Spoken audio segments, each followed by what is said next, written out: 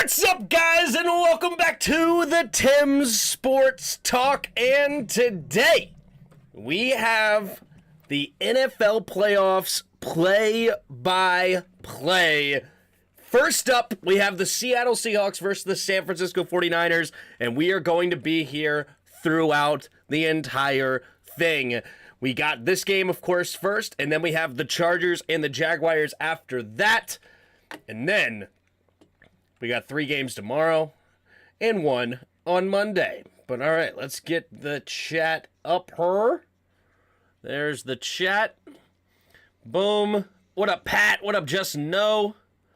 Copy all in here. Let's go ahead and put properties. And boom. All right. And then also get you back up here.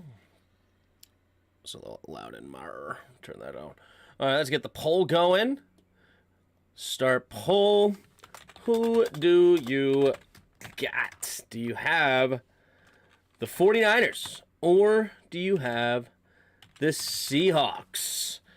Division rivalry here. The Niners swept the Seahawks throughout the season, but that doesn't mean much when it comes to the playoffs, right? Trent Williams talked about it before the game. I was just listening to while setting everything up, where they swept the Rams too that year before losing to the Rams last year and missing a chance at the Super Bowl. Do they have it happen again against the Seahawks team? It is unlikely here. You can see it's a 76.9% chance for the Niners according to the matchup predictor. Geno Smith, he's had an incredible season considering where people had him as a talent was so low and bottom of the barrel. For him to come out and throw 4,200 yards, nearly 43, 30 touchdowns, and 11 interceptions is incredible. He actually set the Seahawks record for yards in a season over Russell Wilson, which mind blew me. I figured Russell Wilson at least had one season of 4,500 yards. Nope. Geno Smith now holds the record over there. First to like the video, appreciate that, Pat. What up, Yuki? Congrats to your team being here. Tim, what are your award predictions? Ooh, I didn't talk about the award predictions last week, huh? With Dad on Skins in the Game. It's interesting. I haven't looked even that hard. I think Offensive Rookie of the Year, that's the one I did look at. It has to be Kenneth Walker.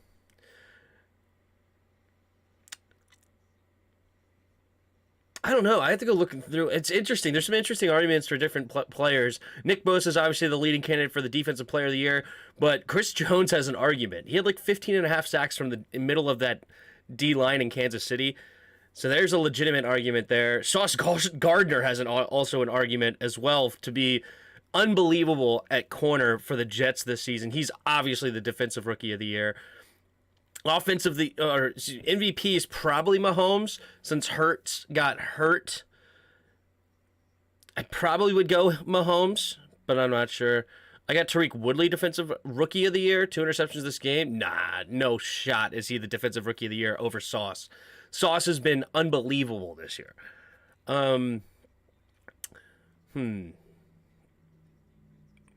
So Defensive Player of the Year. It's got to be either Nick Bosa or Chris Jones. I don't know. Probably Nick Bosa for name recognition. Not that people don't know Chris Jones' name, but still Nick Bosa, obviously the more sexier pick at the defensive end instead of the defensive tackle. I probably would pick Chris Jones, though. 15.5 sacks from the interior is different than whatever Nick Bosa led the league with from the edge. It's just different. What else is there? Coach of the Year. Coach of the Year is an interesting one, huh? Who did I think? I think there was a clear favorite, actually. I think it's got to be Shanahan. With 3 quarterbacks to have 13-4 record, winning the last, 10 in a row? 11 in a row. Well, I think it's the last 10 in a row. I think they were 3-4 at one point and lost. And Shanahan's had this team absolutely on fire. Doesn't matter who's behind center. It's been awesome for him. I think he should get it. I think he's earned it. Granted, he has a super talented team, no doubt. But it's not like people were saying that the Niners were guaranteed Super Bowl participants going into this year, right? A lot of people didn't even have them winning the division. They still had the Rams winning the division over them. The Rams fell off a cliff. And now people are saying the Niners are one of the best teams in football, but that wasn't the case preseason. Hey, Kyle Shanahan deserves a lot of credit on that. Coach of the year should go to Doug Peterson. Doug Peterson, he's had a 9-8 year, and he's doing a good job down there. It's not like their roster is completely inept, though. A 9-8 season with that roster, I think, is pretty average, to be honest with you. If you look at it, maybe it's slightly above average. I think he did a good job. I do like Doug Peterson. No hate towards him, but a 13-4 team is way different. That loss last year still hurts to this day. I know I said I don't care if we win or lose, but I'll be danged if I'm going to have my heart broken again. I feel that, dude. I feel that. Coach of the year to Doug Peterson. I don't think so, though. All right, let's make sure we are up to snuff as far as not behind anything. Let's move this over. All right, sweet. We'll see if we can get some people in the chat eventually here. The game will start here soon.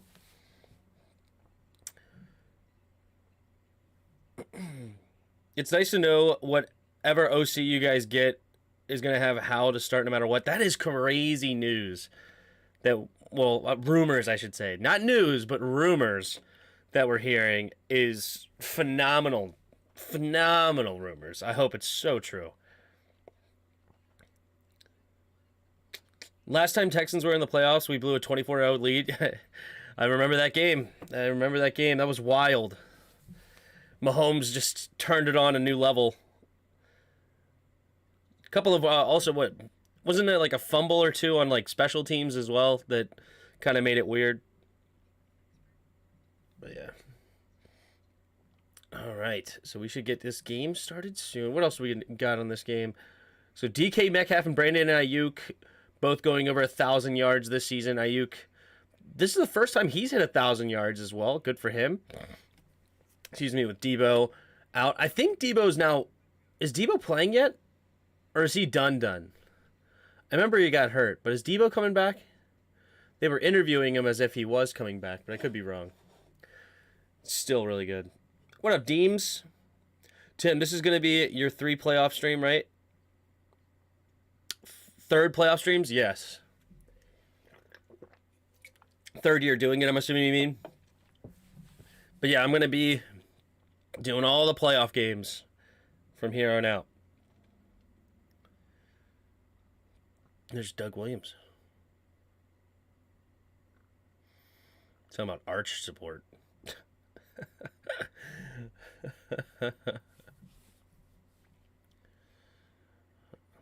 Man, Doug Williams looks like he's been in several fights. Those eyes, good night. Are you going to do NBA playoffs as well? We'll see. As far as the... What do you call it? What's that other league? XFL? We'll probably end up doing a lot of the XFL, so I'm not sure how much NBA we'll do.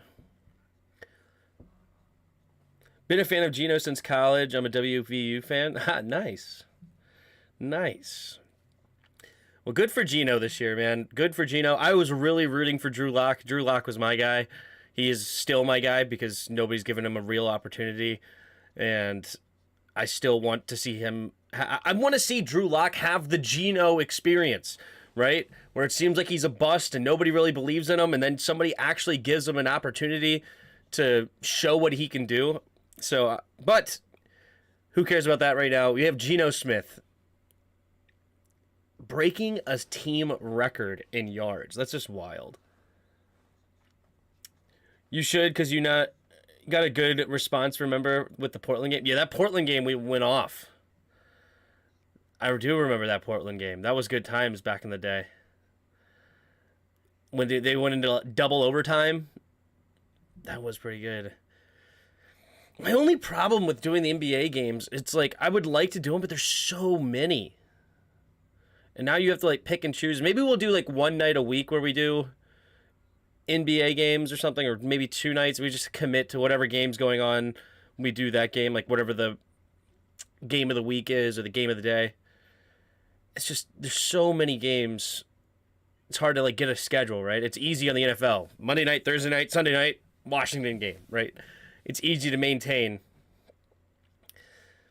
But there you go. Wild card weekend. All right, wild card weekend. And we're about to get started. It looks like the Niners are going to kick off to the Seattle Seahawks. There's a little bit of rain out there today. Both teams can run the ball, though, very, very efficiently. So the rain shouldn't be too much of a factor, considering these guys are relying on quarterbacks of not top talent, if we're being honest. But they can run, man. Kenneth Walker's an absolute stud. Of course, Christian McCaffrey, we know what he is year in and year out. As long as he's healthy, that is. But here's the kick from Gold, and we are off.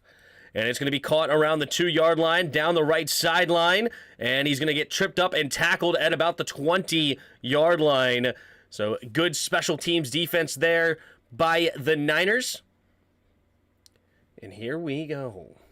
Let's move this out a little bit.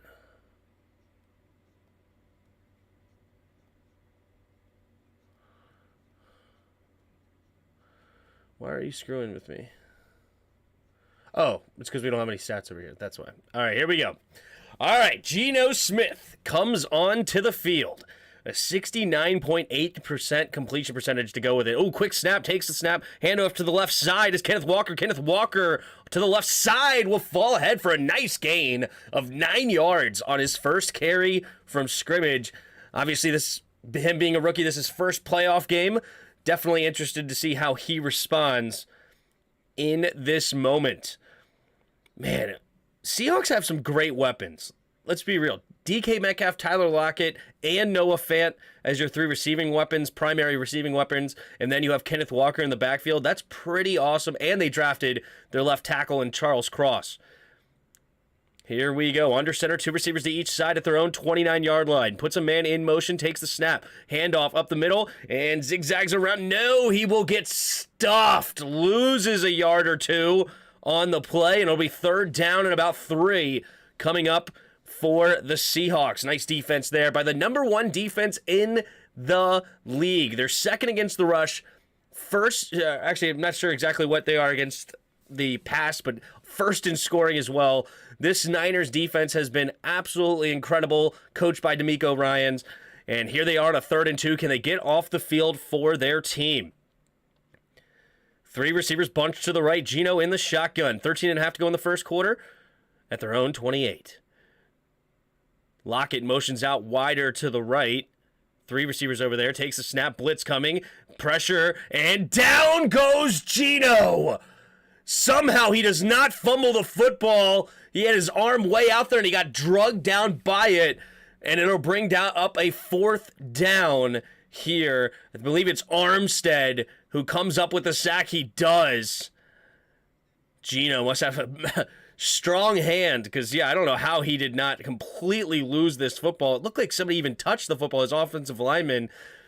But nice sack there for the Niners on their first sack of the day, 10-yard loss. And it's now 4th and 13, setting up the punt. Michael Dixon to punt it away. He's 2nd in punting average this year. Very interesting. And there's the kick. And it's going to be a high kick and fair caught at about the 36-yard line of the Niners. So that is where Brock Purdy and the San Francisco 49ers offense will start their first drive of the day. What an incredible story Brock Purdy has become. Mr. Irrelevant, last pick of the NFL draft last season. He was behind 2 quarterbacks that he was never expected to start. Trey Lance, obviously the guy they traded up all those picks to number 3 to get. And then Jimmy G, who has taken them to the Super Bowl before. Both of them have gotten hurt, and now he has just skyrocketed as the starting quarterback. 68% completion percentage, 1,100 yards, and 11 touchdowns in just about 5 games. Here we go. Purdy under center. Takes the snap. Handoff. No. Play action. Purdy looking. Throwing it over the middle of the field. Oh, he just lets it sail way over Debo's head. And there's a rookie for you. It is raining out. Maybe it's a little bit slippery.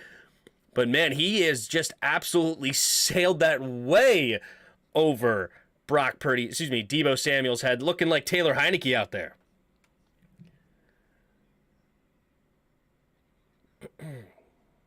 For the past 3 seasons, the NFL is getting weirder and crazier every year, right?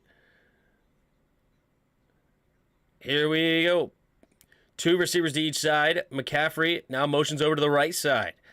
Debo, the running back, takes a snap. Purdy looking, throwing it over the middle of the field. Has his man, Brandon Ayuk. And he's going to get a nice gain of about 15-ish yards or so, and that'll be a first down for the Niners. Brock Purdy, he threw it a little bit behind him, a little bit late, but it doesn't matter. Ayuk making a good adjustment in the air, wide open as well. Just a quick little slant route, beating the zone defense there of Seattle. And here we go, 1st and 10 now for the Niners as they cross midfield. They're up to the 45-yard line, so it was a gain of 19. Ayuk in motion now to the left, I formation. Purdy takes the snap, pitch play to the left, and he's got a nice hole, gets past the line, down the left sideline, and pushed out of bounds by Wilson. And the San Francisco offense starting off like gangbusters already. You had a 19-yard completion and then a 22-yard run to start it off after the incomplete pass. And they had a dude wide open, and Debo was just a little bit sailed on Brock Purdy. So great start. There's a great block there by Juszczyk. One of the best, if not the best, fullback in the game. But all right, here we go. It'll be 1st and 10 at the 23-yard line now of Seattle. They're in field goal range. 3 receivers to the right. Just over 11 minutes to go in the first quarter. Purdy. Ooh, he's not going to get the snap off, and they're going to have to waste a timeout. Rookie mistake again. Not paying attention to the play clock. And they're going to have to waste a timeout here early in this game to not take a 5-yard penalty. What up, Egon Mod? Are you rooting for someone? Not necessarily. I picked the Niners, but I don't care if Seattle wins. I think it would be even more fun if Seattle wins, honestly, but who knows? Kyle, who? It's pronounced like kind of like Juszczyk. I said Juszczyk. I think I pronounced the J, but yeah, maybe it's Juszczyk. I said Juszczyk. Kyle Juszczyk. They say it like a j instead of a j sound, like a j, j, j, j, j, j, like a Juszczyk, something like that. Here we go, 1st and 10. After the timeout, Ayuk motions over to the right side. 3 receivers bunch to the right. Pistol formation, takes the snap. Play action again. Purdy going to the end zone, and it's incomplete. Woolen getting a hand on it, and it's incomplete. He couldn't quite connect, looking for Jennings. Juwan Jennings had a step on his man. It's just a little bit underthrown, and the rookie showing that he's not perfect. Oh, Tariq Woolen, lucky to not get called for face guarding. There wasn't a lot of contact, so that's why they didn't throw the flag, but he technically did not look for that football. Takes a snap. Throws it to the right side. Debo gets it in the flat. Debo makes a couple of guys miss. Now he's coming back, turns field, and somehow he's going to get a gain of 7 on that play. It looked like it was not going to go anywhere, but Samuel talked about it before the game. His dad used to tell him, don't let one man tackle him. Well, he lived up to it on that play. There he goes. I want the Seahawks Super Bowl. Okay. This man can't pronounce it to save his life. Juszczyk? Is that what you're saying? It's like, it's got to be more of a ch sound. Juszczyk. Is that the difference I'm missing? 3rd and 3. All right, McCaffrey motions out to the left, and Debo shifts back into the backfield. So 2 receivers each side, takes a snap, throwing it. Ooh, nearly intercepted by the linebacker. Dangerous throw. And the Niners might be forced to settle for a field goal here in the rain. Very dangerous. Oh, man. Yeah, that was not a very good throw. What up, Jan Jarvis? Got it. Juszczyk. That's what you were giving me crap for. I thought you were talking about the H and the J. But no worries. Robbie Gold. Here we go. A 34-yard attempt from the right hash. The snap, the hold, the kick is up, and the kick is good. So the Niners strike first here, 3-0 here with 10:13 to go in the first quarter. Seahawks will get the ball back for the second time in this game. And let's see if they can't get going. Kenneth Walker did start off with a 9-yard run, then a 1-yard loss, and then Geno got sacked on 3rd down. So got to do better than that for the Seahawks. Brock Purdy right now looking like Mr. Irrelevant, if we're being honest. It is rainy out there. Probably the ball is a little wet. Apparently they practiced all week with a wet ball, but that ball is sailing on him. He's late on throws. He's not being very accurate. He's definitely having some rookie jitters here, playoff jitters, as we start this game. Plenty of time for him to come together, though. I remember Patrick Mahomes' first Super Bowl, where he looked very suspect. Not that Brock Purdy's Pat Mahomes at all, but it happens, man. First playoff game, big game, crazy experience. You're not even expecting to play, especially throughout the year. It happens to the best of them, so plenty of time for Brock Purdy to pick his play up. What up, Eric Chavez? How you doing? We got 30 of you in the chat. If you haven't already, please hit the like button. It definitely helps get this game out there. So hit the like button. Help the stream grow, and I appreciate it. Huge check.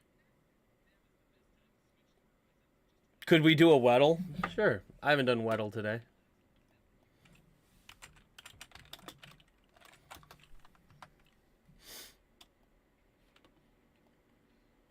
Let's start with Kyle, as I say, Zuzek. Hughes Jack. Oh, we got a running. He's not really a running back, but okay. NFC West. Wow, we have a running back in the NFC West. All of this is low. Is it really Kenneth Walker? Okay. Okay. So that was quick. All right, we'll come back to the hard mode, but that was too easy.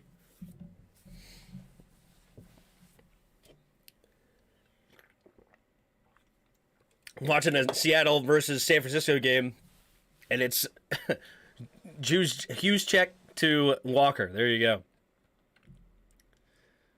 Cam Sims to start the next one. Got it. Whittle streak never ends. That's right. Thank you, Knickerbockers, today against the Wizards. Ooh, there you go.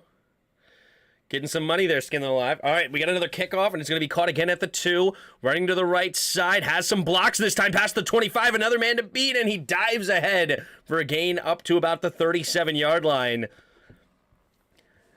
Robbie Gould. He is, I believe he's made all his field goals this year, they said, which obviously is the name of the game of an NFL kicker.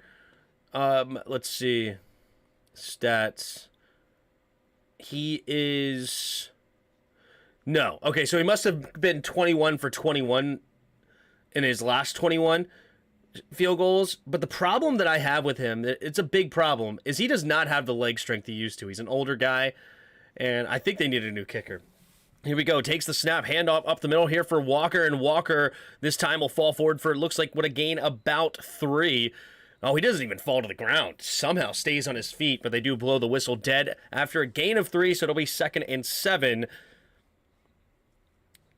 At around the 39. Hurts seeing Shanny and Trent Williams continue to shine. Yup. What up, Johnny? All right, 2nd. Oh, they give him a gain of 4, so 2nd and 6 up to the 41-yard line now. Here we go. Geno in the shotgun. DK Metcalf in motion to the right. Takes the snap. 4-man rush. Looking. Throwing to his right to DK. And DK makes a tough catch. Good coverage there by Lenore. But it was not good enough because DK Metcalf finds a way to use those strong hands to get the catch out of bounds, and it's going to be 3rd and 1. There's Charles Cross and Abraham Lucas, 2 rookies. First rookie duo to start a playoff game at offensive tackle since 1982. I liked both of those dudes coming in. I believe Abraham Lucas was a Central Michigan as well, so very good picks for the Seahawks. I don't know why they didn't do that with Russell Wilson, but here we go. Geno in the shotgun. 2 running backs in the backfield. 2 receivers out wide to the right. 6 guys on the line of scrimmage for the Niners. They're going to send the blitz. Play action. Geno keeps it running to the right side. Stiff arms the man, and he cannot get there. Nice tackle by Gibson. And that will be another punt forced by this San Francisco defense. Geno did not look very quick at all, and Gibson just drags him to the ground. And he completely fooled, but DK Metcalf misses his block and costs them a first down. So another punt coming from the Seahawks here. There's the snap, and there's the punt. And it will be fair caught at about the 15-yard line by Ray McCloud. Fair caught. So that is where Brock Purdy will start his next game, or next drive. And we got another commercial break. We can try the Weddle hard mode here. So somebody wanted to start with Cam Sims. Okay, we're in the NFC East, 25 or 26 years old. Let's go with Tony. No, wait, it's not offense, so it's got to be defense. Let's go with... Who can we go? Well, let's go with Cameron Curl. Cameron Curl. Okay, we do have a safety. Oh, wait, I'm an idiot. It was not on Washington. So we have a safety.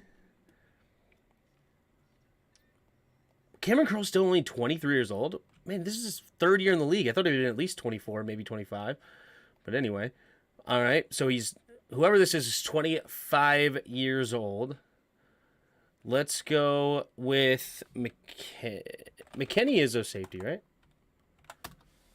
It's not the Giants. Not the Giants here.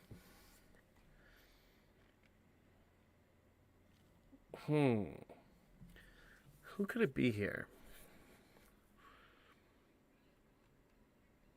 Who's the safeties for these two teams? Especially young safeties. Because I'm thinking, like, don't like Cowboys have, like, Woods or Neal or something? And then the Eagles safeties. Who's the Eagles safeties? I'd say Purdy and Howe are equal. I don't think so, but who's better, Purdy or Howell? Honestly, I think Howell's better. I think Howell's definitely better. Who is it on the Eagles or the Cowboys?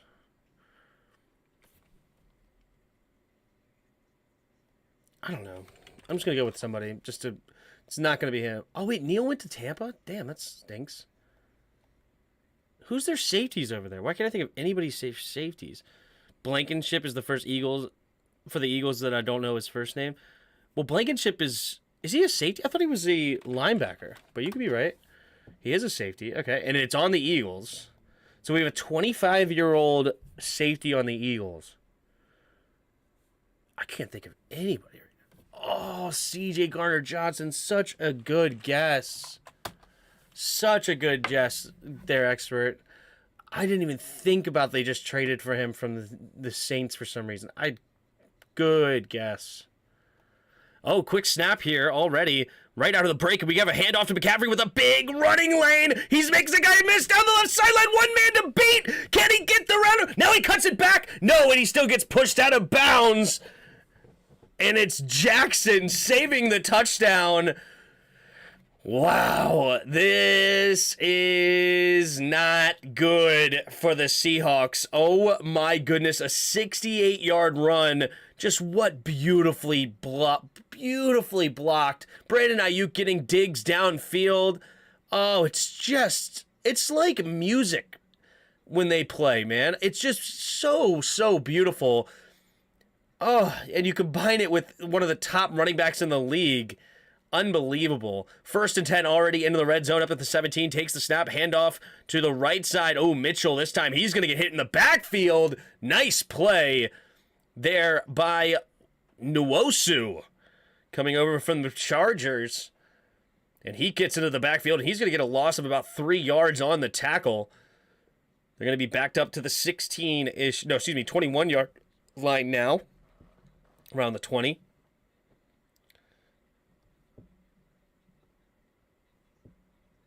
Really, I thought he was 6'3". Nope.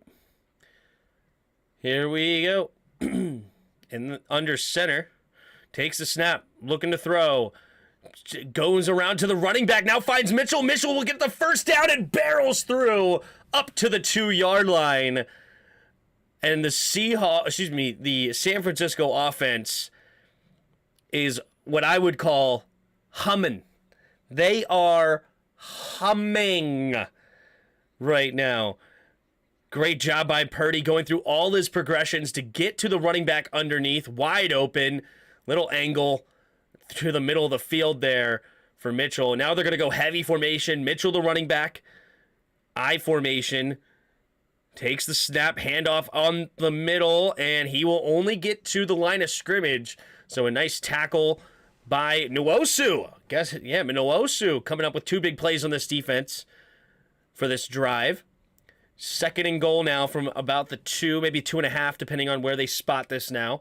San Francisco trading for CM was huge. Yeah, that's having that blocking scheme with him. Man, that's incredible. What up, Paul? All right, 5.5 to go in the first quarter. 2nd and goal. Can the Seahawks keep them out of the end zone here from the 3-yard line? 3 receivers to the right. Purdy in the shotgun. Puts a man in motion as Debo takes the snap. Play action. Purdy looking, zigzagging around, finding underneath a wide open Christian McCaffrey who slipped out of the backfield. Touchdown, San Francisco.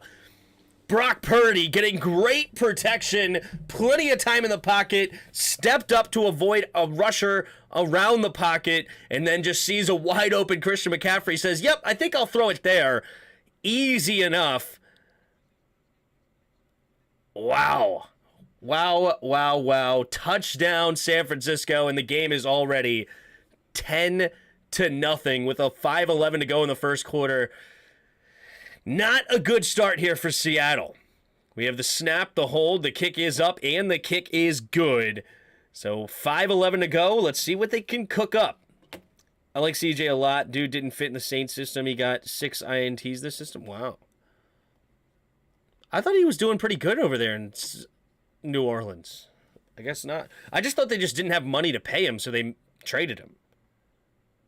Purdy looks pretty tough so far. He looks nervous. Absolutely. Pretty rough. Yeah, you're right, Kyle. Absolutely, Kyle.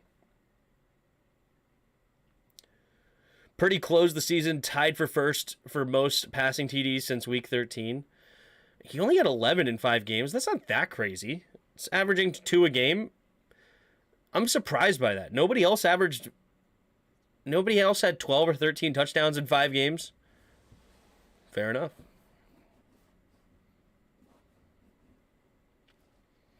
Fair enough. I knew he was having a really good season, though. Really good season. Or really good 5 games, I should say. What up, Yuki? That run was beautiful. Absolutely it was. Absolutely. That Shanahan run scheme is... It's when it's done right, it is so beautiful. Niners looking good. Absolutely they are. He was tied for it, so one other QBD. Well, I was talking about 12 or 13, but yeah, clearly somebody tied it. You're right. Playoffs are a different animal, Johnny. The lights a hell of a lot brighter. True. Yeah, they couldn't reach an agreement, but he was worth the money. Saints bombed that trade. Well, yeah, because didn't they only get like a 5th or a 6th back for him or something like that? Or was it a 4th? Like, they did not get a lot for him at all. But they just don't have any money. They have no money over there in New Orleans to pay anybody. And you knew that was going to catch up. You know, like, remember talking to Spoiled about it, and it's like, no, we have the best GM. We'll be fine. And it's like, okay, sure. And now they're complete rebuild mode. I mean, he did just toss a TD, and they're up 10-0. Yes, he did. Yes, he did. Clearly, he is not having a great game, though. Because he did have a slant pass completed to Ayuk. Then his other 2 are check downs to running backs. It's a 68-yard run from McCaffrey and 29 yards on 2 carries from Debo that kind of made the difference in this game. As an Eagles fan, I'm not a big CJ fan. Really? I doubt we bring him back. Wow. Interesting. The Eagles are going to have issues next season, though. They paid a whole team around Hurts. And now they want to pay him a ton. The team is going to weaken once Hurts gets payday, probably.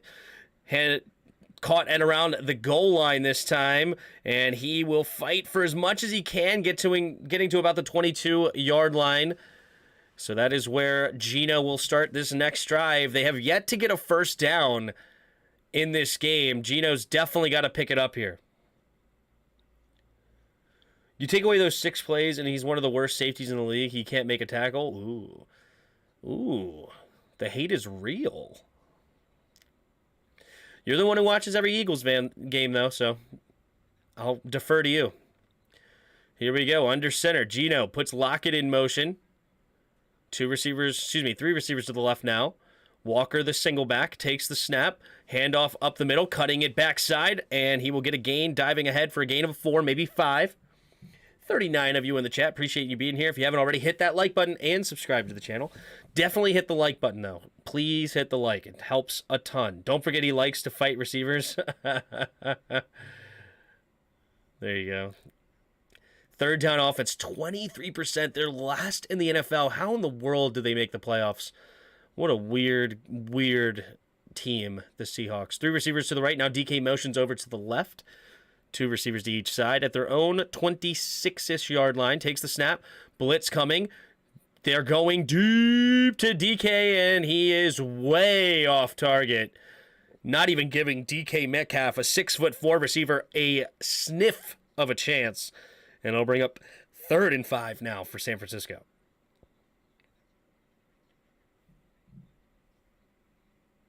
$4:20 to go here in the first quarter.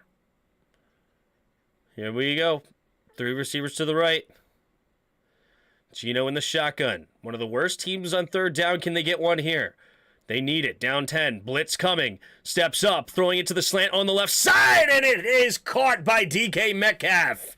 Strong hands with Ryland on him. Interesting. No Ward covering on DK Metcalf one-on-one. And Geno Smith stepped up into the pocket. Avoided the rush. Little throw on the run. Nice throw.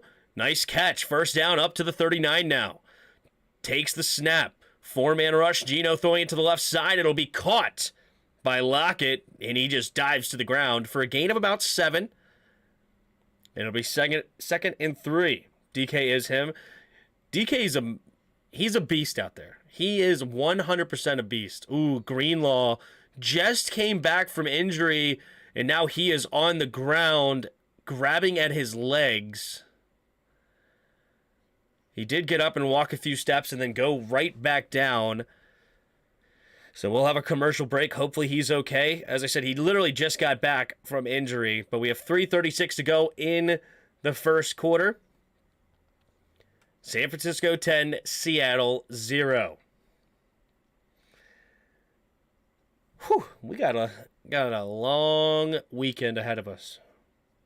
Tim, do you think Noah Fant is underrated? I have no clue what he's done this year. What has Noah Fant done? I love Noah Fant. I think Noah Fant is an absolute stud. But he's not even the starter, technically? What? He had 50 catches, 486 yards, 4 touchdowns. Meh. But I love Noah Fant. I think Noah Fant's a great tight end. But clearly they don't use him a whole ton in the pass game. I don't know what he's rated as far as like PFF or something to get an idea of his run blocking. But he's a 66, so they don't have him rated very high at the tight end spot. But I loved Noah Fant. That's why I loved the trade that the Seahawks got for Russell Wilson in return. Instead of paying one guy all that money, you add a extremely great talent in Noah Fant, in my opinion. Then you added a very interesting young quarterback in Drew Lock. Plus, I think it was 2 firsts and a second, if I remember correctly. And then they also got like a defensive lineman or something. It was a great trade. Fant and Hockenson were seniors together at the same time in college. So unfair. Yes, they were. Yes, they were. Remember when Gilbert brought a gun into the locker room? Gilbert Arenas? Yes, I do. Yes, I do. Personally, I think Blankenship should be playing safety and CJ in the nickel if Maddox is still hurt. who's the Wizards player? Who the better Wizards player, Gilbert or Beal? That's a great question. That is a great question. Obviously, Gilbert did that stupid thing of bringing the gun in, but Gilbert was a dog. Gilbert was an absolute dog back in the day. Where Beal is mainly like the James Harden, right? Like just score. Where Gilbert can score too. But I don't know. I think I would take Gilbert. Honestly. Here we go. 2nd and 3. Oh, they hurry up to the line. Offset I formation to the right. Gino. They don't snap it quickly. They just ran to the line like they were going to. Takes the snap. Hand off to Kenneth Walker. Kenneth Walker will fight ahead and get the first. Nice play there by Kenneth Walker, who got stuffed at about 2 yards, but he kept those feet a-churning, and he dives for the first down. James Bradbury and Orlando Brown are the Commanders. That would be nice. I see you guys are arguing about Hurts. Hurts usually starts the game off with a ground ball, then he gets his act together by the second. In terms of hospital balls, I've only seen one pass. I'd consider that. Okay, fair enough. 1st and 10, takes a snap. Handoff up the middle here for Kenneth Walker. Kenneth Walker will dive ahead again for a gain of about 5 or 6. Kenneth Walker running into his own guy in the back. 2.5 to go here in the first quarter. Seahawks getting a little bit close to desperation mode now as they cross midfield. But it's 2nd and 4. They're down by 10 against an offense that is looking dangerous right now. Here we go. Geno Smith under center. Nick Bosa on the sideline right now, taking a breather. Offset I formation to the left. Geno. Changing the play at the line here. DK one-on-one up at the top of the screen. Takes a snap, and he's looking that way. Thought about it. Now pumps it. Doesn't like it. Geno's going to keep it and run for the first down and diving ahead up to about the 34-ish yard line. 33 maybe. And Geno Smith not looking desperate to throw one of those potential interceptions. Didn't like the matchup. Didn't like how the corner was playing his receiver. Decided to keep it himself and run for the first down. Love it, especially considering if he noticed that Nick Bosa was on the sideline. Clearly, this defensive line is still very good, but if you don't have the sack leader in the NFL, hey, you got to feel a little bit more comfortable. But here we go. Lock it in motion, takes a snap, fullback run up the middle, and he gets met by Greenlaw, and he's going to get only a gain about a yard, maybe 2. Nice tackle by Greenlaw. Good to see that he's okay. He was a little banged up on the right leg. Gotta say, Tim, keep this YouTube stuff up. You're well on your way. It's definitely good at what you do. Thanks, Johnny. Appreciate it. What does an extension look like for Geno? I don't know. I can't imagine it's all that high. 2 years, 50 in my opinion. I think that's fair. I would do it at most. 3 receivers to the right. Geno in the shotgun at the 31-yard line of the Niners. 2nd and 8. Takes the snap. 4-man rush. Throwing it over to the right side. It'll be caught by the tight end, Parkinson. And he will get a gain of about 2 or 3. So it'll set up about 3rd in mid-range. And they do have to run at least one more play. About 2 or 3 seconds ahead of the game clock. They're going to hurry up. Empty backfield set. 3 receivers to the left. They're just on the edge of field goal range, it looks like. Here we go. Geno takes the snap, drops back, throwing it over to the right side, and it'll be caught by Lockett for a first down, and he gets hit immediately by Lenore. But that will bring us to the end of the first quarter, and it'll be 1st and 10 for the Seahawks after the gain of about 7 for Lockett. And the Seahawks will not go away without a fight here, clearly. It didn't look good to start this game, but Geno now is 5 for 6, 33 yards. Today, Kenneth Walker, 6 carries, 27 yards for the rookie. And they're trying to keep their chances alive. Crazy, this game. I don't think I've seen a single flag. There's been 0 penalties in the entire first quarter. That's interesting. Clean game between these two teams. 46 of you in the chat. I appreciate you being here. If you haven't already, hit that like button and subscribe to the channel if you're new. Really appreciate it. Definitely hitting the like button will help a ton. With 46, we feel like we should be able to get to 30 likes pretty quick. Definitely helps get the stream to more people. He probably wants a bag. Yeah.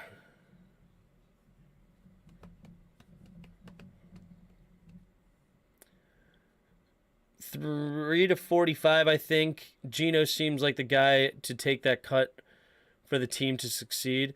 3 for $45. If they can get him at $15 million a year, I don't hate that for the Seahawks. I don't know if he would, though. We are here for Washington. Every Washington game, Thursday, Sunday, primetime, Monday games. Yes. What up, Bod? Is that your first chat? Have you been here this whole time? Just lurking? What up, dog? Yeah, same take. What I say with a grain of salt, I don't watch every Eagles game, so I could miss flashes. Gotcha. And I have a feeling we'll be a one-stop shop for preseason. There you go. Just made food. There you go. Missed the first 15 minutes. Gotcha. What up, Roger? It's about to get ugly. I know, man. I know. Your team is this Niners team now. I get it. Was hoping you would do this game. Much appreciated. Absolutely, Alex. Absolutely. All right. So, we're at the end of the first quarter. Brock Purdy looking a little shaky. He hasn't thrown a pick yet, which is good. But he's definitely been a bit inaccurate, late on some passes. Even the one he completed on that slant was definitely behind and late to Ayuk. Ayuk had to make a nice adjustment in the air to make the grab. So Purdy definitely looking like a rookie, but not making anything to say that he's not good or anything like that. When I've watched him the past couple of times I've watched him, he's actually looked really, really good. But clearly he's getting some first playoff appearance jitters as a rookie. See if he can't pick it up. But fortunately for him, he's got a great team around him. And they're giving him great protection. He's just going to throw it underneath to some running backs. And it's been nice for Purdy and his surroundings. All right, here we go. 1st and 10 at the 21-yard line of San Francisco. Empty. Ooh, Wildcat formation takes the snap here. It's the fullback, and the fullback will bounce off tacklers, and he'll get a gain of about 6 or 7 yards. And a little trickery here coming from the Seahawks. And it's 2nd down. Seattle got a nice drive going. They do. McCaffrey's just being lazy. 1 carry. What a wimp. Yeah, 68 yards on that 1 carry. I like that. Here we go. 2nd and 3. Geno Smith in the shotgun. So it's a 3 tight end set. Kenneth Walker, the running back. No DK Metcalf or Tyler Lockett on this play. Takes a snap, handoff up the middle here for Walker. Walker will dive ahead for a gain of about 3. And it'll be 3rd and 1. So it was 2nd and more like 2nd and 4. They said 2nd and 3 on the moniker, but looking at it, it was closer to 4. And so now it'll be 3rd and 1.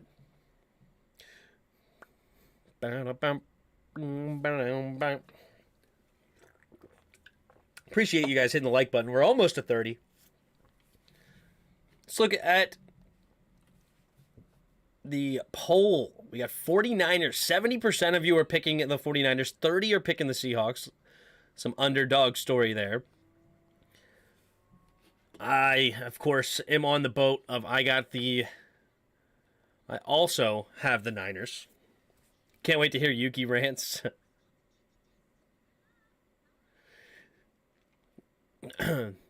Yuki shouldn't be ranting after this one. His team's looking pretty good.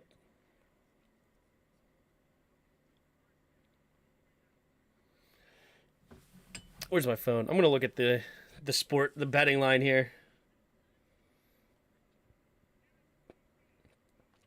What's the betting line here? I feel like if the Seahawks score right now, I'm going to take whatever the spread is with the Niners.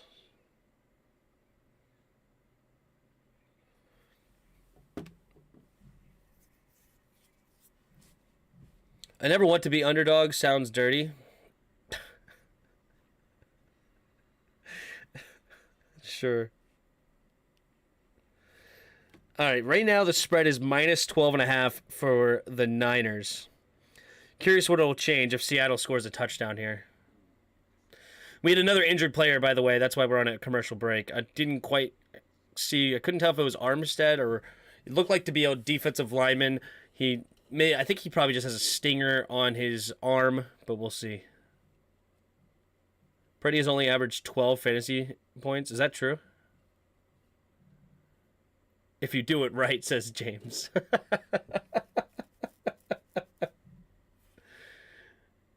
What?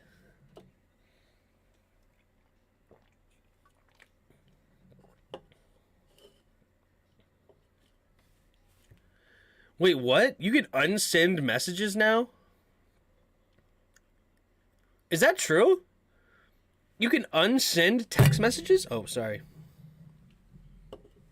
You can unsend texts? Who knew that?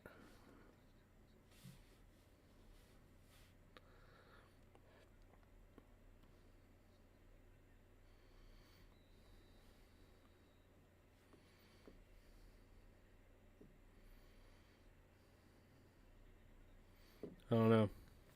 It's interesting. All right, here we go. Geno Smith under center takes a snap. Direct snap to Kenneth Walker, and he gets the first down. Seattle bringing out all the stops here to keep the chains of moving. They get the first down. Gain of about 4 or so. Geno was under the guard. Interesting. And they direct snapped it. What in the world was that play design? I don't know if that fooled anybody. But they got good push up the middle for San Francisco, and they got the first down. So it's 1st and goal now for Geno under center. Quick snap, handoff to the left side is Walker. Walker getting the edge, and it's a touchdown, Seattle! Beautiful drive there by Seattle Seahawks. And they get on the board here, 6-10, pending an extra point. They're running the ball very well against this number 1 run defense. 13 carries, 60 yards, and now a touchdown. Kenneth Walker is just going to hit the edge and get around Greenlaw. Just an easy run. Great job by Charles Cross sealing off that edge. And DK Metcalf also not letting Ward get back in the play. From the left hash to the extra point. The snap, the hold, the kick is up, and the kick is good. So it's 10-7 now for the Niners lead as the Niners get the ball back. What? Okay, I was about to say, it did change. Right now I can take San Francisco minus 9.5.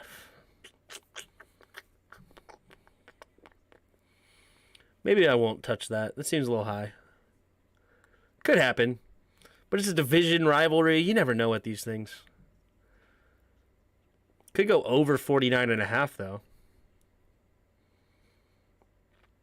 Nah. Meh. I'm just going to leave it alone. Just going to leave it alone. If they cover what a week, there you go. Let's go just a little too large cover. Quick bet the over. Pig makes jokes. I thought he was always serious. Missing Dr. Pig's jokes. Oh yeah, no. Pigs does never makes jokes. How's my day? Not too bad, man. Not too bad.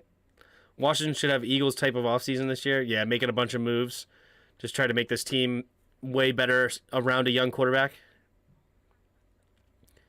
That would be nice.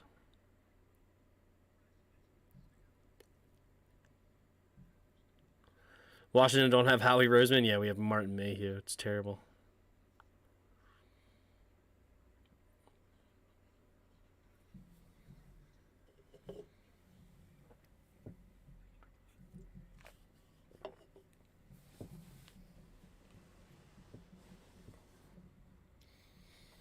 Offensive line, yes. You guys see the report? They got a one-way flight to Thailand. Really? Cliff Kingsbury? What's wrong with Kittle? I just don't think they've gone his way yet. He's been in there, made some blocks. Haven't made his way over there to complete any passes yet.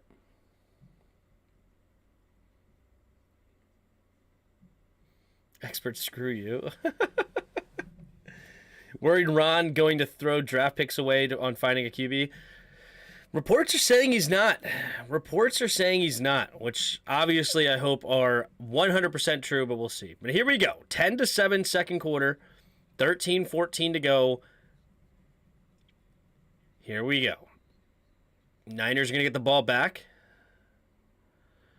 Kenneth Walker. What a stud, man.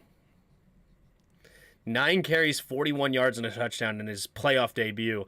There's the kick by the Seahawks. And we will get at the 25-yard line. Brock Purdy. Another look at Brock Purdy. Let's see if he can calm down a little bit. The offense has looked really good, but he has looked a little shaky. Here we go. 1st and 10. Purdy underneath. Christian McCaffrey, the single back. Put a man in motion. That is Kittle. 2 receivers to each side now. Takes a snap. Play action. Rolling to his left. Looking, setting up. Going deep. And it's caught by Ayuk. Nice throw there by Purdy. And it's a gain of about 22 yards up to the 47-yard line of their own. Brandon Ayuk having a great season so far. Over 1,000 yards on the year. And then he's got 2 catches, 42 yards in the first half today. Beautiful throw, throwing his man open. Just going all the way across the field. Interesting how they designed that play. Here we go. Hughes check in motion, takes the snap. Handoff to the left side is McCaffrey. McCaffrey's going to lose 2 on that one. Nice defense. It's Adams getting into the backfield, and it'll bring up 2nd and 12. Offensive line. Yeah, I knew what you meant, seeing them alive. I knew what you meant.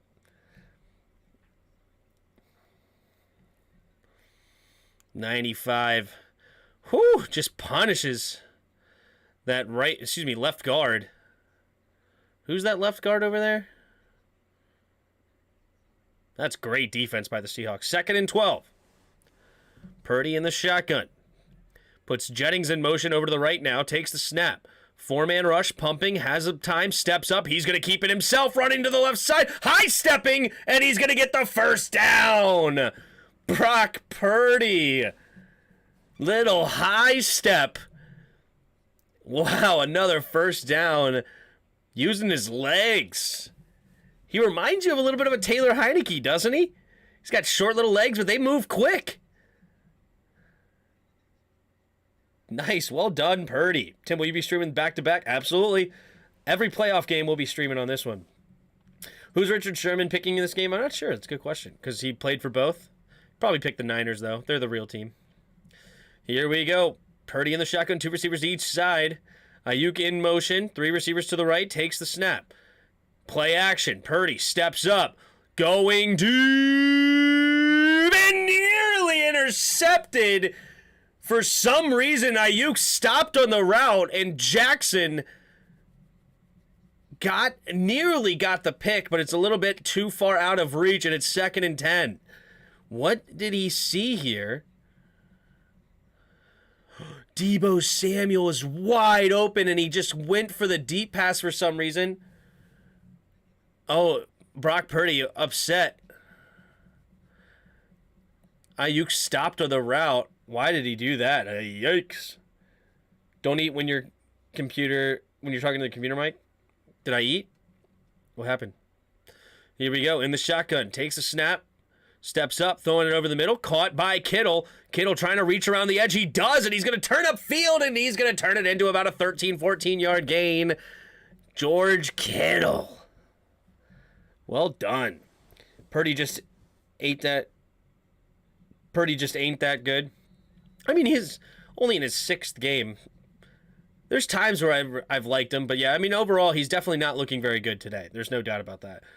Bench Purdy, his turnover-worthy plays have cost them a single loss, or haven't cost them a single loss, but be proactive. Yeah. He doesn't had a lot of turnover-worthy plays before this game, though, right? I could be wrong. Like, how many picks does Brock Purdy have?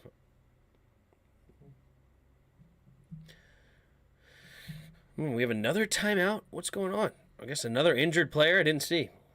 All I know is it's another commercial break. In the top 6 teams, Purdy is by far the worst QB. In the top 6 teams,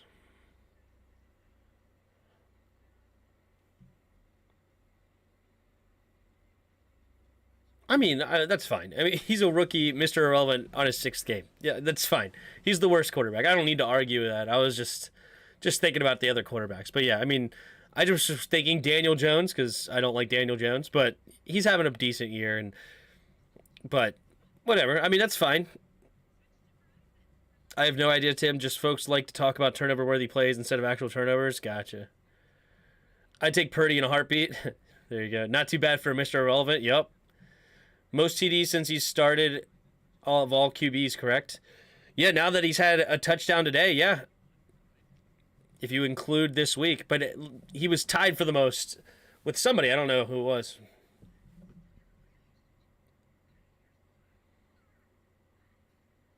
What?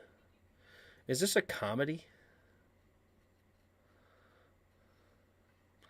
What is this? Is this an actual movie? It looks ridiculous. Shotgun Wedding? I will never watch that. That looked just like a terrible premise of a movie. Pirates show up and they just like run at them in a wedding dress and a suit and are comically able to fight back or something. I don't know. That looked stupid. I'm happy with Sam. Me too. You're forgetting that QB in Dallas? Washington fan? Yes, sir. What up, Billy? I'd rather take Purdy over Prescott.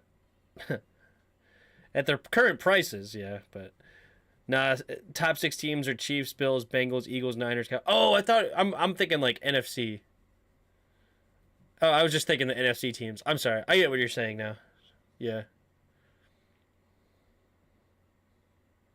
Dak's been cheeks. Did you see anyone with colander on their head? With a colander on their head?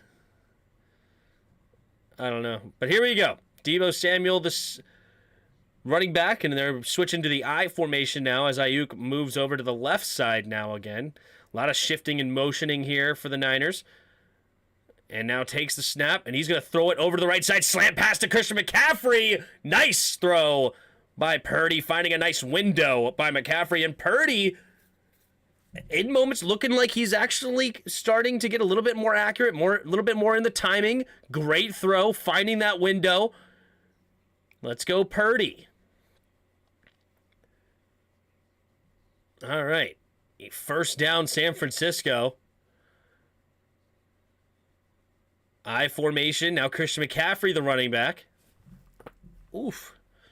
Kittle in motion to the right side. Now Juszczyk in motion. Juszczyk in the motion. Takes a snap. Christian McCaffrey, and he doesn't have a lot of room to run. He does get back to the original line of scrimmage, but it will be 2nd and 10 coming up for San Francisco. Dak hasn't been the same since he's got paid. Yeah, well, that's what happens when you lose a lot of offensive linemen, right? Their left tackle, I believe, retired. One of their guards or center retired or something. They had one of the best offensive lines in football there for about a 5-year stretch. Their offensive line was insane. Don't compare cheeks to Dak. Yeah. 2nd and a long 9, they're saying. Here we go. 2 receivers each side. Play action. Purdy looking to set up the screen, and he doesn't have it, so he keeps it, and he's going to take the sack. And I'm not sure if that was meant to be straight up a screen, and he just didn't throw it because... And he didn't throw it for good reason. It looked like a dude was blowing up Debo Samuel. So 3rd and 17. It was press man. Oh, he was looking for George Kittle, but George Kittle was covered well too. Good defense by Seattle there. Irvin comes up with the sack. And there you go. I was on the Hal bandwagon before free agency. You were? You loved your boy Hal, Pat. You were on Hal real early. 2 receivers to each side. Purdy in the shotgun takes the snap. Handoff up the middle here. Christian McCaffrey, he's going to go to the left side. Little hezzy step. Diving ahead, and on 3rd and 17, they run the football. Only get a gain of about 4, so they must be content with going for a field goal here. 4th and 12. And all of a sudden, with the Seahawks starting off as poorly as they did, but after a nice drive, a quick stop to hold to a field goal, With a touchdown here, they could take the lead. They might get paid less, but they're way more valuable than Dak. True.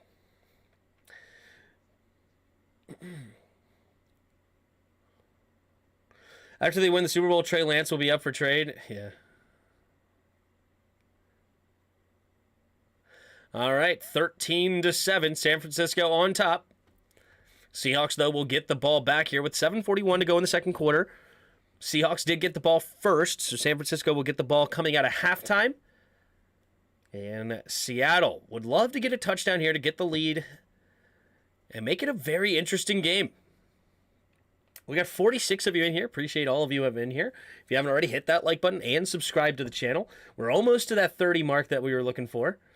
Definitely helps.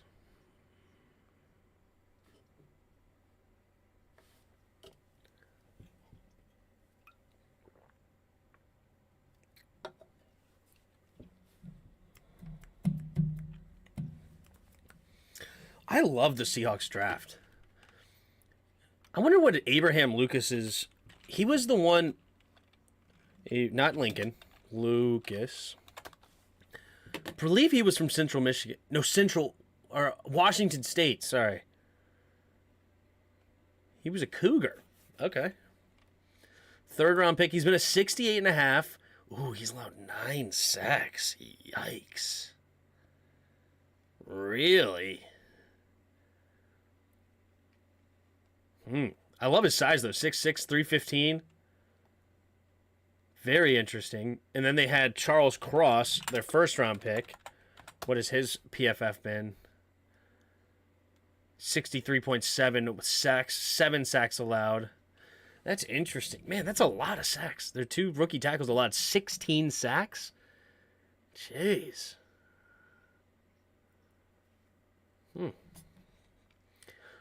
But as long as they continue to grow, that'll be good. But that's definitely interesting to see.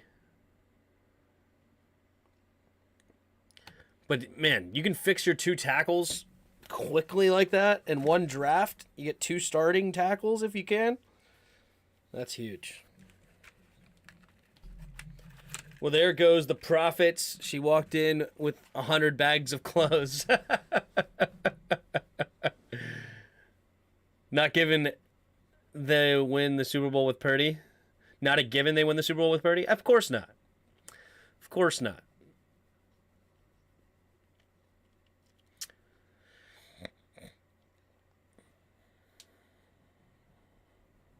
Why does this shock you? Okay, cool. Yeah, Joe Montana was a rookie when he started in a team where they ran the ball primarily. To him only having 5 or 6 touchdowns in his first 5 games is not a shocker. All right, here we go. Caught at about the 3-yard line. And he's going to cut it all the way back. Nearly lost a step, but he does get past the 25, and he dives ahead to about the 28-yard line. So that is where Geno Smith will start their next drive. Geno right now, 5 for 6, 33 yards. Kenneth Walker's been tremendous so far. 9 carries, 41 yards, and a touchdown. Let's see what they got, man. Let's see what they got.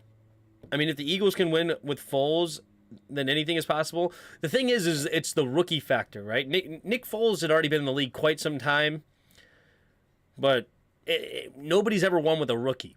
Offset I formation at the 29-yard line. Takes the snap, play action. Geno rolling to his right, going to throw it immediately underneath for Walker, and Walker gets pushed out of bounds after a gain of about 3. 2nd and 7, and 7.5 to go here in the second quarter. All right. Can the Seahawks keep pace here with the Niners? They've honestly, just watching this game, you feel like the Niners are crushing them. But here they are, only down by 6, and they can take the lead here with a touchdown. Here we go, Geno under center. Single back formation. Going to put a man in, motions Lockett. Takes a snap, play action. Geno quickly gets it underneath to Noah Fant. Noah Fant up the right sideline and pushed out of bounds after a gain of about 10, maybe 11. And Noah Fant gets his first catch of the day. They give him 11 on it. And it's a fresh set of downs for the Seahawks. Jags for the win tonight. I got the Chargers tonight. I got the Chargers. I actually watched a video recently of why the Chargers have actually had a decent finish to the season, and they changed up their defense. They actually started playing more press, and they changed their defensive philosophy, and they've gotten better, and we already know their offense is good. Takes a snap, handoff to the left side is Walker. Walker hitting the nice edge, and Warner will make the tackle, but not until after a gain of about 7, maybe 8 on the play, and it'll be second down and manageable here for Seattle. Seattle just needs to stay in the game. Gotcha. Guys, first year starting quarterbacks suck 99% of the time. Most crap in the second year as well, but improve. There you go. True. 2 receivers each side at the 49-yard line of Niners. Gives it to Walker. Walker being patient. And Nick Bosa there to meet him in the hole, and it's a loss of 2. Third down and about 4 now coming up for the Seahawks. Folks have zero patience these days. True.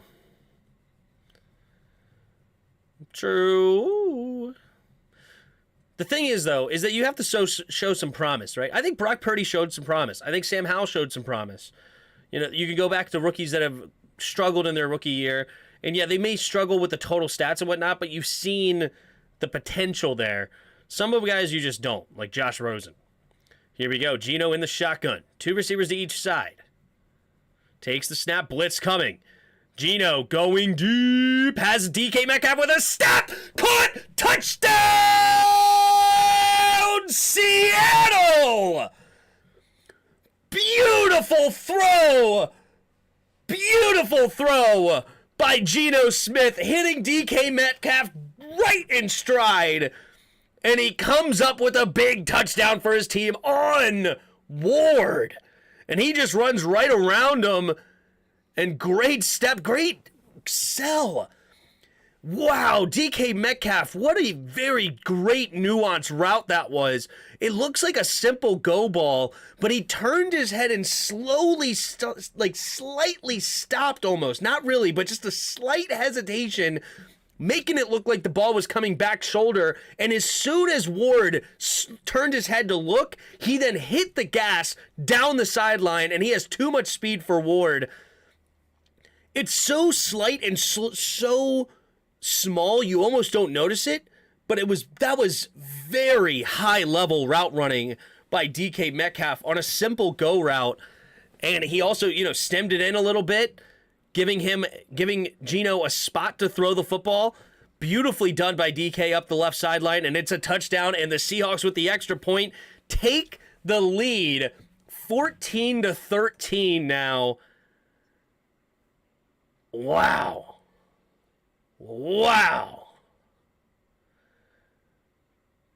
I doubt a rookie has won a playoff game since starting a rookie QB in most folks' lifetime. I think you would be wrong about that, but it doesn't happen often. That's true. That's true. Jags destroyed them when they were bad. They're a lot better. I'm not saying the Jags don't have a chance. I mean, I like the Jags a lot this year. But I like the Chargers as well, though. All right, there's the kick from Myers, and it will be caught in the end zone and knelt. Ray McLeod.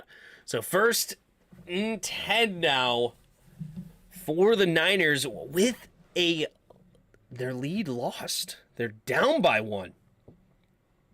Who would have thought Seattle would have made the playoffs in the beginning of this year? Not me. I tell you that right now.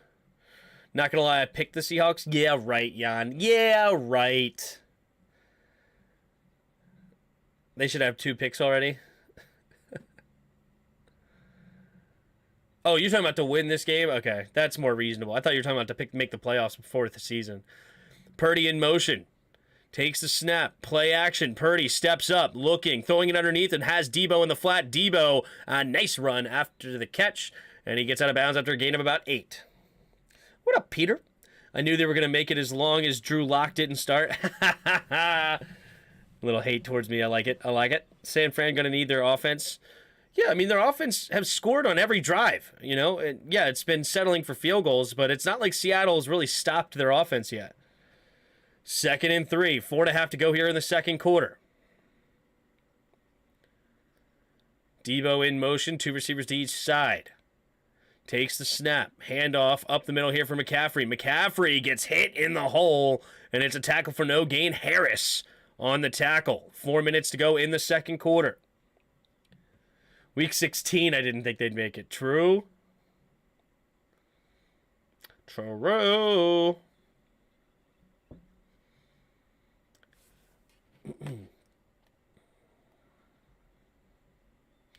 All right, 3rd and 3 now for the Niners. 3rd and 3. Debo in motion to the left side. 2 receivers each side. McCaffrey in the backfield. Shotgun formation. Takes the snap. 4-man rush. Throwing it over the middle of the field and incomplete. And I believe Muse got a hand on that. And it'll bring up 4th and 3. And now the Niners will be forced to punt for the first time today.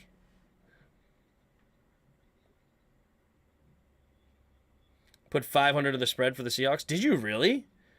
Gosh, you have that kind of money? Just throw $500. Good for you guys. I ain't throwing $500 on a bet. That's crazy. That's crazy. Here we go. 4th and 3. DJ Dallas back to return. And Mitch Wisniewski. Oh, wait. There's a flag here. Wait a minute, is this a flag against the Seahawks? This would be a first down. No, false start on the Niners, so never mind. Back it up 5 more, and it's 4th and 8. And the Niners did not sell the offsides. Also took the Jaguars on the spread, too. All right, well, good luck. 09, wasn't it? What was that? Sanchez was a rookie, the last rookie, that is. Really? Was he? 4th and 8. Wisniewski. There's the punt. And backing way up, caught at the 16-yard line. And DJ Dallas cannot escape the tackle there. And a nice play by Gray. So now it's with 3:35 to go. Geno coming back onto the field. They've scored a touchdown on their last 2 drives to take the lead here. Geno, 8 for 9, 97 yards and a touchdown. He has been really, really good this year. Good for Geno. I definitely did not believe in him for 1 second, and he's proved me wrong every single time. Oh, I bet 1% of my account on straight bets. Yeah. Here we go. Walker the single back. Parkinson in motion. Now 3 receivers to the left. At their own 16. Geno changing the protection here. 5 seconds on the play clock. Geno resets, takes the snap. Handoff to the left side is Walker. Walker, nice cut into the middle of the field. Has good blocking in front as well. And he's going to dive ahead for a gain of 4. 2nd and 6 coming up. I will look it up to be sure, but I think that's the last rookie QB to win a playoff game was Sanchez, and before him was Wilson. No, Wilson would have been... You're talking about Russell Wilson? Russell Wilson would have been after Sanchez. Russell Wilson was drafted in 2012. Geno Smith in the shotgun. Takes the snap. Play action. Now he throws it over to DK. DK barrels through the defender, and he's going to get the first down gain of 8 or 9. Nice play by DK Metcalf. Yeah, Javius Ward doesn't want to come up and make a tackle on that big boy. DK Metcalf getting low to not let his legs get taken out from under him, and he gets the first down. Hufanga has to drag him out of bounds. What are the odds of the Dolphins-Bills game? I'm not sure. That's a good question. Sanchez was before Wilson, or before Winston, you mean? Yeah, Wilson, yeah. Here we go. Single back formation. Geno under center, takes the snap, handoff up the middle here, and diving ahead for a gain of 2 is Walker. What's going on? Whistles after the play. Getting a little chippy here. Uh-oh. Whoa, calm down, big boy. A lot of shoving going around with refs in the area. Number 75 getting a little hot. 500 you eat at the kids' table.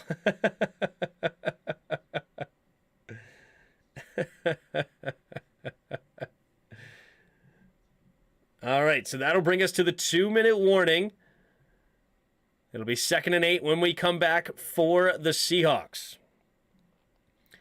Wilson 12, Sanchez 09, Flacco 08, Ben 04, and Dieter Brock in 85. Gotcha. So the last rookie to win was in 12. Interesting. Very interesting. Yeah, because Dallas did not win the playoff game with Dak when they went, right? Was that the year that Dez Bryant didn't make the catch? Others have come in relief. Gotcha. Tim, did you go see Megan? No, I didn't. Others have come in relief. Gotcha. Oh. Interesting. Not big on superstition, but I do think the rookies not being able to win a Super Bowl is real. Yeah. Yeah, because they're just so inexperienced, right? You get nervous, and you don't quite make the right reads, and you're thinking way too much. It makes complete sense that they don't succeed in playoffs.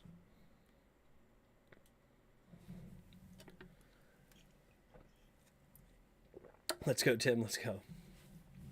Playoff is just a different animal for rookies. Yep. Yup. Good for Geno, though, man. Geno, every time you think it's all right, this is the time Geno's wheels are going to fall off and Geno's going to go back to old. Now he's going against the number one defense in the league, and he's 9 for 10, 104 yards and a touchdown. Like, what a stud. Now, the Dez catch was with Tony Romo in the year of DeMarco Murray went off. Ah, okay. So who did they play? Who did Dallas play Dak and Zeke's rookie year? Metcalf has been beating Ward on the last 2 plays. Yes, he has. Geno's going to get paid? Potentially. TJ Yates, Aaron Brooks, Sean King, and Pat Hayden. Gotcha. Well, how many rookies have started in a playoff game, Bod? You know, like in the last 10 years, you don't have to go back that deep, but in the last 10 years, how many rookies have started a playoff game? Here we go, 2nd and 8. With 2 minutes to go, takes the snap. Handoff to Walker. Nice spin move. No, excuse me, it's DJ Dallas, but he only gets back to the line of scrimmage. Good job to not get a loss. Greenlaw on the tackle.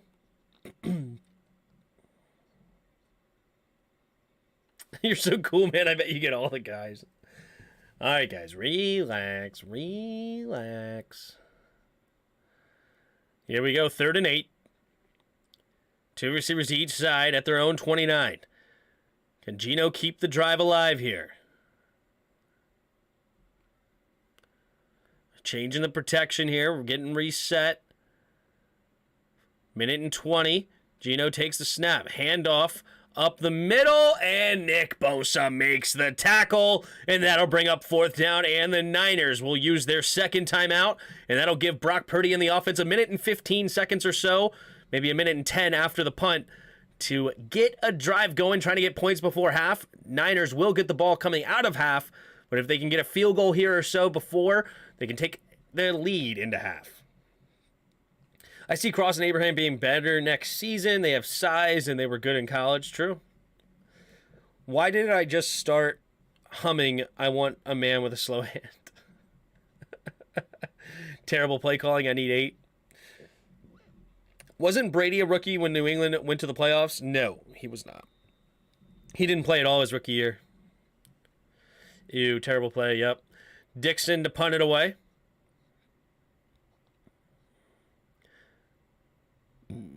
Takes the snap, and there's the kick. And it will be fair caught at the 23-yard line. With 1:08, 1 timeout, San Francisco will have to draw up something to get into field goal range. Scott Turner, is that you calling that play? I think Geno changed it to that play, honestly. I don't think he liked the defense there at all. Who's running up the middle on 3rd and 8 with a backup running back? Yeah, I think Geno changed the play on the line there. And I think that was Geno's call. He didn't like the coverage backfield, so they were like, you know what? Let's run it.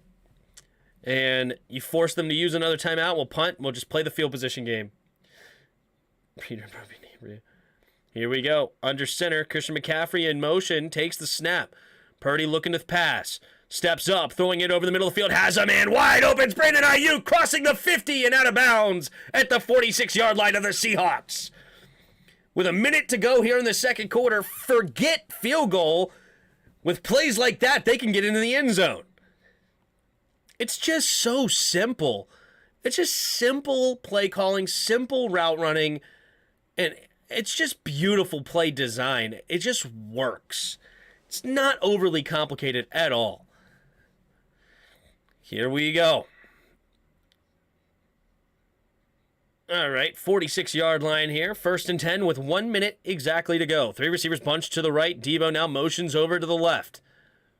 Takes the snap. 4-man rush. Debo pumping. Now has to escape the pocket. Rolling to his left. Looking. Scanning. Now drops back again. And he's just going to throw the ball away. Smart move by Purdy. 8 seconds more off the clock to bring up 2nd and 10 now. Brady came in early in his second year with Bledsoe broke every bone in his body. If the Cowboys utilize Pollard like the Niners do with McCaffrey, I mean, they use him pretty good.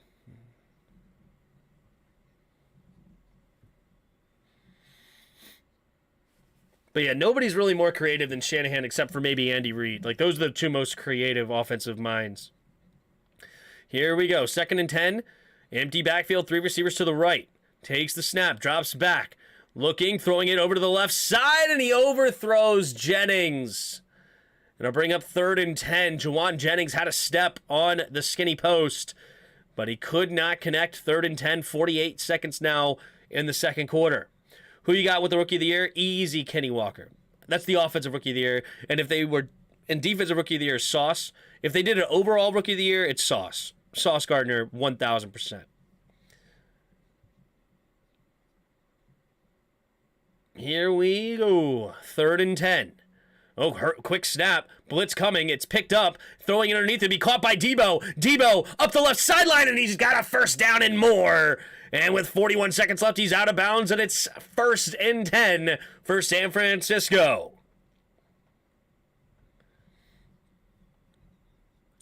All right, guys. All right. No one really cares whose is longer. Just relax, all right?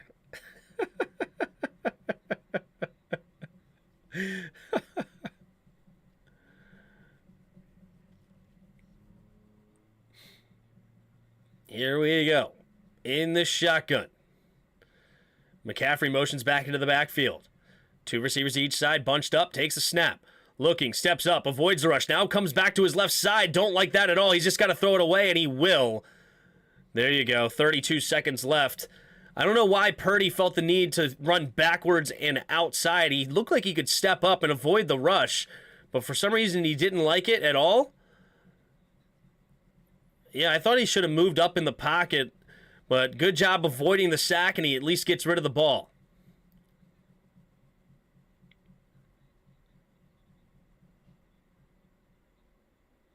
Ooh, they wanted a roughing the passer at the end of that play. I think he more slipped than anything. I don't think that flag was worthy to be thrown. Here we go.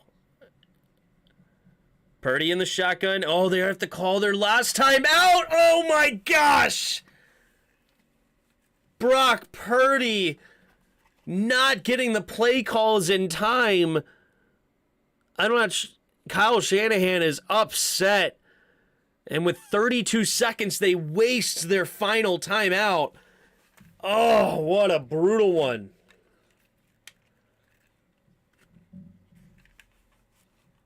Wow. My leading candidates on Offensive Rookie of the Year have to be Murray or Pierce.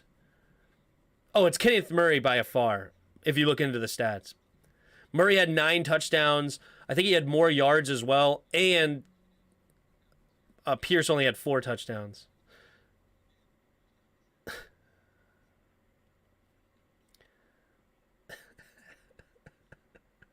Here we go. 3 receivers to the right. Takes the snap. Drops back. Purdy looking. Rolling to his left. Purdy going deep. Heaving it to the end zone and out of bounds. Incomplete. 23 seconds left. It'll be 3rd and 10. Purdy's getting nervous to stay in the pocket. He's trying to escape too quickly. Come on. This is their second time messing up on the time management. Yeah, in this game. Yep. I can see. 3rd and 10. 23 seconds left in the second quarter. Here we go. 2 receivers to each side. Purdy in the shotgun. Takes the snap. Drops back. Pumping. Going to the end zone. Going deep. And it's just great coverage by Jackson. Getting a hand on it to poke it away. And it's 4th and 10. And the Niners will settle for a field goal here. And it's going to be roughly a 45, 46-yarder for Robbie Gould. Oh, great coverage by Jackson. Just tremendous. I mean, that could have been right in the breadbasket for Debo if he doesn't get a hand on that. But he's in perfect position. Well done. There's the kick from the left hash, the snap, the hold, the kick, and it is good. So the Niners will take a 16-14 lead into halftime, and they get the ball first coming out. I don't think anything's going to happen here with the Niners, with the Seahawks offense. I believe they most likely will be content on just kneeling it and going into halftime. And the Niners, Seahawks, this game has been pretty darn good so far. Some back and forths. Niners only 1 for 5 on third down. Meanwhile, the Seahawks, the worst team on third down in the league, is 4 for 7 today. Only 1 penalty, and it's come on special teams today. A very clean game between the two. Time of possession, Seahawks have it right now with close to 17 minutes to 13 minutes for the Niners. Niners do have the yards lead with 249 to 167, and they have the lead in the game with points 16-14. Brock Purdy definitely looking a bit sus considering where he was and how people were talking about him. But it is his first playoff game. A little bit of leeway there, but he definitely needs to come back a little bit. All right, little squib kick. It's going to be caught by Parkinson, and he's going to slip through to get to about the 38-yard line. And this actually was not a very good kick. Geno actually could throw the ball one time for about 25, 30 yards. They actually might try to go for it here.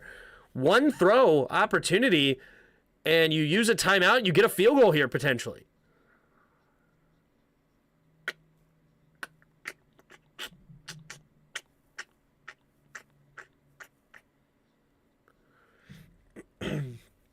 All right, here we go. 1st and 10, 3 receivers to the right. Geno in the shotgun. 9 seconds left. Geno takes the snap, drops back. Geno steps up, avoids the rush. He's going to keep it himself, fakes the... Oh, he takes a huge shot! He slides, and it's going to be 15 yards! Let's see, it's at the 49-ish yard line where he took the shot. 15 yards will get him up to about the 36. 8:44. It'll be a 54-yard attempt for Dixon. Geno Smith takes a big shot there at about the 48, actually. So, I don't know. It's going to be a long, right around a mid-50s opportunity kick for Dixon, and they could take the lead into halftime. What a horrible squib kick, followed up with a terrible, terrible penalty. First defensive penalty of the day for both teams. And now it's going to be a 56-yard attempt for Myers at the right hash. He's 6 for 6 this year on field goals over 50. Timeout Seattle with 1 second left. Wow, they nearly let the time run out.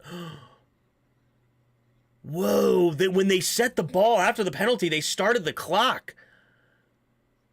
Why? That's interesting. Huh. What up, Juris? I disagree with that penalty. It's bull jive. Yeah, okay.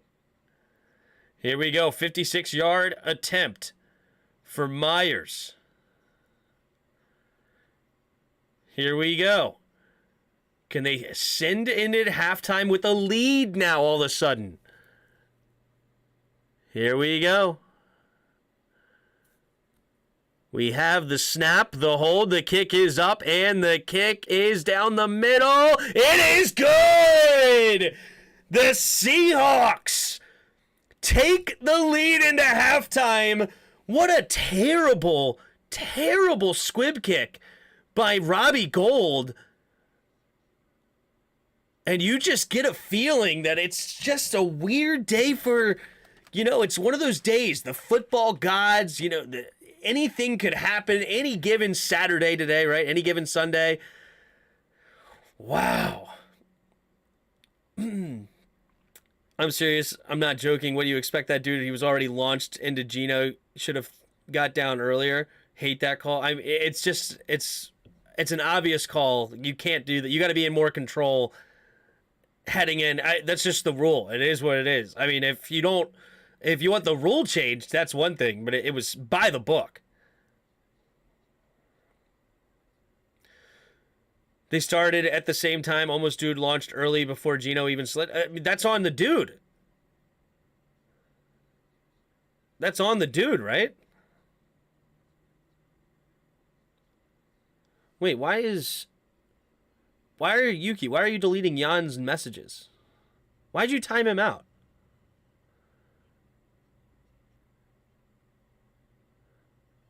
It's stupid. The rule needs to be changed. Yeah.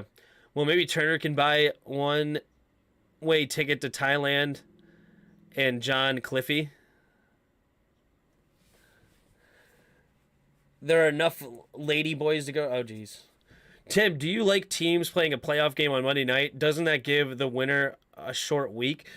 Yeah, I don't know why they did it on a Monday night. It seems odd. Why not just do 3 on Saturday, 3 on Sunday? But I don't know. At the same time, I don't think it's that big of a deal. If they play on Sunday the next week, it's all fine. Geno did nothing wrong. All he did was slide. Yep. I told you guys to chill a long time ago. You guys keep going. I mean, jeez.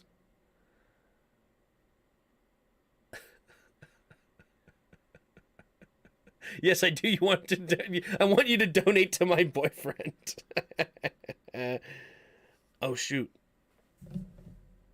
Oh, shoot.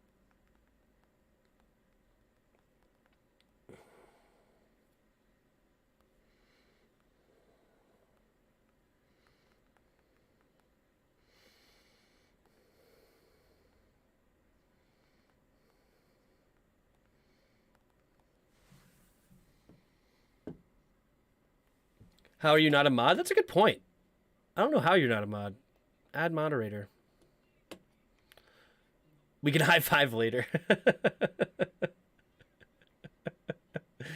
You're the one sleeping with him. You doing it. This has gotten way too exciting for me. What up, ProTech? All right, Yuki. What's your problem right now? Relax. You're timing people out. Relax. Deem says, Geno. They do me dirty.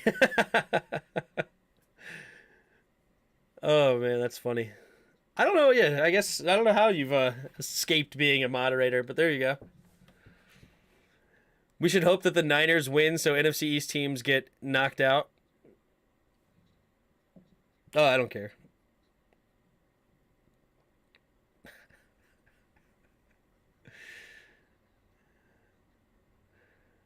Brock, what's up with that? Yeah. Call. I'm rooting for my boy Brock. Yeah, there you go. How you like that DK Metcalf? You could donate to both of us.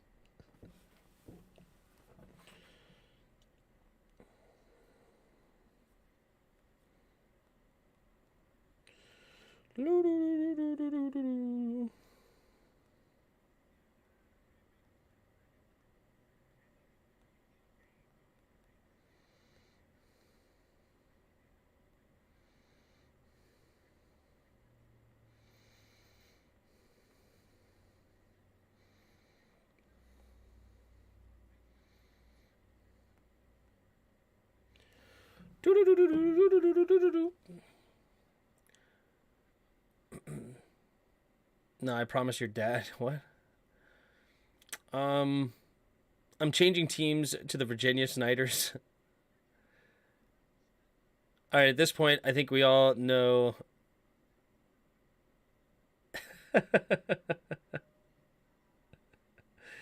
New owner has to take Ron's key card away from access to everything football related. All right, I'm gonna be right back. It's halftime. I'll be right back.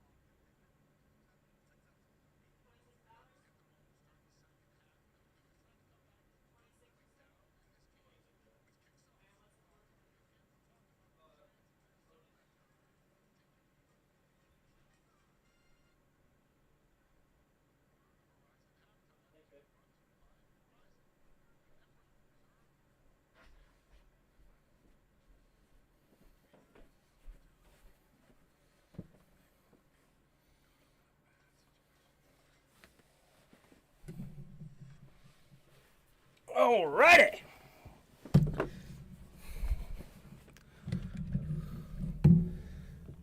All right. Both of you guys are about to go in timeout.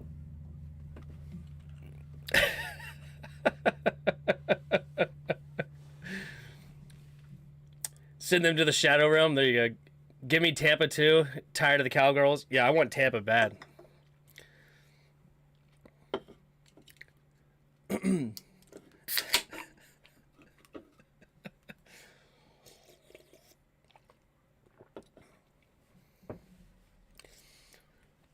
I think Skin Them Alive has had one.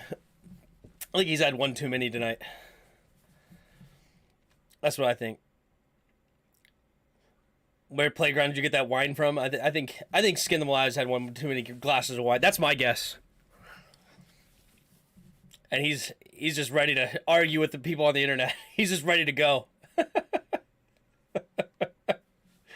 Skin Them Alive can let me know if I'm right. Your boyfriend wants me to donate, but I told him he's the one sleeping with you. It should pay. Dude, I'm already getting something from him.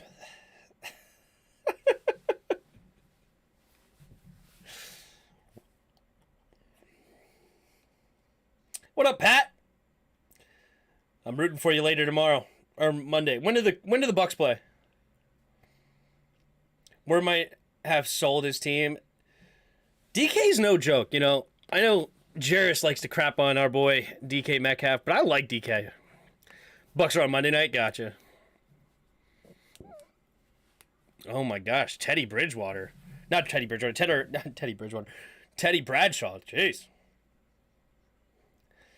That was some weird dance moves there. Am I still timed out? I guess not. Yeah, Yuki got a little trigger happy, didn't he? I didn't Jimmy Ward. Oh, yeah. With that hit at the end. Yeah, that was bad. I missed a fight, yeah.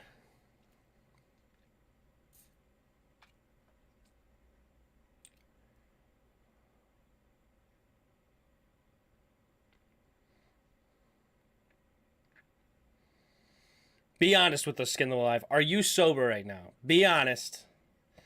Be honest.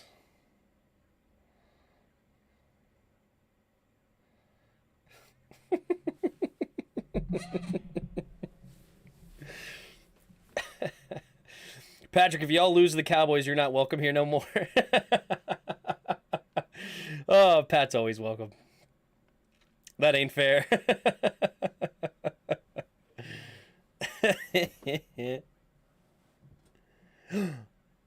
Peter with the $2 super. He even went over the $1.99. Look at you. I get a whole extra penny.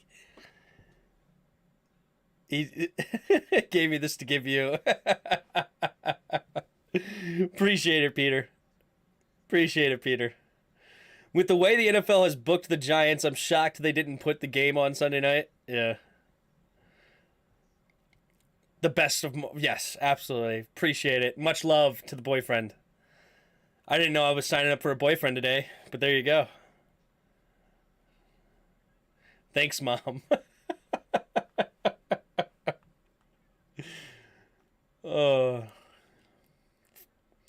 Bucks could avoid all hard teams. Crazy. That is crazy. Yeah, because hold on. If the Seahawks win today, yeah, they would play the Eagles. And if the Seahawks somehow beat the Eagles and then the Bucks beat even the Vikings or the Giants, they're not really that tough. Totally could win those games. And if they beat the Cowboys, we could have an ugly Buccaneers versus Seahawks playoff game in Tampa Bay when Tampa Bay was below 500. Wow. No, not after taxes, unless you report operating a loss. They got you 70 cents extra. Probably. True. Probably. Very true. Ugly. All you care about is one of those teams, right? Actually, you like the other team, too, since you're going against them. I hate how they got rid of the flex option with running backs in the Pro Bowl. The flex option with running backs.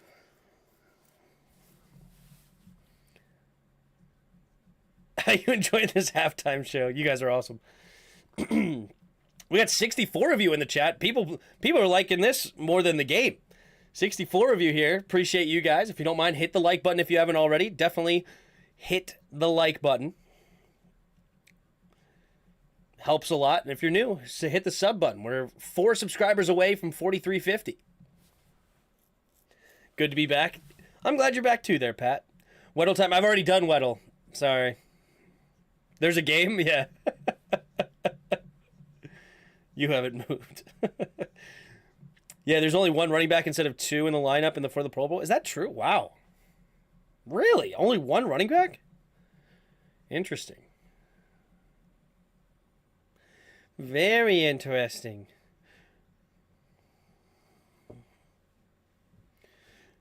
Common Sense. New subscriber here. Thanks, Common. Appreciate it. Appreciate it. Glad you're stopping by, man. Oh, wait. I was here for Weddle earlier. I'm dumb. Yeah. This fight made Tim $2. There you go. Everybody start fighting.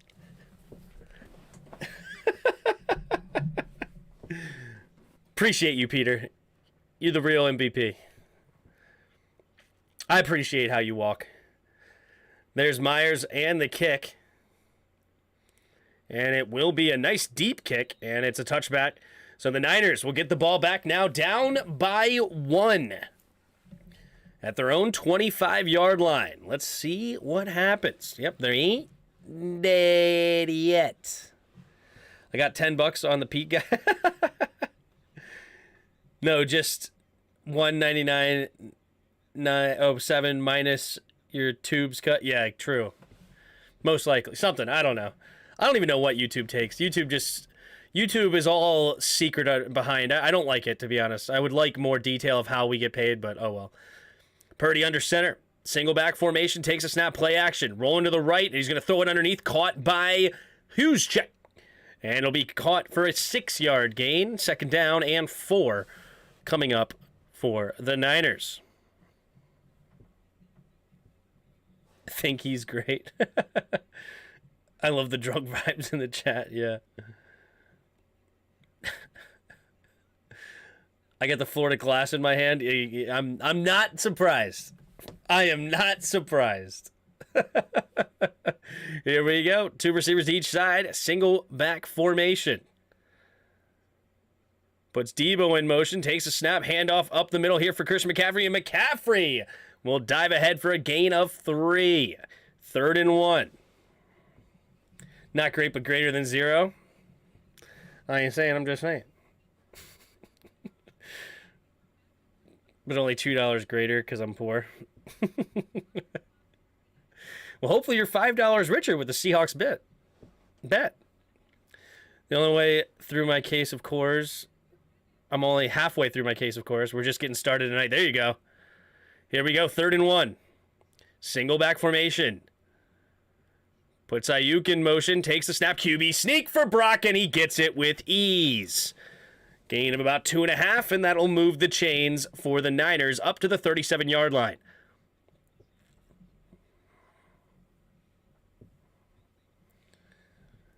Playing Mario Kart right now while watching Tim and watching Pete Carroll have an aneurysm.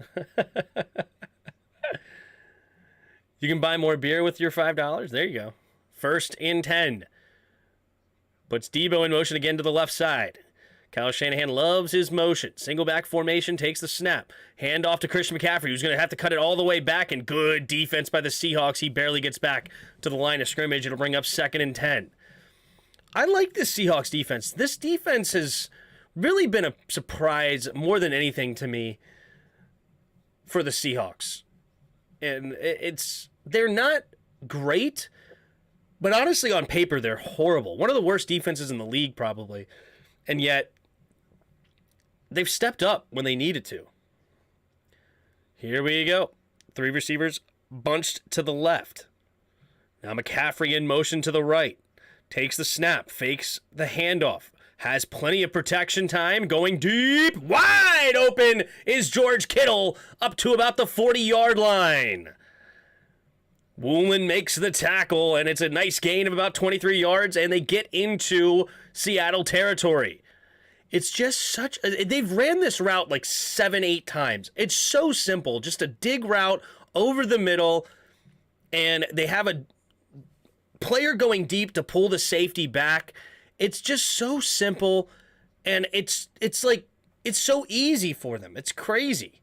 Why doesn't every team do this? It doesn't even seem that hard. 1st and 10. Puts Juszczyk in motion. Takes the snap. Pitch to Mitchell, and Mitchell will get a gain of about 3.5 or so. 2nd down coming up for the Niners.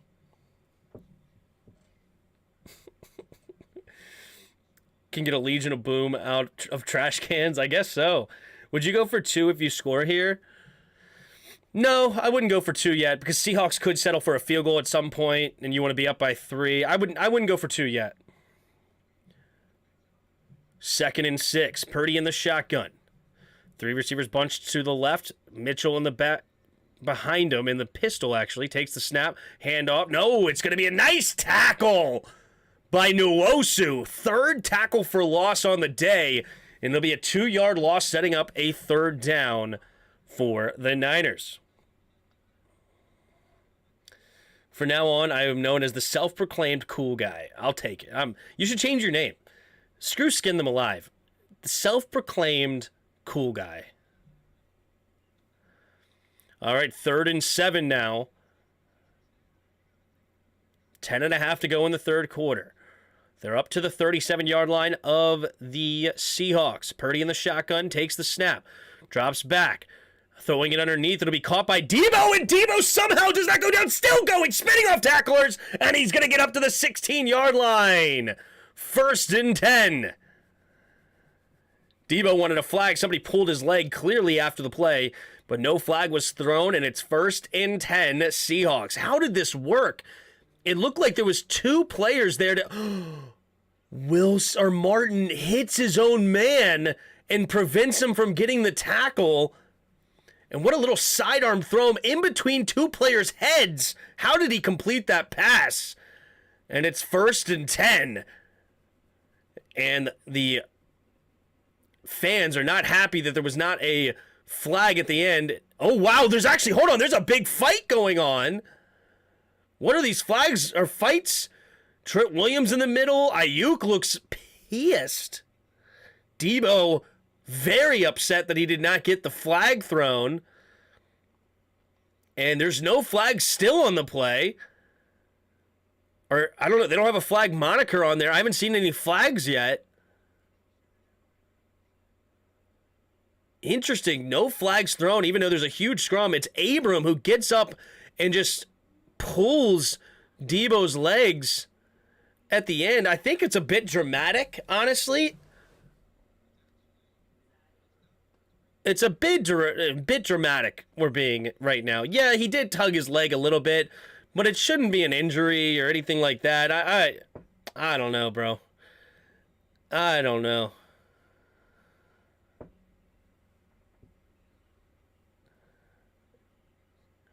Here we go. 2 receivers to each side. Purdy in the shotgun. Takes the snap. Handoff up the middle. Christian McCaffrey will dive ahead and go up to the 10-yard line. 2nd down and about 4 or so, maybe 3. Little 7-yard gain there for the Niners. Odell says touchdown. Really? You that far ahead of me? 2nd and 3. 9.5 to go in the 3rd quarter. Tim, have you ever heard of Northern Virginia Vikings? They are 1,000 Vikings fans in that area. Really? 3 receivers to the right. 2nd and 3. Puts a man in motion. Purdy. Handoff up the middle. McCaffrey dives ahead for 2 yards. And it'll be 3rd and 1.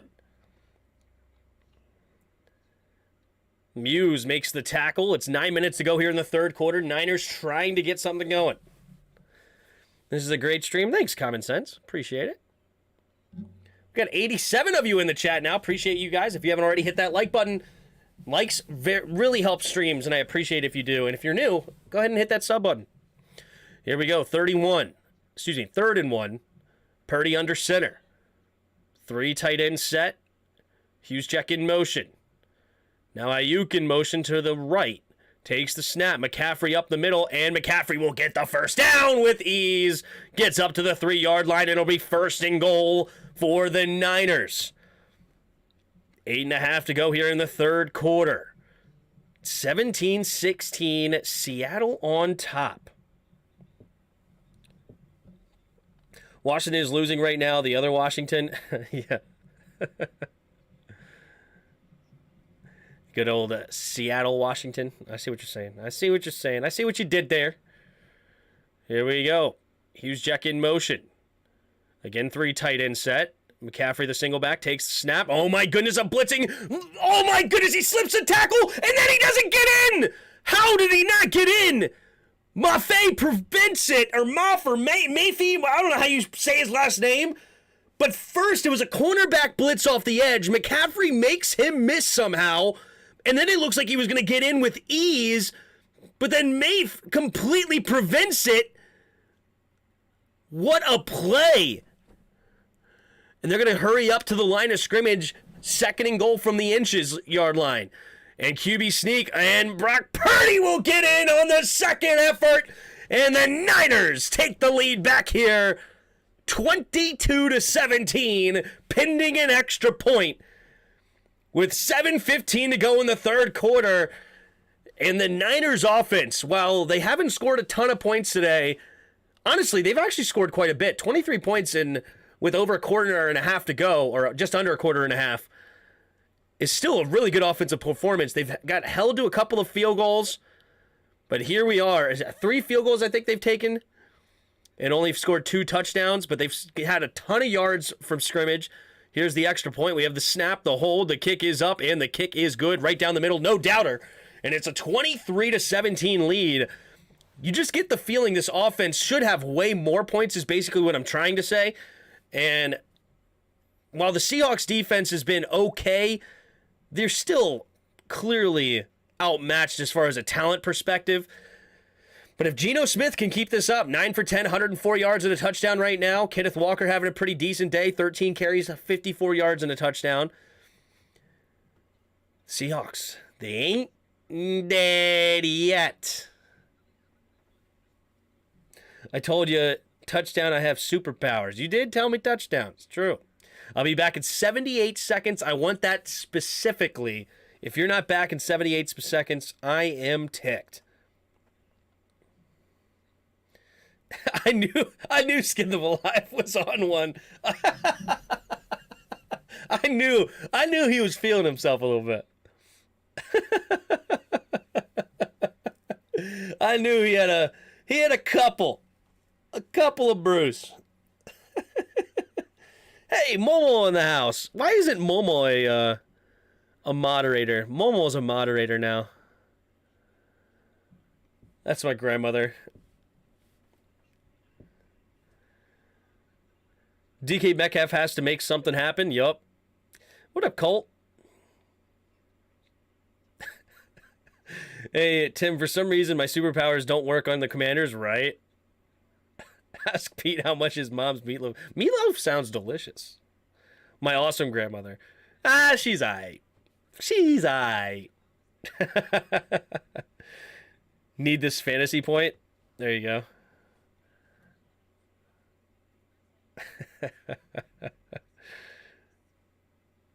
Tim's had my mom's meatloaf. After all, he's my boy. True. 74 of you in the chat. Appreciate you being here. If you haven't already, hit that like button and subscribe. Let's go. All right, we have Niners 23, Seahawks 17. Seahawks have been good about keeping pace so far. You do feel like they aren't the better team at all watching this game, but you never know. Weird things have been happening, and it just takes a couple plays here or there. They've also been bringing out all the stops, direct snaps to running backs and wildcat formations or trick plays, this, that, we're in the fourth. Good day for them. The boyfriend thing is played. Does ketchup belong on meatloaf? I never eat meatloaf with ketchup. I just eat meatloaf. There's the kick from Gold.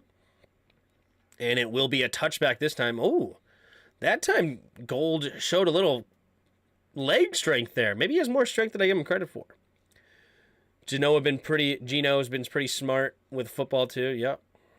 He has been. He's no turnovers. We haven't seen any turnovers in this game, period.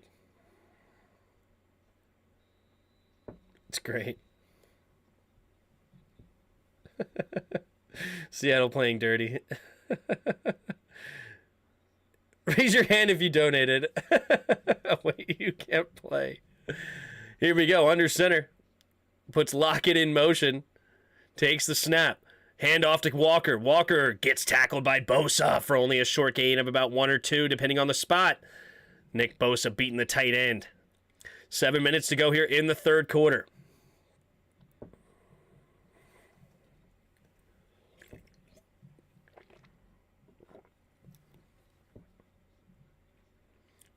Is Pete actually your dad calling in from Florida?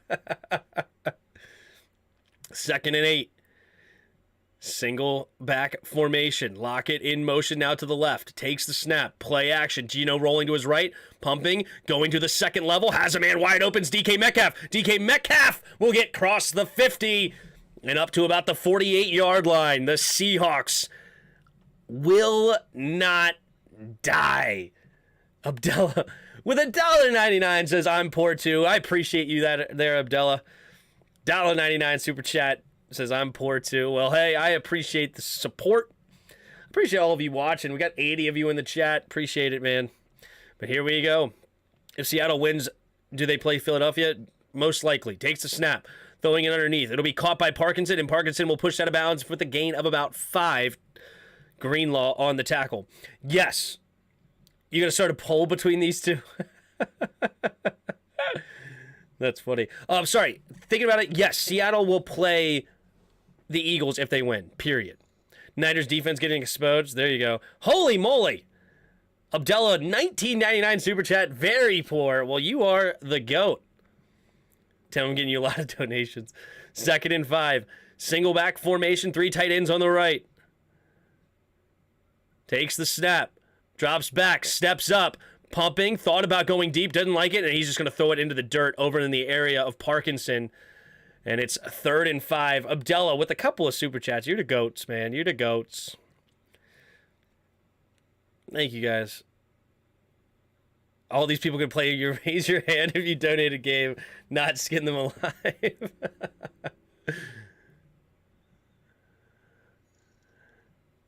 Holy, oh my gosh.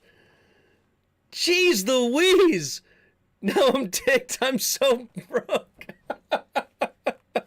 Wow. 3rd and 5. Gino in the shotgun. 5 seconds on the play clock. He's not going to call the play. And they have to use a timeout here with 5:26 to go in the 3rd quarter. And it'll be a 30-second timeout. I don't know why. He didn't even try to get lined up. That was weird. 3rd and 5. It's like they decided they were going to call a timeout before they even broke the huddle. That was weird.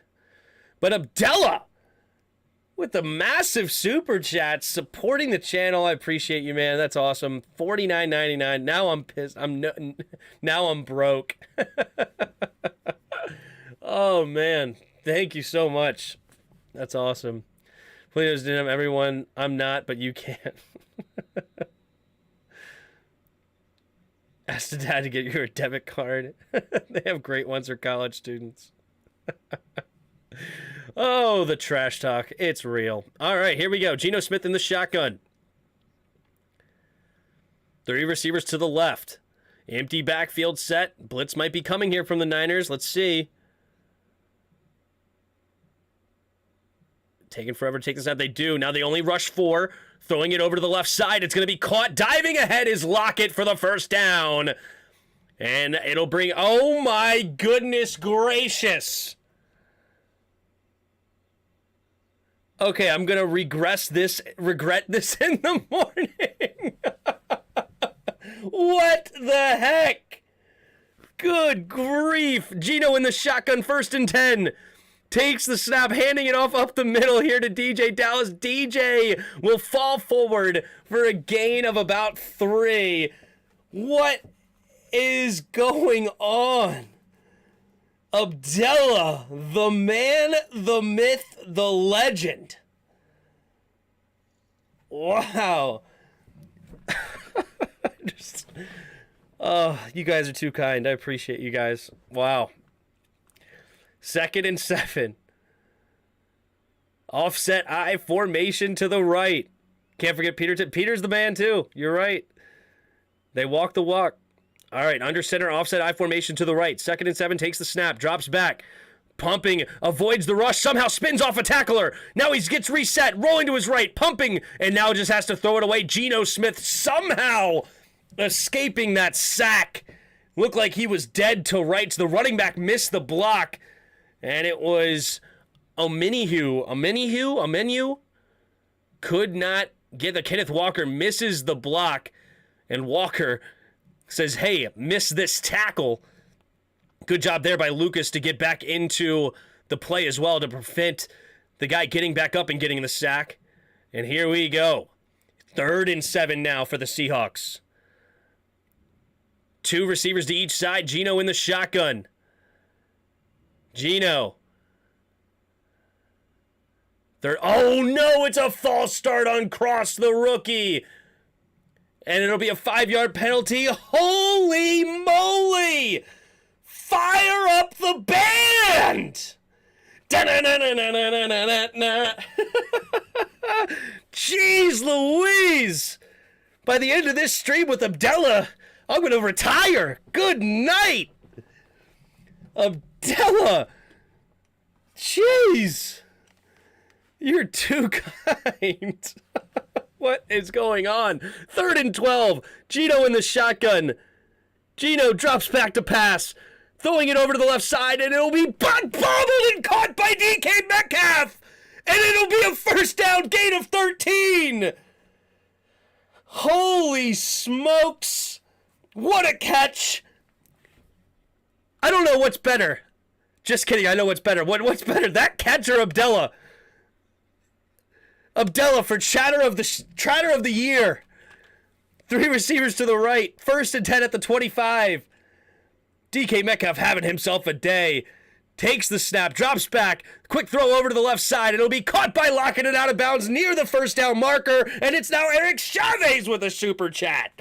Chase! Good grief. Thank you, Eric. Golly. Jeez Louise. 1st and 10. 3 receivers to the right. Gino up to the 15-yard line of San Francisco. Takes the snap. Handoff up the middle to DJ, and DJ will dive ahead for only a gain of about 1. 3 minutes to go here in the third quarter. Going once, going twice. Oh, man. I'm going to stop now. Someone pick up the slack. Dude, I'm telling you, a real goat. Thank you so much. No more Monopoly money, please. You are so great to do this. You ain't lying. All right, so we have to use... All right, so after the play, it looks like it's a banged up... Looked like that may have been the center of the Seahawks, which could be dramatic, honestly. Centers are important. I don't know. Who's number 63? Is that the center, or is that the guard for the Seahawks? Let's see here. Depth chart. It looked like an Austin Blythe, if I'm going to lie. Yep, it's 63, the guard. So, or excuse me, the center is a little banged up. Hopefully he's okay and can get back into the game. But good grief. Tim's a great guy, well-deserved, but dang, Abdullah, you're too nice. Yeah, that's incredible, man. That's awesome, dude. Thank you so much. Can we still high-five later? Absolutely. Oh, man. And Eric Chavez just coming in with a little cherry on top, right? Peter set up the plate with the $2. Abdullah set out the whole 5-course meal. And then Chavez just came with a nice little cherry, nice little garnish on top. I love it. Best dinner I've ever had. Good grief. Don't expect me to donate like this to charity. Oh, man.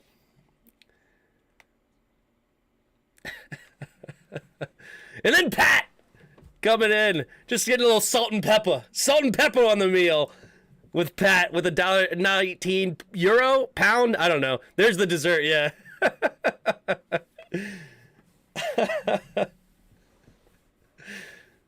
Tim could finally order wings for the whole chat. Yeah, there you go. I'll get.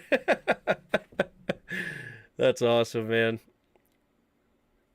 Well, the Metcalf play came with that 99. Exactly. It was like at the same time. What a play.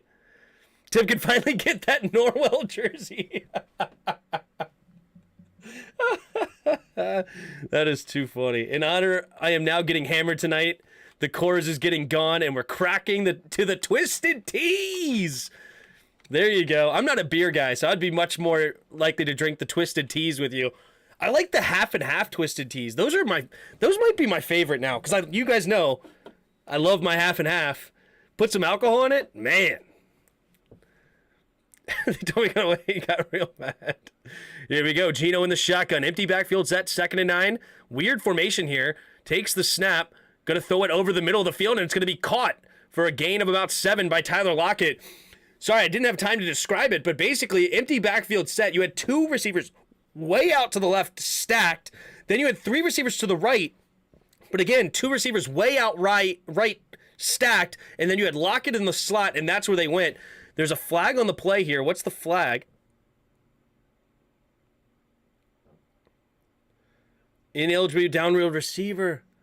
Offense number 68. He was ineligible, and it stops the clock. Wow. Or stops the play, and it'll bring up 2nd down and about 14 now. Let's take a look. Takes the snap. Oh, he is way too far downfield. Why did he go so far down? It's a good call. Pete Carroll was upset, but that was a fair call here. 3 receivers to the right. Geno in the shotgun.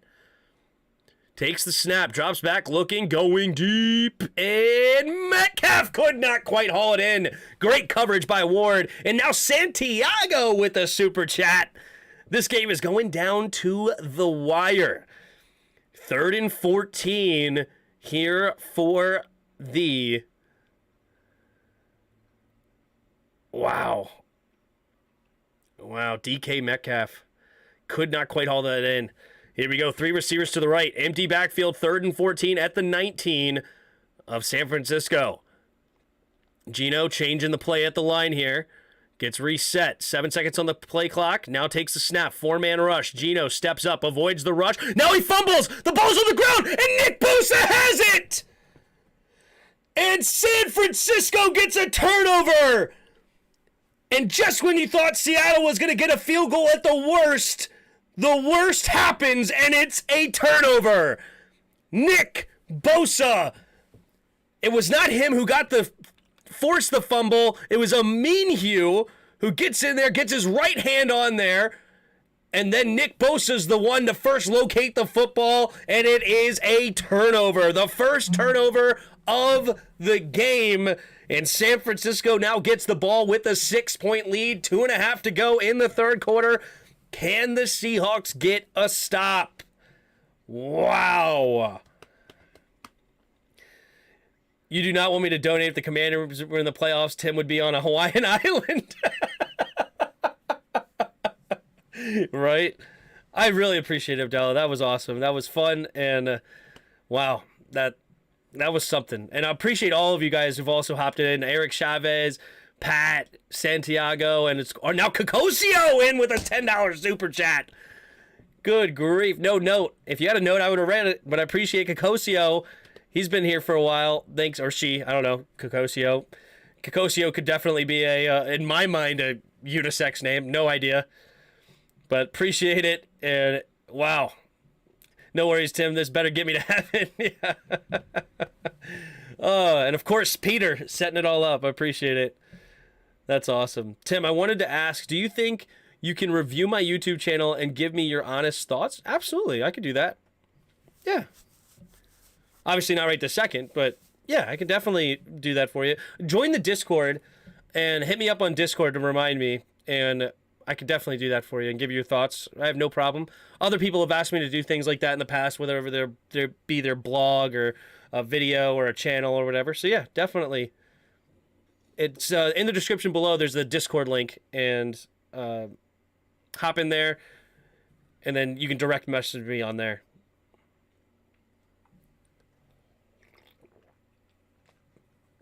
Who's going to super chat the 1K? Good God. We love Uncle Tim. Thanks, man. What up, Noah? Yes, can they stop, or they can stop them because the Niners now have a long field. It's actually not as long as you think, because after that turnover, it was a sack fumble. I mean, they're probably around like the 28, I think. Maybe the 30, somewhere in there. Probably around the 28, I would think. But yeah, they got to stop them here if you want to be Seattle. The Niners offense has been tremendous. I think they've only been forced to punt once. So let's see if the Seahawks can't step up here. 91 points scored off of turnovers, 4th in the NFL. Wow, that's a lot. George Kittle in motion, Purdy in the shotgun. 3 receivers to the right, takes the snap. 5-man rush coming, now throws it over, and it's caught by Debo, and Debo will dive ahead. The ground caused the fumble, but he got it back anyway, and should be another fresh set of downs. It's a close score game, that it is. That's where I must pass. Then I'd be broker than the casino bumps. That's okay. Don't feel bad, dude. Don't feel bad. You're awesome. I appreciate it, dude. I'm in there. I'll send you my latest video. Perfect. Yeah, just send me a direct message your latest video, and that'll be good. All right, here we go. I formation here. Purdy, 1st and 10 at the 40. Bars. Takes the snap, hand off to the left side, handed off to McCaffrey. McCaffrey cutting all the way back, and he's going to get a nice gain of about 9 on the play. McCaffrey going all the way to the left, cutting it all the way back, zigzagging through all the mess and trash. And he honestly barely even got touched. There were so many guys around him, but McCaffrey just doing a great job.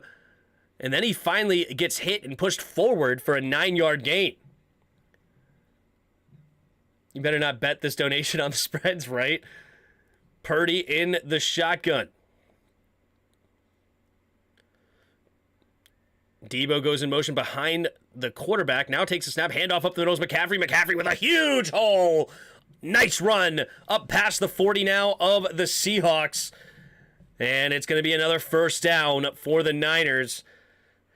Seahawks really need to buckle down here. That turnover, very costly in this game. If they were able to get a field goal there, we'd only have a 3-point game, and then they can hold them to another field goal. But that turnover, honestly, you just got the feeling that that was exactly what you could not afford. Like, you really don't have any business being in this football game anyway, but you've played a great game up to this point. Can't turn it over there. I formation. Takes the snap. Pitch play to the left is McCaffrey. McCaffrey following his blocks, and not much there. Good stop. He's going to lose a yard on the play. Irvin making the tackle, rather. Excuse me. It'll bring up 2nd and 11 right now for the Niners. Sir, you are a superb announcer. Superb. Thanks, Common Sense. Appreciate that, man. Hawks can't be allowed anything here, to be honest. Yeah. Can't allow. Yeah, you get that feeling for sure. Come on, guys, donate something like you're buying coffee. Oh man. JNJGB, what in the world were you trying to say there? I'm scared of that one. Dang phone. Who do you want to win? Want to win is not a real question. I picked the Niners to win, but I didn't bet on it, like any money or anything. I thought about it. I just didn't trust it. Considering it's a division game, those are always weird. But I did pick the Niners, but I have no problem with the Seahawks winning. Like, want to win is not really in my vocabulary for this game. Who's our OC, if you had to guess? Honestly, if I had to guess...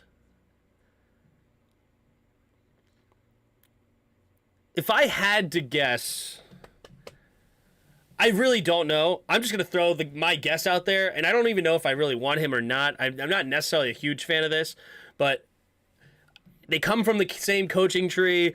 He's had OC experience in the past, and he's not an OC right now, and it's Matt Nagy. I think they call Matt Nagy and see if Ron Rivera, both of them coming from the Andy Reid coaching tree, and so they have a relationship there. That's going to be my guess, but I have no idea.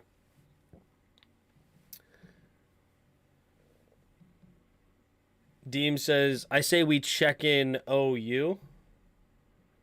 Check in OU? What? Tim, did you hear the news about Sam Howell? Yes, that apparently they're telling coaches, the potential offensive coordinators, that Sam Howell will be the starter going into 2023, which is massive. Massive. I say we check in on Pat White. Pat White. Who's Pat White? Should I know Pat White? I know Pat Shurmur, and I did hear that name be thrown around recently. Pat Shurmur, I don't know. I'm not the biggest fan of Pat Shurmur. I'm not a big fan of Matt Nagy either. It's not even like you told me if I had to guess, that would be my guess. How do you feel about the one coach declining our OC position? He's looking for head coaches. Jim Caldwell is an experienced coach in this league. I think it's fine. I don't really take too much stock into it. Wentz or Heineke as the backup 10. Wentz is gone. He should be gone. Absolutely gone. 2nd and 11 here. Single back formation. Debo in motion to the right. Takes the snap. Play action. Sets up. Going deep. Has a step. And it's going to be caught by Jennings. And it's going to be inside the 10. It should be down by contact. He does get up and run into the end zone just in case. But it should be down around the 5-yard line. And Brock Purdy, not a very Purdy throw, if you ask me. But Jennings makes the catch anyway. He has wide open down the sideline. But he had to dive inside. The safety nearly got there in time. And it's going to be tackled right around the 8-yard line, actually. So the 8-yard line is where Jennings will be marked down. And it's 1st and goal from the 8. Actually, they mark it at the 7. Purdy under center. Kittle in motion to the right, takes the snap, play action, looking. Oh, what in the world was that? A bowling ball pass? Honestly, that should be a fumble. Why was that considered a pass? It was an underhand pass. Is that not a fumble? He, like, rolled it forward. I don't know. That's a weird one. Is that considered a throw when you throw it underhanded like that still? I guess your arm's technically coming forward, but to me, that would have looked like a fumble. But nobody jumped on it, and they call the play dead, so here we are, 2nd and goal from the 7. Purdy in the shotgun, puts Hughes Jack in motion, play action again. Purdy, pressure, roll, escapes it, now rolling to his right, has a man wide open, Elijah Mitchell into the end zone, touchdown, San Francisco, and they're up now 29-17, and now the Niners will go for 2 here. Now, this is a smart move because now the field goals don't really matter. You want to go up by 14 to force the Seahawks to get 2 touchdowns to tie it as we're in the 4th quarter now. So this is a good time to go for 2 for San Francisco, and what a play by Purdy. Purdy buying time in the pocket. He had pressure, and then Mitchell just finds the soft spot in the zone underneath in the flat. Nobody's there to cover him, and Purdy gets another touchdown, 2nd of the day. And let's see what the 2-point conversion brings. Purdy in the shotgun. 2 receivers to each side. McCaffrey, the running back. Now the tight end goes in motion to the left. It's not George Kittle. George Kittle's actually still to the right side, takes the snap, play action, now throwing it to the right side, and George Kittle makes the tough grab on the safety, and it is a 2-point conversion success. And it's 31-17 now, up by 14 with 14 to go in the 4th quarter. Seahawks now in desperation mode. Jackson was on the coverage, and he even held him a little bit, maybe even a little push off, so good no call on both sides. And Kittle makes the tough catch with Jackson in there anyway, and it is a 2-point conversion. Man, oh man. Hawks only have 2 timeouts. Guarantee that cost them? Very possible, Pat. Very possible. We should call Antoine Randall L for the OC job. Is that a real thing? I used to like Randall L back in the day. Seattle going to respond fast. Yep. How about John Butler, the OC position? He's currently the Bills' defensive backs coach. What is that, a Bill Belichick move? Niners don't have timeouts. They still have 3 timeouts. What do you mean? 2 scores is doable, but not 3. Yeah. 2 scores is definitely doable. We'll see if Brock Purdy continues to maintain a great game. But, you know, he's still a rookie. He could turn the ball over just as easy, and who knows? It is a real thing. He is on the Detroit staff, Tim. Oh, Antoine Randall is on the Detroit staff. Oh, interesting. Tim, you're welcome. Thanks, man. Y'all want Byron? Just kidding. No, absolutely not. Don't want Byron at all. Am I the only one excited to see Terry McLaurin in the Pro Bowl to watch him? Yeah, I'm not really giving a crap about the Pro Bowl, but I'm happy he got in. It's cool. Addy, what's up, dog? Geno Smith, regular season quarterback. Same with Purdy. 49ers defense. Difference. Yep. We got 91 of you in the chat. Appreciate that. If you can hit the like button, we're 3 away from 50 likes on the video. Appreciate that. And then we have tons of super chats today. Just absolutely insane. Appreciate you, Abdella, and others. But yeah, what's up? Who do you want to win? I'm cool with either team, but I picked the Niners to win, so I guess to be correct, I'll rather have the Seahawks, of the Niners. Pro Bowl is a skills challenges now. There won't be a game. Yeah, we'll see how that goes. I'm curious. Would the 9 play the winner of Tampa Dallas? would the Niners play the winner of Tampa Dallas? It depends, because no, they won't. They would play the winner of. Well, it depends, because if the Vikings win, they would play the Vikings. Here we go. It's going to be caught at the goal line here by the Seahawks, and Seahawks, spinning around and smacked.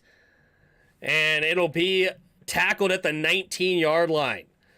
But it depends, because if the Vikings win, then the Niners would play the Vikings. But if the Giants win, then they would play the winner of Tampa versus Dallas. So there's nothing set in stone after today. Why were pads in the Pro Bowl? They used to actually play legit football in the Pro Bowl. It was only within like the last 10 years that they really started to slow down tackling and whatnot. They used to smack each other in the Pro Bowl. Play action. Geno steps up, throwing it over the middle, and it will be caught.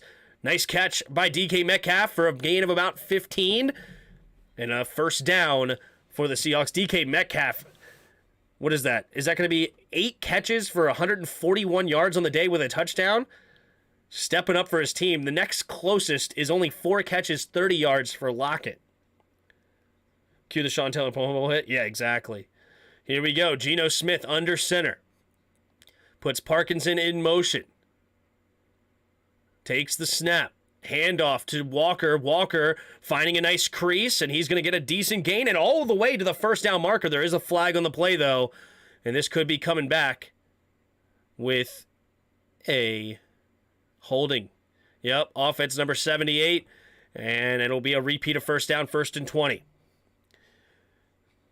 Who do you think is going to win the Super Bowl? I have Bills versus Bucks, and I have Bills winning it. Goodell made Pro Bowl soft. Yep.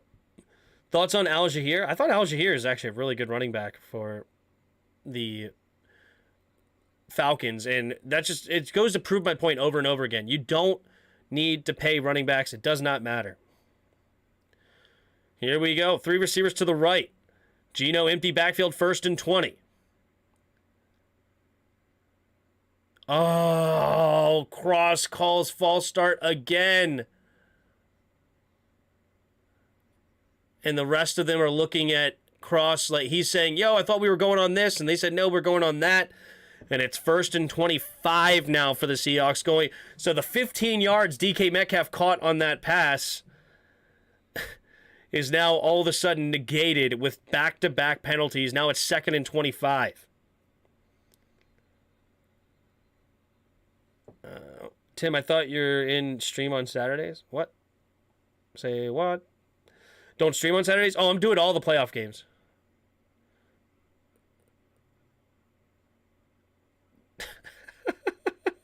The ref just said clock like 14 times. Put the clock at 13:01. Do not start the clock. The clock was not supposed to run, and do not start the clock unless I say start the clock, and do not start the clock until they snap it.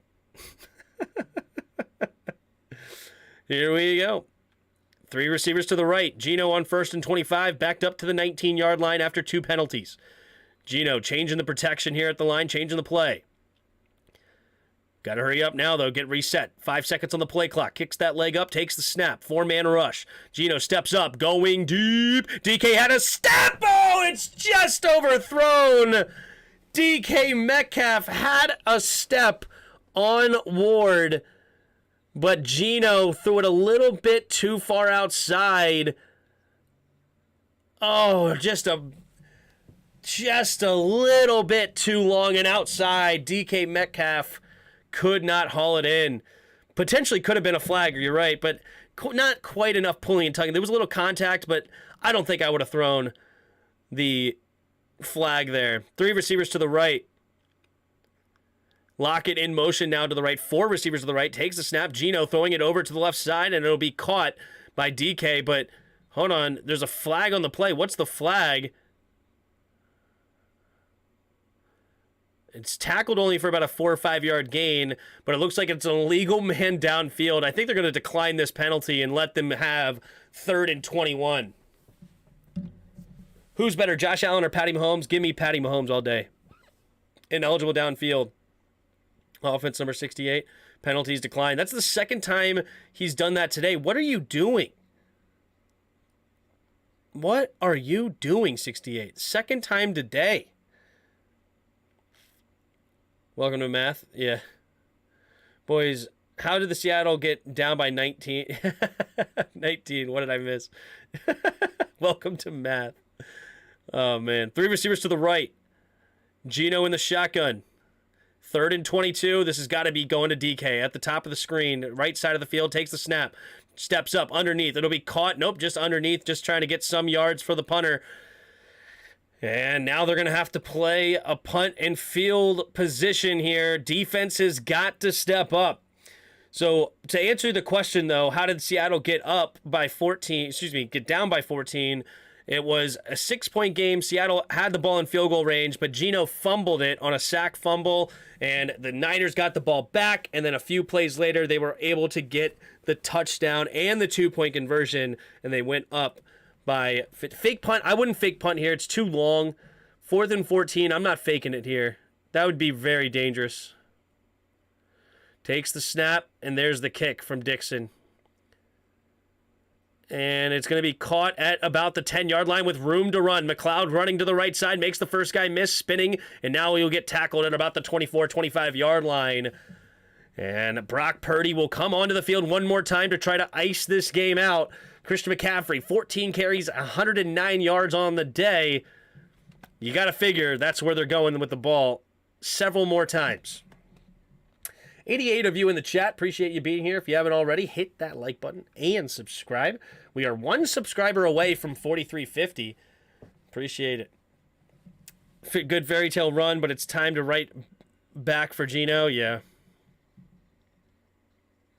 Overall, I thought he played really well today, though. I think he deserves another year. You know, you want to continue to have him? I honestly do.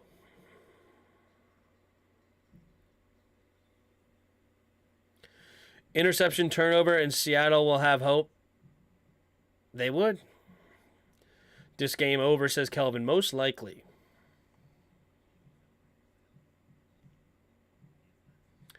Does DK stay in Seattle?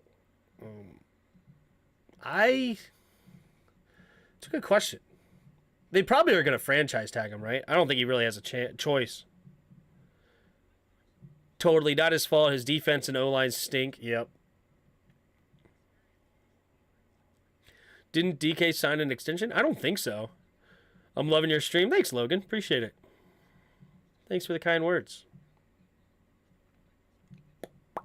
We got our 50 likes. That's cool. That's cool. Nice. We had 4351. You guys are the real goats. DK did sign the extension? Oh, okay. Nice. I forgot about that. What did he sign? Why do I have no recollection of what DK Metcalf's contract is? Like, I've literally... I don't even have a guess.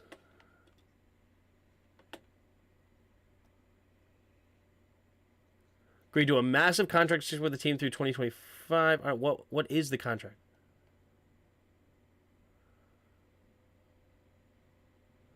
Here it is. Okay.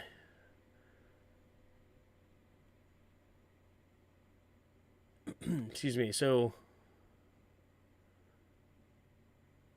it's a 76 million, including this year. So basically, what would that be? 68 million? Man, Terry got paid more. That's pretty cool. These cap numbers suck, though. 13, 24, and 19. 13's great, but 24 and 29 and a half is pretty brutal. But anyway, all right, here we go. Takes the snap, play action, quick throw over to the left side, caught by Debo. Debo will fall forward for a gain of what looks like about 2. Mafe making the tackle. 3-year 72, gotcha. Who will be the OC for Washington? No idea, D'Angelo. No idea. I don't know who's going to accept the job, let alone I don't know who they're going to even talk to. You never know with Ron. A peanut punch is what you need. There you go. Good old Peanut Tillman. Apparently the Pro Bowl is a flag football this year. Maybe. Is that true? I thought it was a... I don't know. We'll see. 2nd and 8. I formation. Takes the snap. Fakes the pitch. Now rolling to his left. Has pressure immediately, but wide open is Debo. Has a block down the left sideline. Has another block by Ayuk. Hits the edge. And he is gone. Debo Samuel puts the exclamation point on this football game. And the Seahawks are in dire straits here, down by 20 with 10:51 to go. Great block by Brandon Ayuk. I mean, this block is top tier out of wide receivers. Great job by George Kittle to not get a block in the back call, but Brandon Ayuk basically took Diggs and Woolen out of the play and lets Debo get up the sideline, and it is a touchdown. Debo Samuel, the snap, the hold, the kick is up for gold, and it is a 21-point lead here, 38-17 with 10:51 to go. And Brandon Ayuk, this was just a top-tier block by a receiver. Good grief. Neil is upset, it looks like they're going to be eliminated. You ever listen to the Jahan Dotson song? I did not. Bye-bye, Seattle, yep. I like Joe Brady. Joe Brady. Where's he at right now? That sounds really familiar. Why do I know that name? What does Joe Brady do? I feel like that name sounds super familiar, but I'm drawing a complete blank on where he is. We should hire the UNC coach who coached Hal. That's an idea, Kyle. That is definitely an idea. I really believe Derek Carr is going to Seattle. I don't think so. Where would a good spot for Derek Carr be? I mean, Derek Carr could go down to... couldn't go there. They're going to go quarterback. Where would be a good fit for Derek Carr? Jets. I think the Jets could be there. Tim, I just donated $500 to myself.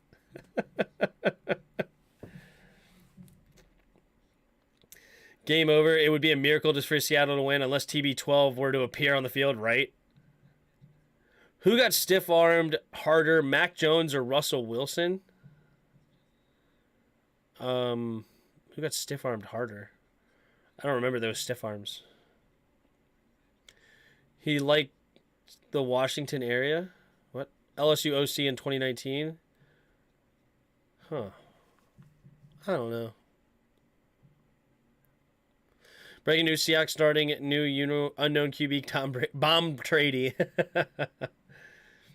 Tim, how many games do you think we will win in 2023? I'm way too early to say. I'll just go ahead and say 17. Speak it into existence. If you have, how many games do you think it will win? I mean, I know roughly the teams that we're going to play, but... Tim, have you seen the schedule yet? I did not. Somebody mentioned it to me, but I don't remember it off the top of my head. Chargers QB coaches OC.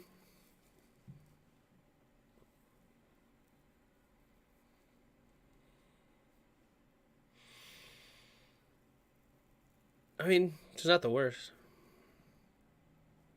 Can you up the schedule? Not right now, Noah. Do you think the Jags are going to be like the Bengals last year? I actually said that the Jags were the Bengals this year. I swear. I think if you go back to like the first episodes of the game this season, or I don't remember where I said it, but I said that's who they are. I actually said it. There's the kick, and it will be a touchback. I mean, it's what, a 5-yard throw for Brock Purdy, but then Debo and Brandon Ayuk just do the rest. Wow. Mint Shanahan, but you're welcome.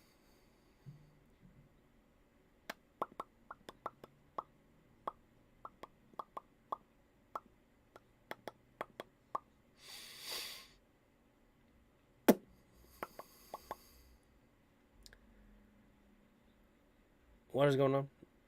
Here we go. Gino throwing it to the right side, and it's intercepted! Lenore, and the wheels have come off here in San Francisco. Geno Smith forcing it into Tyler Lockett, but Lenore with tremendous coverage, and he gets the interception. And this game has gone out of hand with 10:45 to go. Wow, this game. Wow. You know what's crazy? Just 5 minutes of game time ago, if that, this was a 6-point game. And the Seahawks were in field goal range on a 6-point game, and now it's a 21-point game, and the Niners have the ball. Yikes. Cocky for no reason. Don't hide now. I'm dying Seahawk right now. 3 receivers to the right. Purdy under center. Puts Ayuk in motion. Takes the snap. Handoff to the right side. Cutting up the middle is Mitchell. And he gets no gain on the play. Muse. And it looked like Woods made the tackle. Geno was killing it in the beginning. He was doing pretty darn good. Kyle adjusted in the second half. That's why he's so good. Yep. Seattle scored all 17 points in the second quarter. Wow. Rigged games are great to watch. What a name. Commander signed Brady. Draft O-line and secondary. Hal learns from Brady for a year, and we win a ring. Okay, I'm in. Here we go. Debo, the single back. Mitchell goes in motion, takes the snap. Pitch play to Debo. Debo cutting it all the way back to the right side. Those stiff arms a man, slips a tackle, slips another one, and he's out of bounds with a gain of about 3 or 4. Debo is one tough son of a gun to bring down, isn't he? Tim, are you going to go straight to the Jacksonville game after this? Yes. Purdy is lucky like Heineke, and because of that defense. Yeah, I mean, there's definitely a good argument there, no, expert. Very good argument. Somehow the name Brady as our offensive coordinator sounds tempting. Yeah. 3rd and 7. 3 receivers to the left. McLeod in motion, but stays on the left. Now takes the snap. 4-man rush. Purdy throwing it to the left side. It'll be caught by Jennings, and he gets the first down. Move the chains, and the offense continues to work. Tim, your dinner? Yeah, I'll probably go quickly eat something in between, but the stream will not stop. Bring Drew Brees as OC? Maybe. That's not a horrible idea. Do you think Brock Purdy takes them to the Super Bowl? Do you think Trey Lance gets his job back? It's a great question. I mean, they're going to have a decision to make, aren't they? But this is why I don't like trading up for a quarterback. Purdy in the shotgun. Takes a snap. Handoff, and spinning off tacklers, and he loses 2 yards.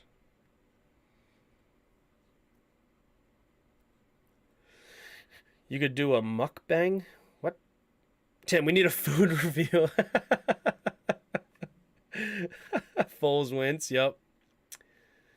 RG3 and Kirk Cousins, right? That's what Jarris was saying early on. Pack don't bring in big names they build. Yep. 2nd and 11. 8 minutes to go here in the fourth quarter. Purdy. Under center. 4 seconds on the play clock. Bunched up formation. Single back. Takes the snap. Hands it off to Mitchell. Mitchell cuts it up the middle. What a truck stick. Holy. Laying the wood on Neal. Oh my goodness. Low man wins. Bang! Elijah Mitchell just laying it into him. Good grief. Adding insult to injury. Good night. Debo Samuel in motion to the right. 2 receivers each side. 3rd and 6, takes the snap, handoff to Christian McCaffrey. McCaffrey zigzags through, and he's going to get the first down with his legs. Gain of 9, and move the chains. 7 minutes to go here in the fourth quarter, 1st and 10. Please find better words than laying the wood. Yeah, that's what he did, though. That's what he did. If you don't like it, that's on you. According to P, you can't just like the stream. You have to donate at least $500. Oh, now Neil's hurt. Now Neil's hurt. I think what's hurt on Neil is the ego. These people 10 years old.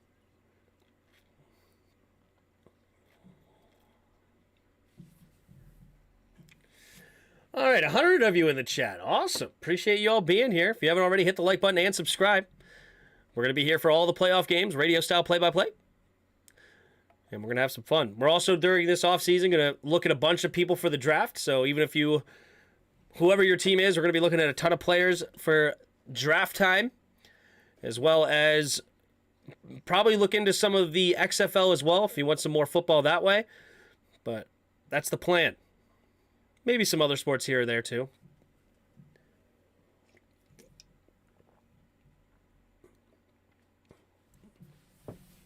Six tall cans of Twisted later. Here we are. I regret every second. You've already drank 6 Twisted Teas? Good night. How old are you, Kyle? That sounds like something a 21-year-old would do. 22. Question, I thought the 49ers led their division. Why do they have to play a wild card game? Because they didn't lead the conference. The Eagles were number 1 in the conference. So you only have 1 bye week in the wild card round. Here we go. I formation.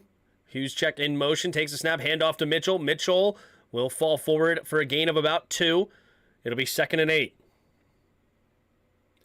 Legally, I can't say but 19. Yeah, that sounds like something a 19-year-old would do. Yep, that sounds about right.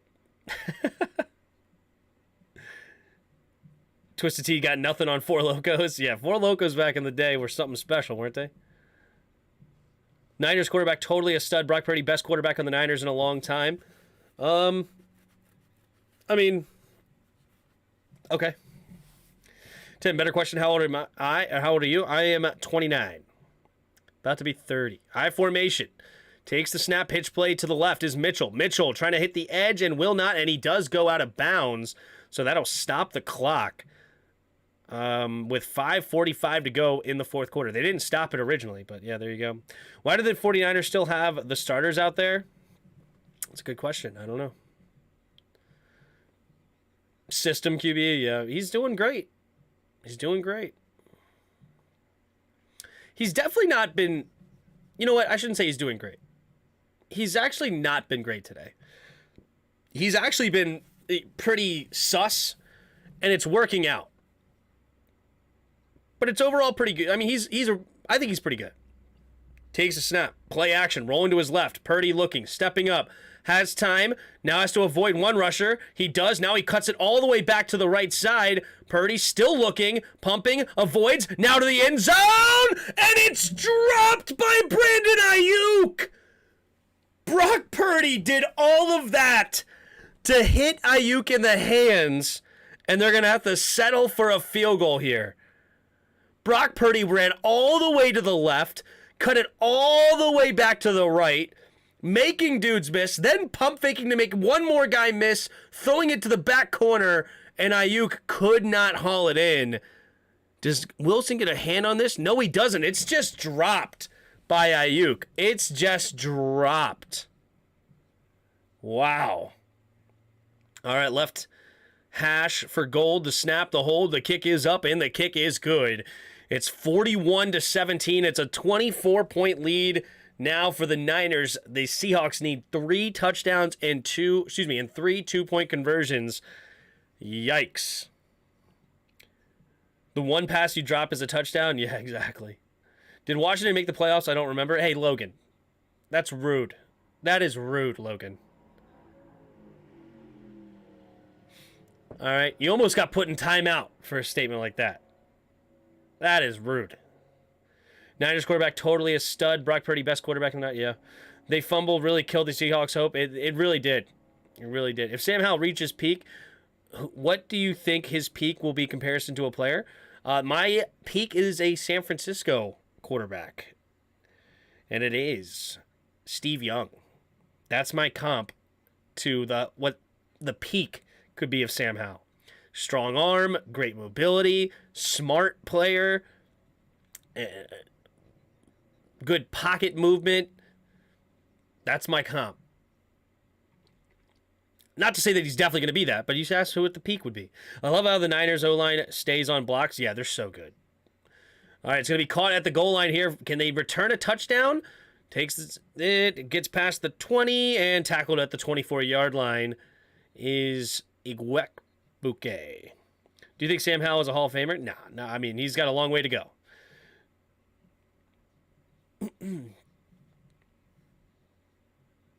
So Matt Hasselbeck. I liked Matt Hasselbeck back in the day.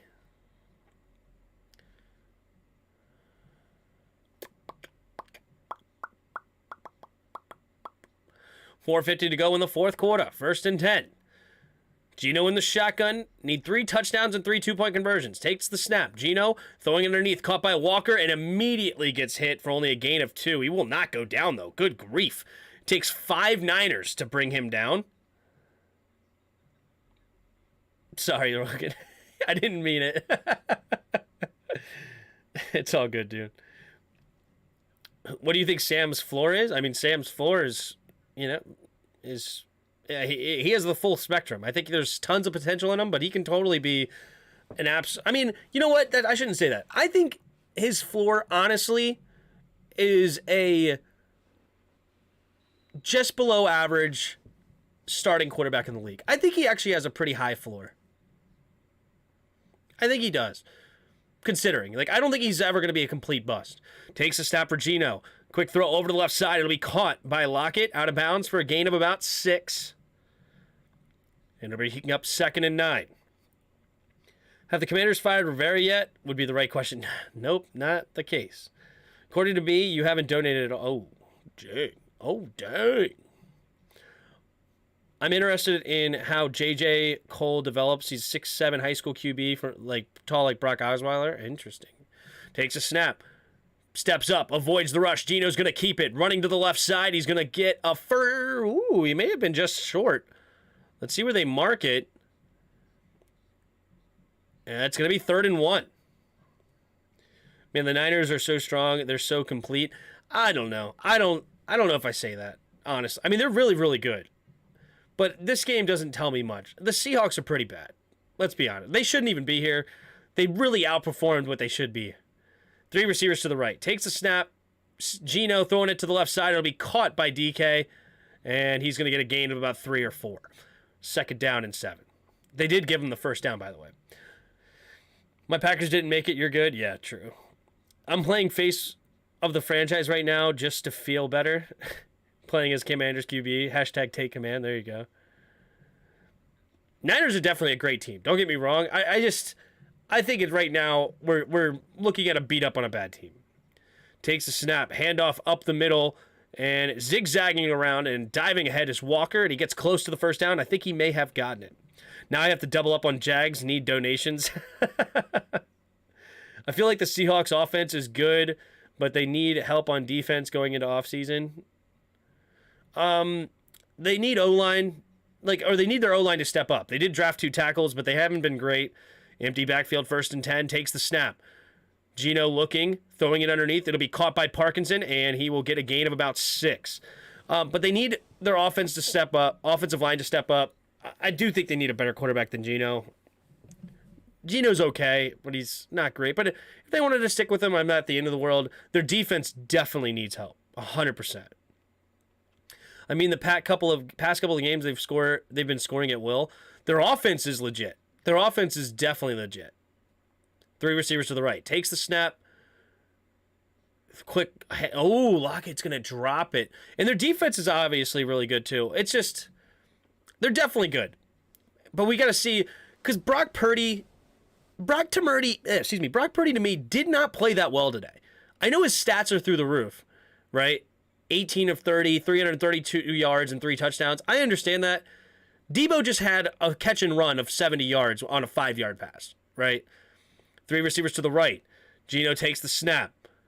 Looking, pumping, now rolling to his right, now stays in put. Now he steps up, avoids the rush again, spinning around, staying on his feet. Geno throwing it over the middle and cannot connect with Parkinson. A little bit high and outside and incomplete. It'll be 4th and 4. The Seahawks have to go for it now.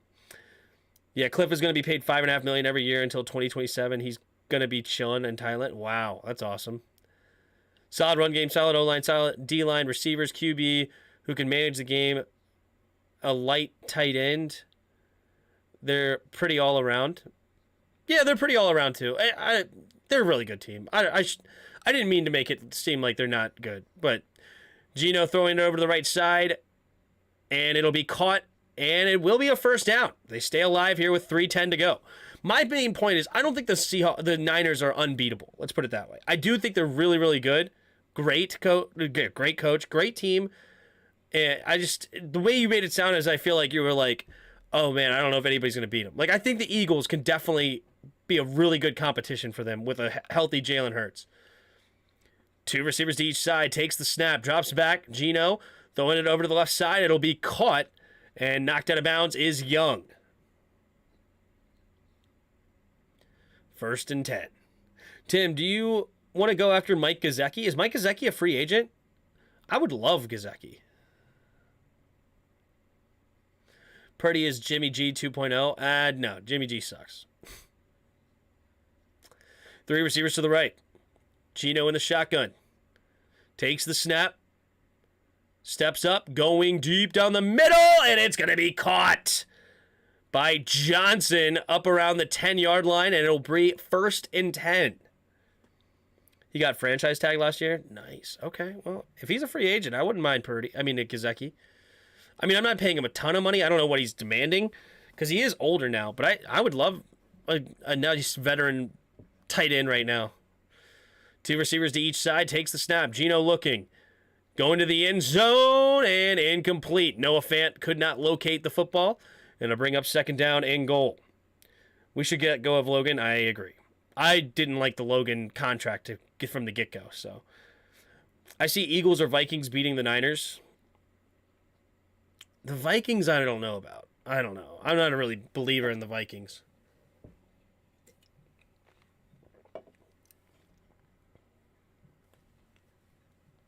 Two receivers to each side. Now it's Parkinson in motion to the right. 3 receivers to the right. Takes a snap. Geno rolling to his right. Has time. Now just going to throw it underneath. It'll be caught by Lockett for only a gain of 3. So 3rd and goal from the 7 now. I see the Cowboys taking out the Niners. Well, I don't have the Cowboys winning the week 1, so I have the Buccaneers. Buccaneers. Tom Brady. Logan was our best red zone threat, but he seems to have lost his step. I didn't like the Logan. He didn't deserve $8 million. I'm sorry. He didn't. He just didn't. Parkinson in motion. 2 receivers to each side. Geno in the shotgun. Takes the snap. Drops back to pass. Steps up. Pressure coming. And he does avoid it. No, he doesn't. He tried to shuttle past it, but he couldn't let it go. And he is sacked. I think it was that Omenahue guy again or whatever. It's going to be 4th and goal. I see Tom Brady going 8-0.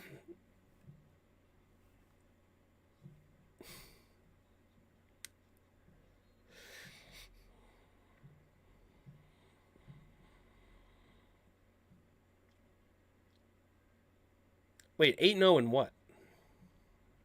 Oh, 8-0 against the Cowboys. Duh. Because he's 7-0 against the Cowboys. I was sitting there thinking about it, racking my brain, but I forgot. That's right. He's undefeated against the Cowboys.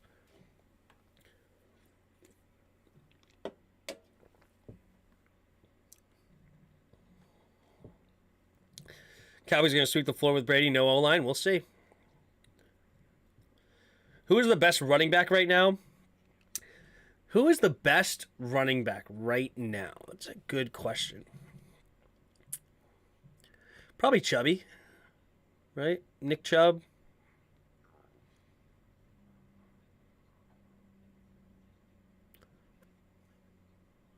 Probably Chubb, right?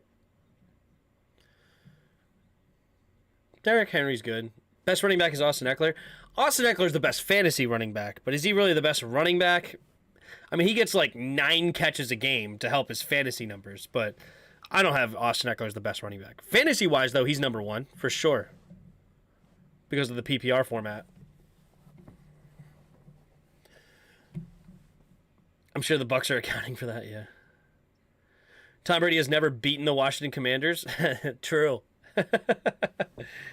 He's only beaten the football team or the Skins, never the Commanders.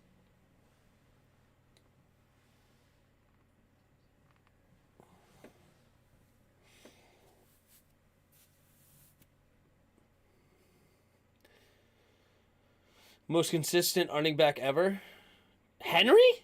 Henry is not the most consistent running back ever. Brock Purdy for Rookie of the Year? Absolutely not. It's Kenneth Walker. Am I the only one starting to get sick of the Burger King commercial? No. Logan's not 100% from his injury. Next year he should be 100%. We'll see. Because he's going to stay. They love Logan. He is a good locker room guy, so I don't mind him staying. It's just, I didn't like that we paid him so much money. No, Josh Jacobs. Josh Jacobs is really good. I don't know. Henry is third in rushing yards this year when he missed a lot of games. He is not the most consistent. He'll have games where you have like 20 yards, 30 yards. Junior double bacon whopper.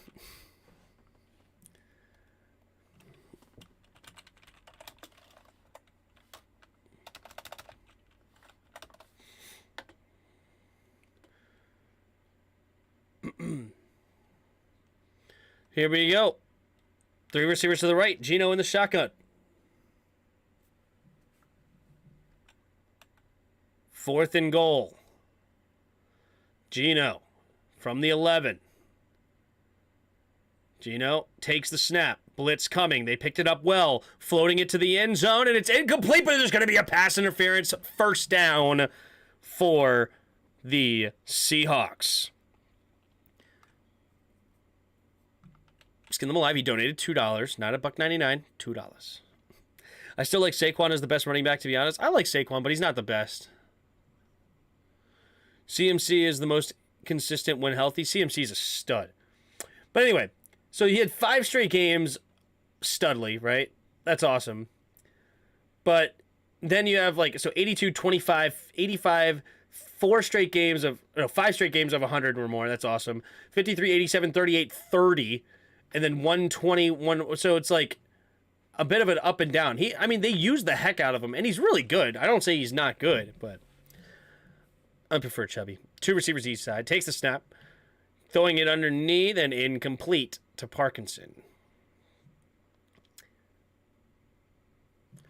But if you want like a dual threat one, then yeah, CMC is definitely going to be up there, especially in the system he's in. Saquon's good.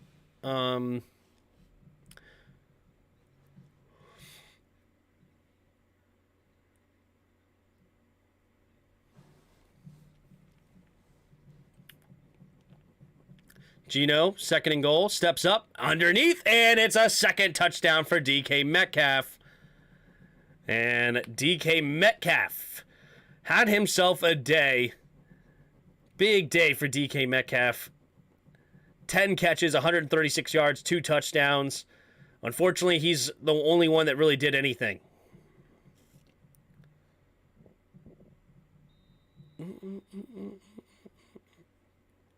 Chase Young is coming for everything next season. That's what I hope so.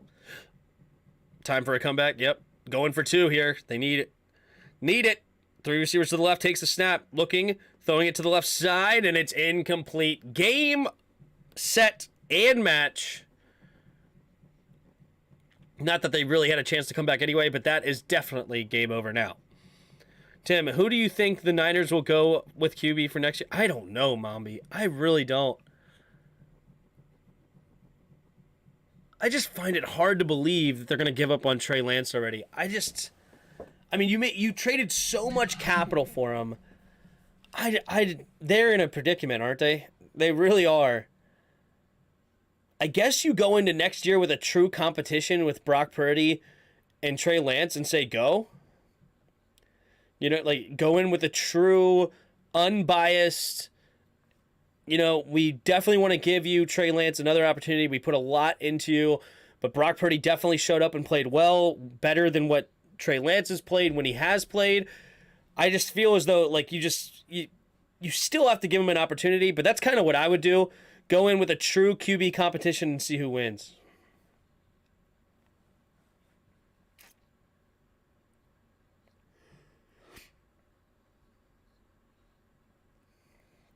All right, Myers is going to go for an onside kick here. And he fakes it to the right, goes to the left, and it will be recovered by the Niners. We'll see if the Seahawks try to even use their timeouts, or do they just let the game end here?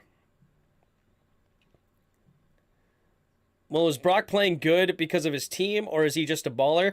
I mean, I've watched I've watched a couple of games before, and I was actually really impressed with Brock Purdy. I think Brock Purdy has a lot of potential. He's can keep plays alive. He finds open receivers on off schedule. He's got a good arm. Today he was a bit inaccurate and he didn't have a great day, even though the stats say he did. Overall, he didn't have a great day. Brock Purdy takes a snap, handoff up the middle, and Mason will fight for extra yards and get a gain of about 7 or so on the play. But yeah, I'm like, people are going to look at me as a hater for saying that when a guy goes 18 of 30, 332 yards and 3 touchdowns. But he's thrown some passes that were very dangerous. Never in the defender's hands, really, but definitely dangerous, right? Didn't have the best of accuracy today. He did find ways to buy time in the pocket and keep plays alive, and he made some good reads. Overall, it's just... And I think he played good today. I wouldn't say he played bad, but he definitely took a step down from his other games. Takes a snap, handoff to Mason, and Mason will get the first down. Game is over. Seahawks are not even using their timeouts. Respect. And one more kneel down, and the game is over. Yuki's pumped. Well done. Well, is Brock pretty good? Really? Even if Brock wins the Super Bowl, game over. If Purdy makes it to the Super Bowl, you have to bench Lance for the season or trade him. Not necessarily. I mean, look what the Eagles did with Carson Wentz and Nick Foles. Nick Foles won the Super Bowl, and they didn't switch now to Nick Foles, right? Because what did they do? They traded up for Carson Wentz. You put the capital into him. You got to give him a chance, right? And I would give him a legitimate chance at a real quarterback. So they kneel it. The game is over, 41-23. San Francisco on top. Brock Purdy, 18 of 30, 332 yards, 3 touchdowns. Geno Smith, 25 of 35, 253, and 2 touchdowns. Kenneth Walker, 15 carries, 63 yards, and a touchdown on his rookie debut. Christian McCaffrey, 15 carries, 119 yards, including a 68-yard scamper. Debo Samuel had 6 catches, 133 yards and a touchdown, including a 74-yard touchdown. DK Metcalf had a great day, 10 catches, 136 yards, 2 touchdowns. Unfortunately, it comes in a loss. Geno Smith overall played pretty well, 25 of 35, 253, 2 touchdowns, but he did have a pick and a fumble in the second half. Ryan Neal had the most tackles for Seattle, and Greenlaw had the most with 11 for the Niners. He came off injury, played well today. Robbie Gould, 4 for 4 on field goals, 3 for 3 on extra points. Myers, 1 for 1 on field goals, 2 for 2 on extra points. We got team stats here. We have 24 first downs for the Niners, 22 for the Seahawks. Both teams converting 6 third downs. It was 13 attempts for the Seahawks and 11 for the Niners. 505 total yards to 332 Niners way. Not a lot of penalties. Only 5 penalties against the Seahawks and 3 penalties against the Niners, totals of 68 between the two. And Niners won the time of possession battle, nearly 33 to just over 27 minutes, respectively. And that is the game. And let's go ahead and get another Jaguars, Chargers, images. Let's do this one.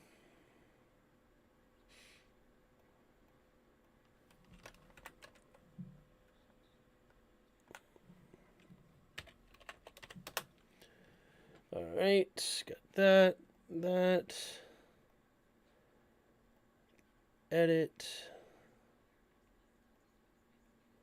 We're going to switch the title over here. Also switch to the night game. All right. Let's see here. Go to preview. Copy. Get this adjusted for the next game. There we go. All right.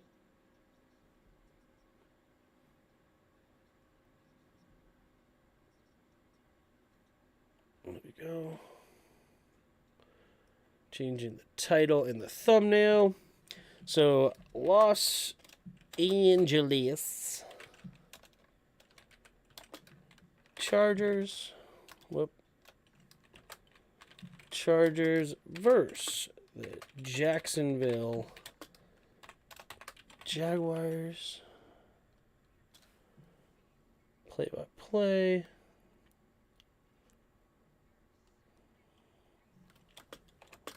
Herbert versus Lawrence. What a quarterback battle.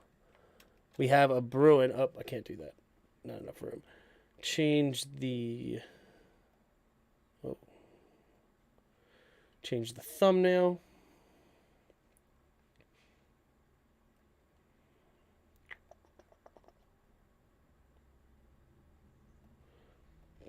There we go. All right. We're all set for the next game coming up. And it should be a good one. Should be a good one.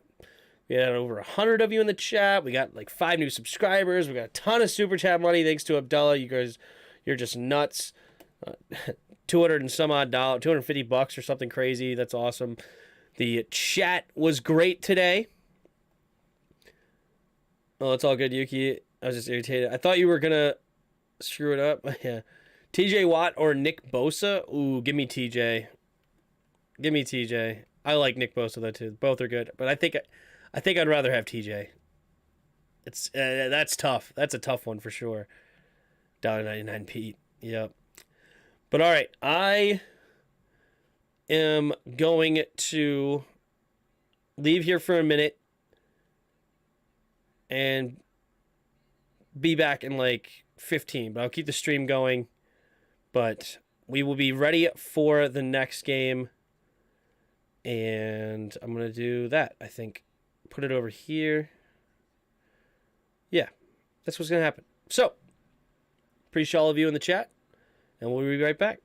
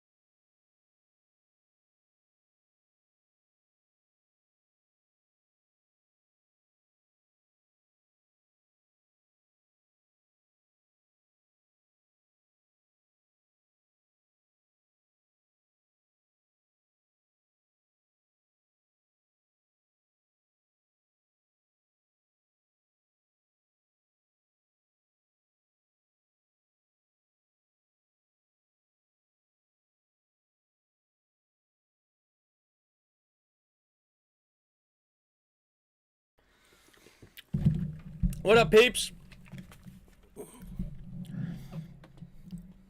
How you guys doing?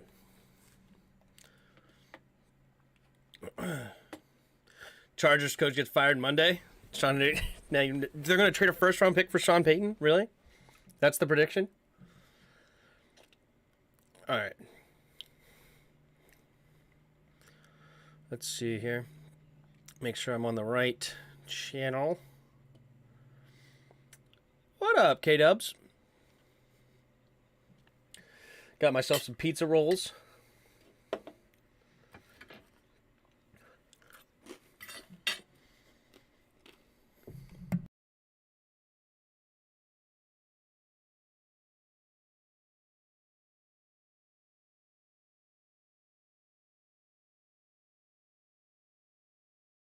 Trevor Lawrence versus Justin Herbert. Losers should have their hair cut off. That's funny. Always informative, not entertaining. Please don't let anybody know that I've already donated $1,000 to you. Oh, man.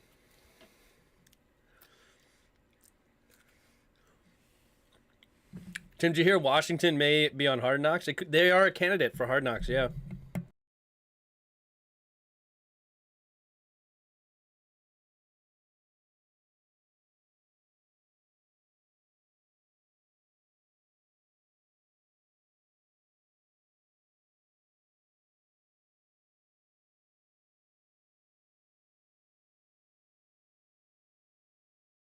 Oh, I'm sorry to hear that, Jared. That sucks. My Aunt Tammy, longtime Niners fan, passed away last night. Go Niners. That's sad. Daniel Snyder, what? Why are we cursed to watch our teams play for the playoffs, right? Are you sad they're probably not getting Lamar Jackson or one of these big-name quarterbacks? Nope, I want Sam Howell. Give me Sam Howell.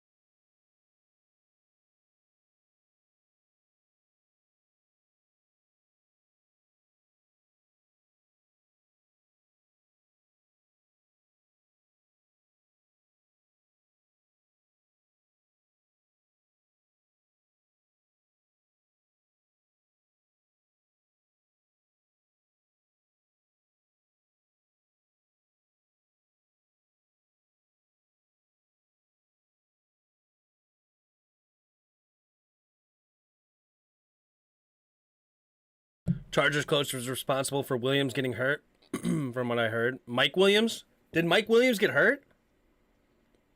I didn't even know that. Mike Williams got hurt?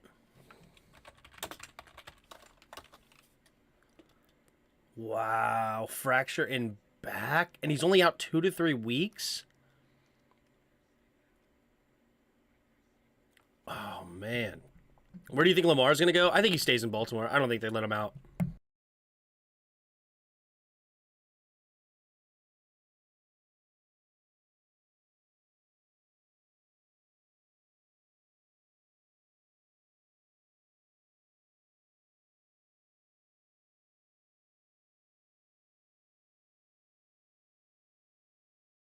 I'm eating right now some pizza rolls for dinner. Easy to make in the air fryer, quick and easy. Here you go.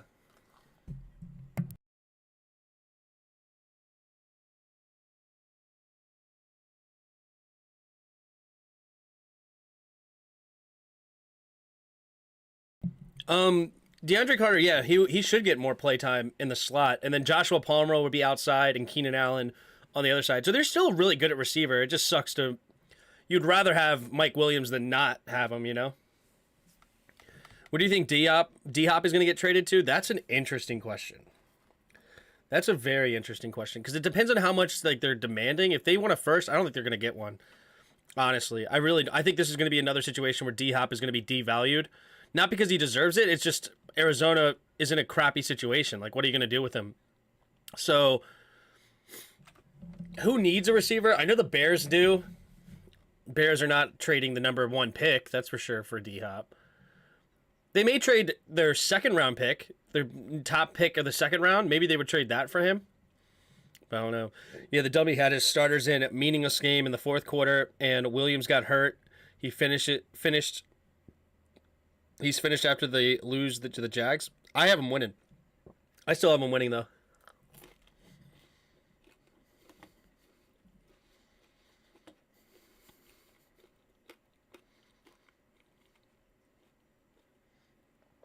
I think the D-Hop might go to the Pats. Ooh.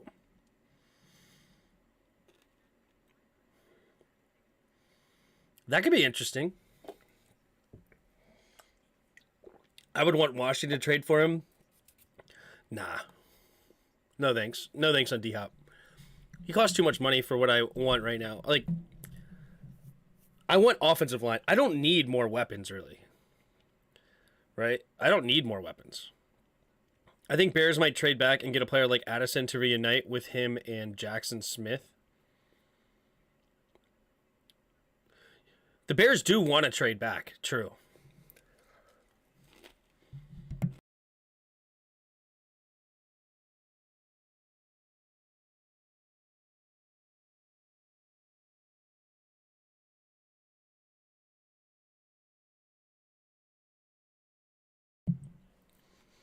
I can see D-Hop on the Ravens.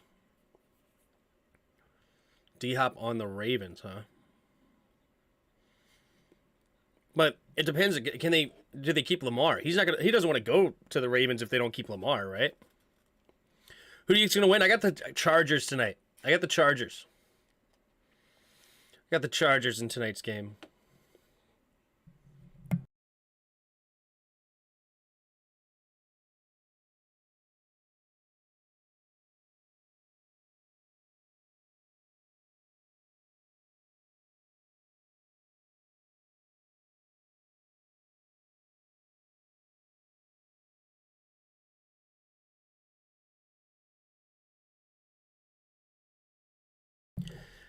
There's no way I'm giving up 12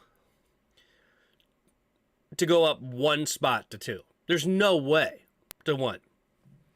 No shot. I'm cool with pick number 2. There's quarterbacks there available for them if they want to go that direction.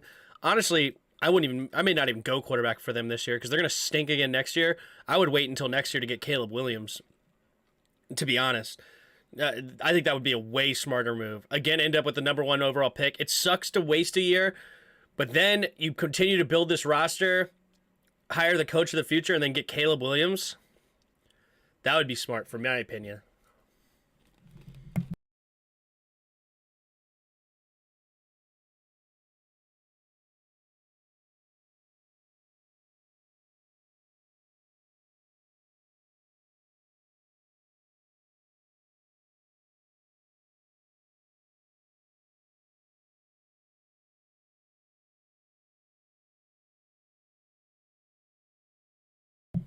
Do you think Washington resigns Curtis? I don't know. Probably not, because Ron's not going to be here, and he's obviously Ron's guy.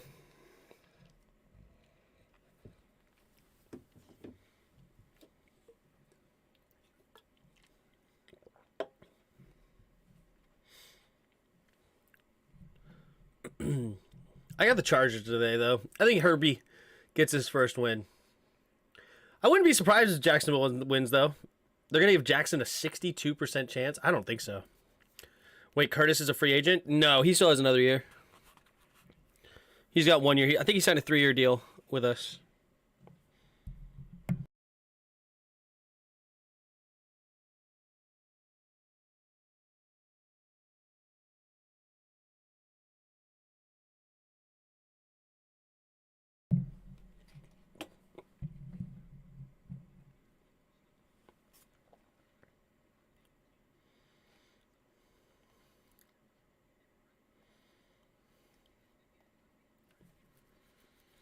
Yeah, he's a free agent next year. Exactly. Exactly.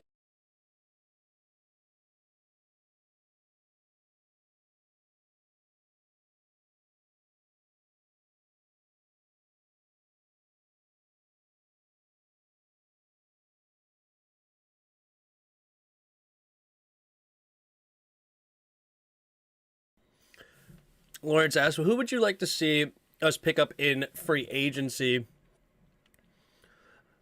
I would not mind Orlando Brown at left tackle, because then that opens up your pick 16, other stuff you can do. Because I want to go left tackle at pick 16. But if we go get Orlando Brown, I'd feel okay not going that direction. Let's see. Who else is a potential free agent in 2023?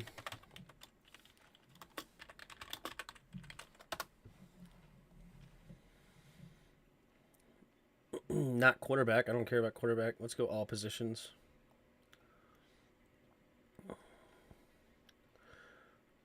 Update. There we go. So yeah, Orlando Brown I would love. Meh on Dion. Marcus Peters, meh. Let's see. If Jesse Bates is available, no, they're just not going to do it. I wouldn't mind Mike Gesicki. Go get a tight end, another weapon. DJ Chark, at the right price, I wouldn't mind DJ. I'm not at 10 million. But DJ Chark is an interesting guy. He's got great size. He's 6'4", and he could be a receiver that we actually use with size. It's interesting. Go get Matt Ioannidis again? Not. Let's see.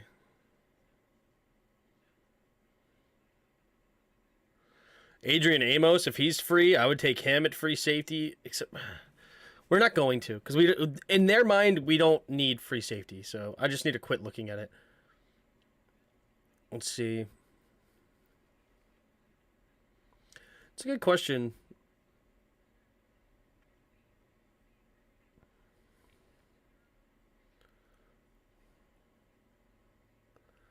Not really thrilled with much of the options here. Ooh, Devin Bush might be available. Depending on what he costs, that could be an interesting one. I think he's kind of like not living up to first round expectations, but I would give him another run if we want to go get him at linebacker, because we need linebacker help for sure.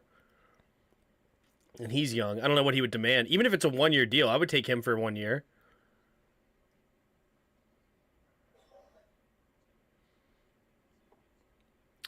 Pat P is a little interesting if you want to bring in a vet corner at the right price. I don't know. That's interesting. I would love Robert Tonyan if he's available. I still think Robert Tonyan's a stud. If he becomes available, I would go after Robert Tonyan for sure.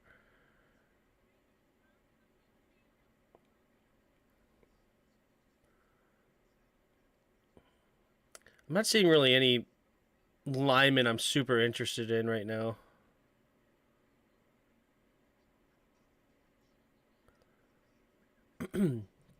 Interesting. I don't know.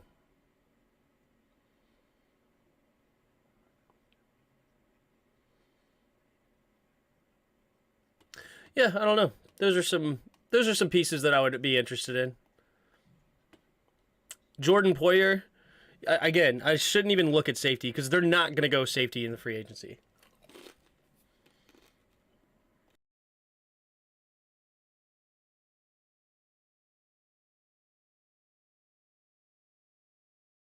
I agree, Lawrence. I agree. And definitely re-sign Payne. 100% agree on that. What was the 49ers game score? 41-23.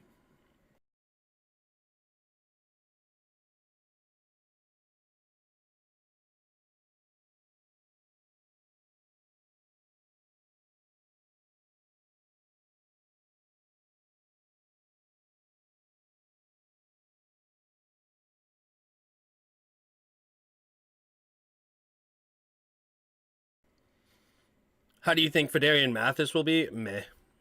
I mean, he's a really good run stuffer, but he's not great. I mean, it was a little nail biter last game. Yeah, pretty much.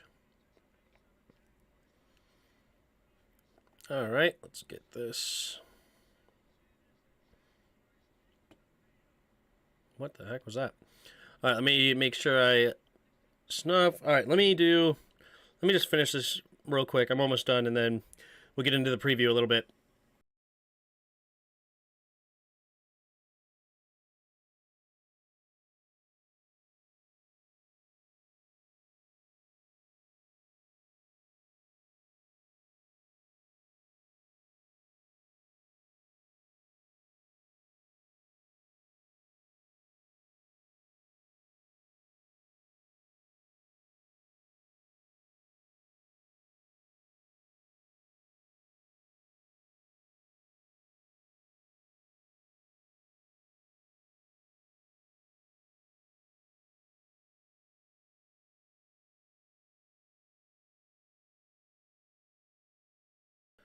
Alrighty. We are ready. Okay, let's do this thing. All right, here we go. We got the Jacksonville Jaguars favored according to the matchup predictor, 61% to 38%. Very interesting. I think that's a little high. I think it's closer to more of a 50-50 game, in my opinion. I have the Chargers winning this game. According to this Vegas, Chargers are the favorite with -2. The over-under 46.5. Chargers did lose to Denver 31-28 last week, but they were on a nice win streak before that. And right now, the Jacksonville Jaguars have won their last 5 games, looking very strong, including beating teams like Dallas and sweeping their division opponent, Tennessee, also destroying the Jets 19-3. So Jacksonville is a very strong team, and not very strong, but they're a very good team that could make some noise here in the playoffs. And I wouldn't be surprised if either team won. I think this game is a complete 50-50 coin flip.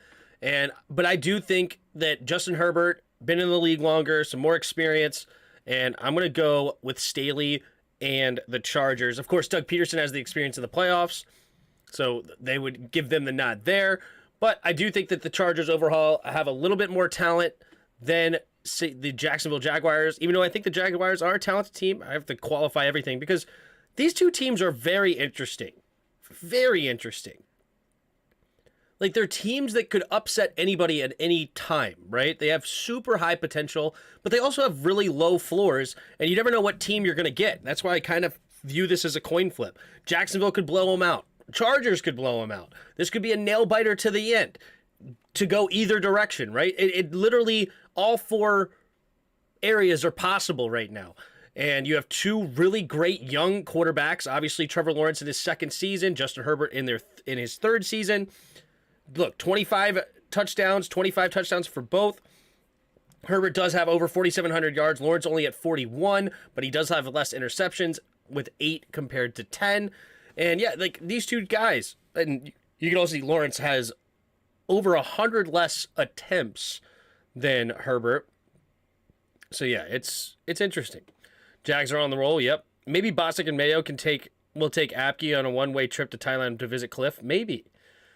The fumble ruined the whole season? Yeah, it did. Yeah, it did. The 2 former Washington players will be playing tonight, DeAndre Carter and Brandon Scherf. Yep. Are those the only 2? They might be the only 2, yeah. And then in the last game, we had Trent Williams, of course. Who do you think wins this one? I have let's end that poll. I have the Chargers. All right, let's do a new poll. How about you guys? Let's say you. Who do you got? Do you got the Chargers or do you have the Jaguars? You guys let me know. Jags need to use that run game, yeah. What up, pig? But you know dang well we'll re-sign Bostic every time. Tim, do you ever watch A Football Life of Sean Taylor? I did not. Or if I did, I watched B's and Pieces and I didn't know it was The Football Life. I've heard some things about Sean Taylor, but I did not watch. I don't know for sure if I watched The Football Life. Or A Football Life. I don't think I did.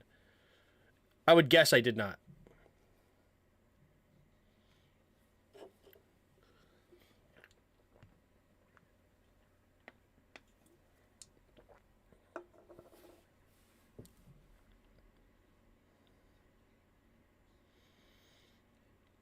Tim, do yourself a favor and watch it. Sounds good.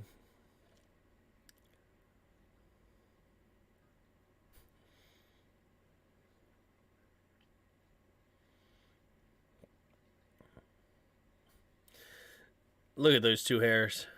Two guys with hair. Did they play? I think somebody told me they played earlier in the year, right?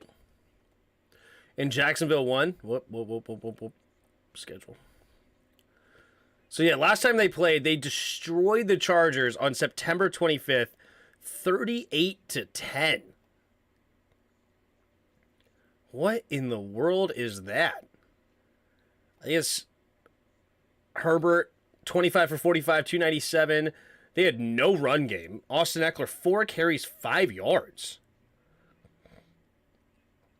Oh, they had Mike Williams.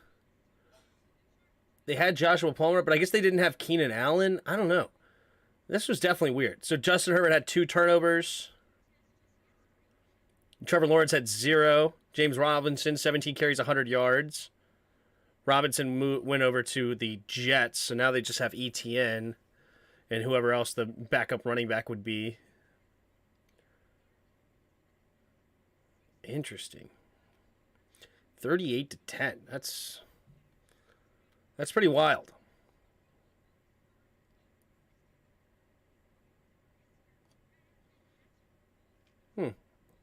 Interesting. All right, well, that's what we got. The Chargers lose. I think they make a swing for Sean Payton. That's what Roger thinks, too. Tim may be getting arrested because in some NFL commercials that says no descriptions of the game. So 10, watch out, lock your doors. Yeah, exactly. This would be such a Chargers game to lose, right? What up, Red Ball? The Chargers lose. I think they make a swing for Sean. Yep. All right, here we go. We're about to get started. Duval. Here we go. Cameron Dicker to kick it away to Jamal Agnew. He had a 102-yard return at one point this season. See if it happens again. Dicker, the kicker, to start us off, and there's the kick. And it will be a return from about the 3-yard line. Agnew cutting it up the middle and will be tackled at about the 24-yard line. So 14:56 to go here in the first quarter. As we start this game, Trevor Lawrence coming on to the field. Jaguars did some questionable things this offseason, right? Paid a bunch of money for a guard and sheriff. Paid a bunch of money for a receiver in in Christian Kirk.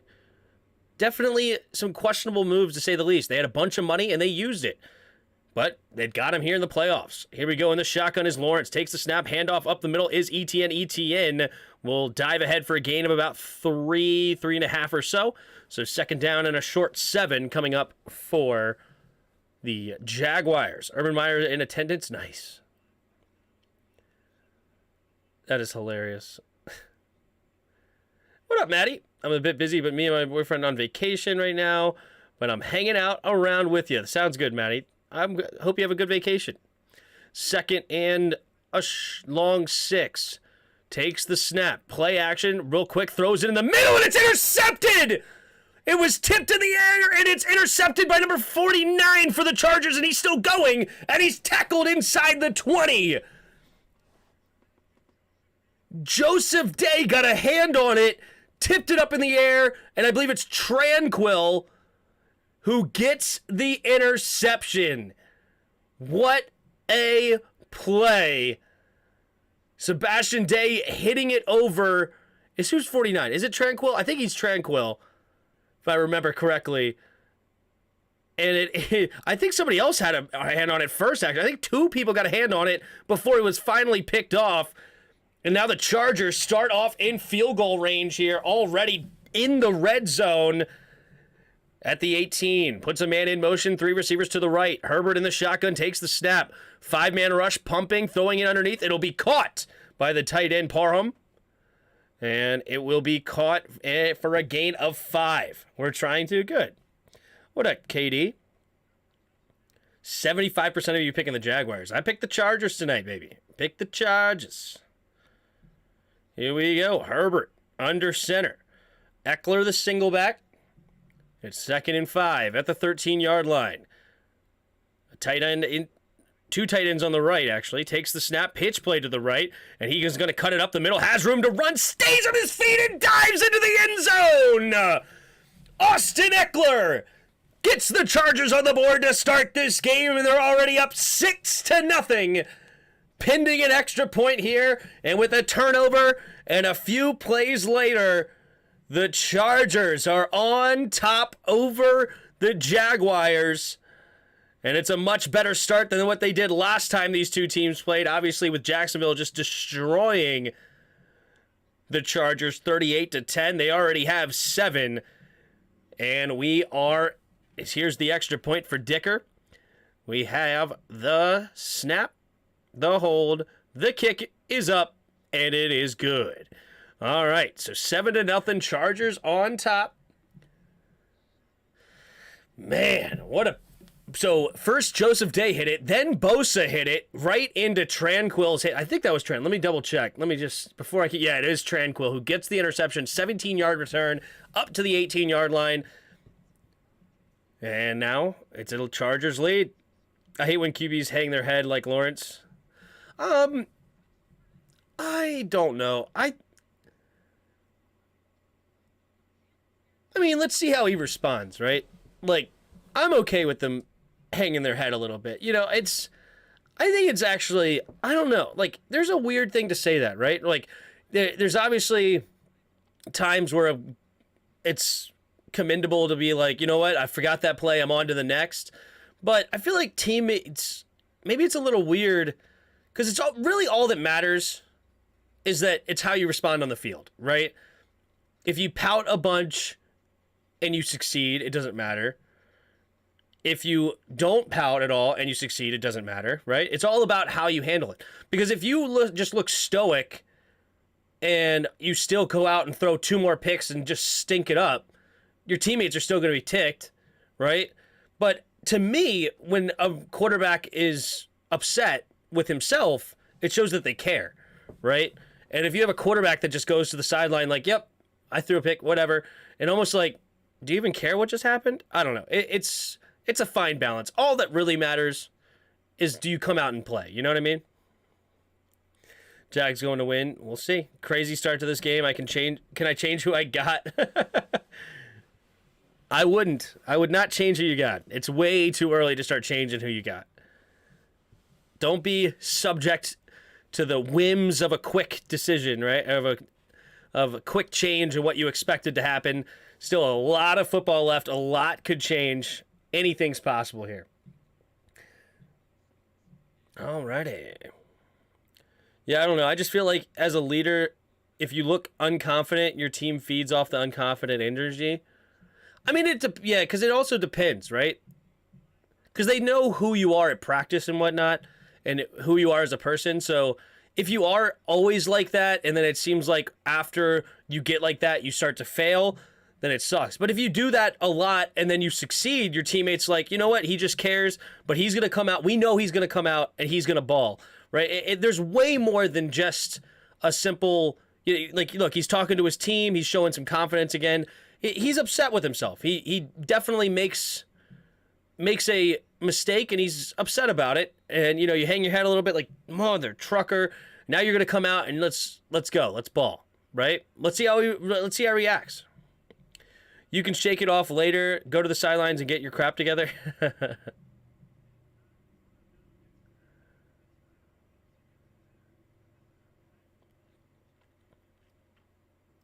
Tim, we have our BF heading to Florida, just the two of us.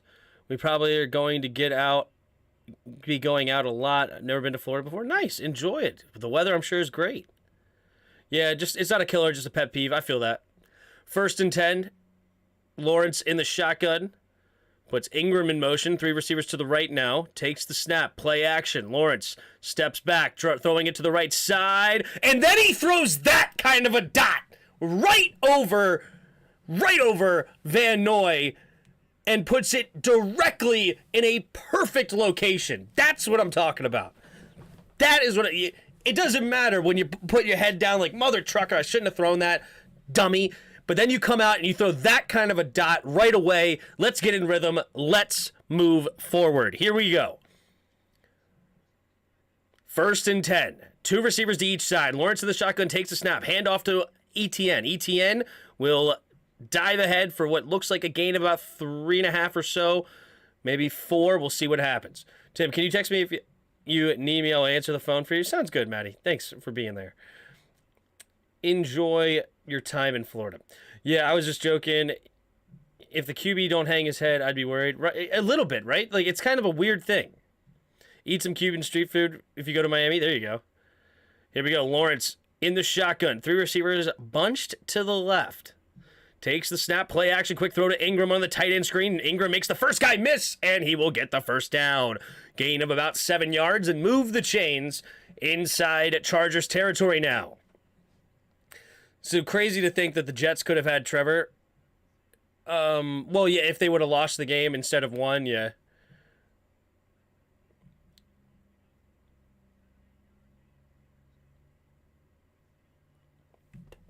All right, first and 10. Lawrence in the shotgun. Kirk in motion. 3 receivers bunched to the right. Takes the snap. Drops back. Lawrence steps back a little bit. Now he's going to throw it over the right side. Incomplete. Looking for Kirk. Good coverage by the Chargers downfield. It'll be second and 10. 11:44 to go here in the first quarter. Chargers up 7-0, but Jacksonville has the football. Second and 10 inside their territory.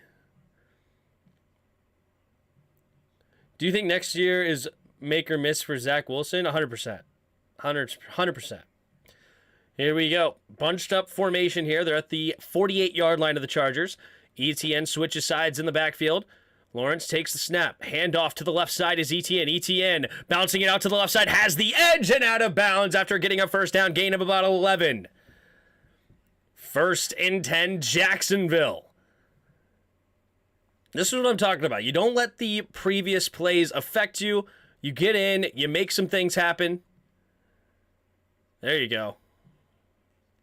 Zach is done. I cannot imagine they trot him back out there as the starter. We'll see.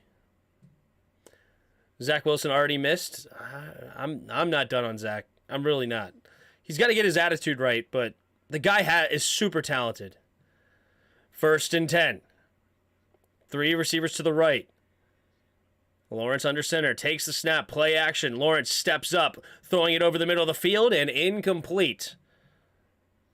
Looking for Zay Jones. Second and 10 for the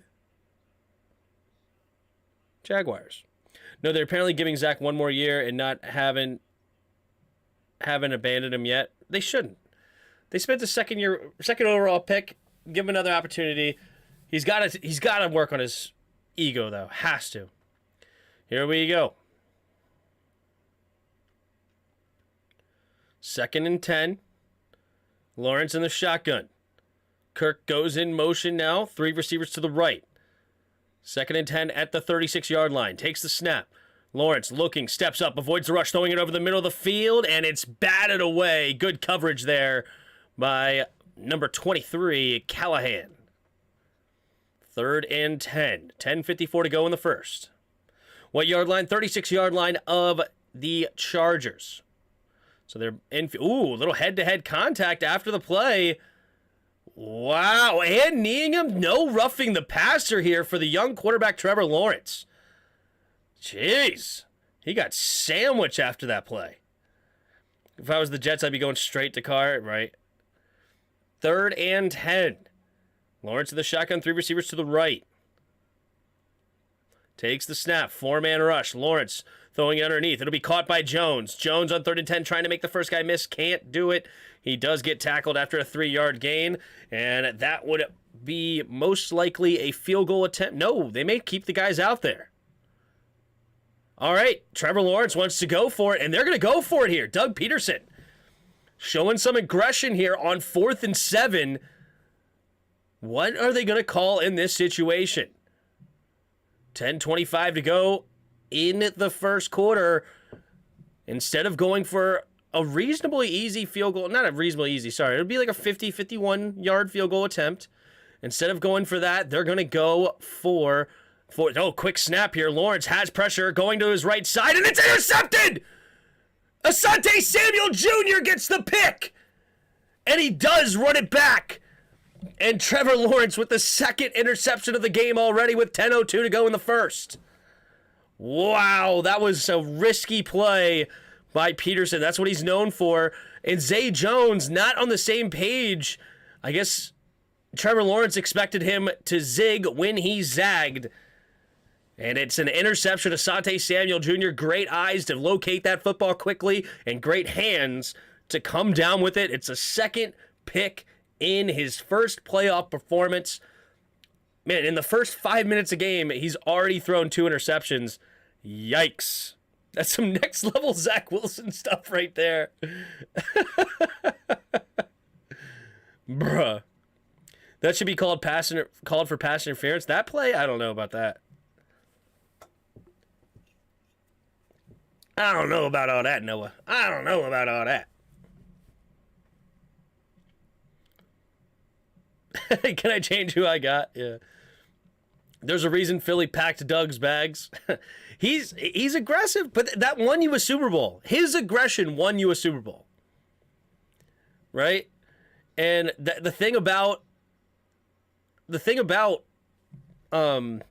I can speak, the thing about the aggression, it's a give and a take. That's what Staley does, right? Staley, so the aggression, right, is a do or die. It's not a safe play, but there's big reward, but it's high risk, right? And it's high risk for a reason. And both of these coaches do that. Staley and Doug Peterson, both are very known for their high aggression plays. And for Doug Peterson, it got him a Super Bowl.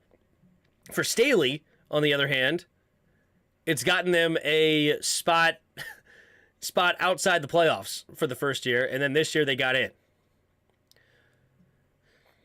Yeah, we love Doug, but they let him go at the right time. Yep. Philly fans are so ungrateful they have Doug that won them a Super Bowl, and yet they complain about him. That's all fan base. It's not just Philly fans. It's Ravens fans. They don't like John Harbaugh. It's Steelers fans. They don't like Mike Tomlin. Even though Mike Tomlin has never had a below 500 season, they still complain about Mike Tomlin because of his playoffs and stuff. And you're like, oh my God. Yeah, it sucks once you get in and like anything can happen. But you're basically in the playoffs year in and year out, and you're still complaining. But I'm sure Patriots fans are complaining about Bill Belichick, even though he's like the GOAT. There's a lot. Oh, I'm not complaining. I think they handled Doug and Wentz perfectly. Yeah, there you go. True. There is no reason to complain because they got rid of him. But anyway, and I like Nick Sirianni. I like who they hired. Here we go. Carter in motion. Takes the snap. Oh, that should be a flag. Quick throw over to Carter, and he gets the catch and gain of about 4 yards. But DeAndre Carter was running towards the line of scrimmage before the ball was snapped in motion. You cannot run towards the line of scrimmage. I'm not sure why the line judge did not call that. Ah, I see. Well, see, like, yeah, there's no way you call pass interference there. Yeah, they want illegal contact, but Zay Jones ran right at him, and he's the one that created the contact. Puts a man in motion, takes a snap, play action, drops back, steps under. Wow, a sidearm throw to Everett. Makes the first guy miss. Cuts it back to the middle of the field. 40-yard line and up to about the 37. Diving ahead is Gerald Everett. 9:15 to go in the first quarter. 1st and 10. Chargers back inside Jaguars territory.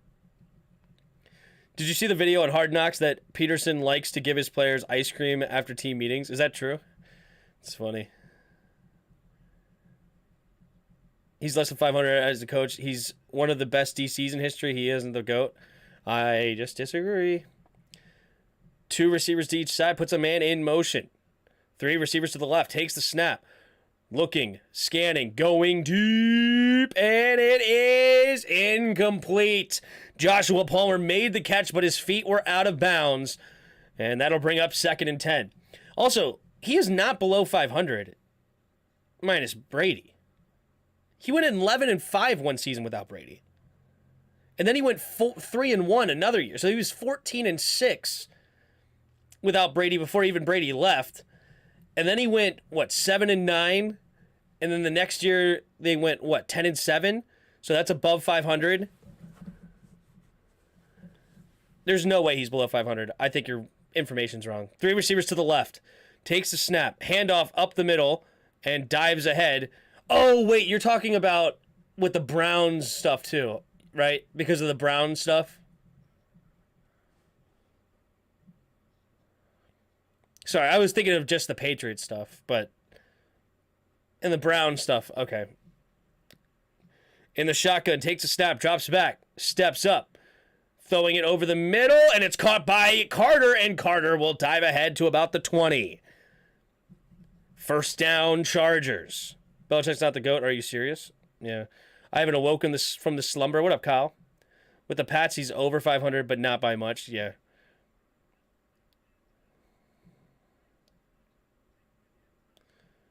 Nice catch by Carter.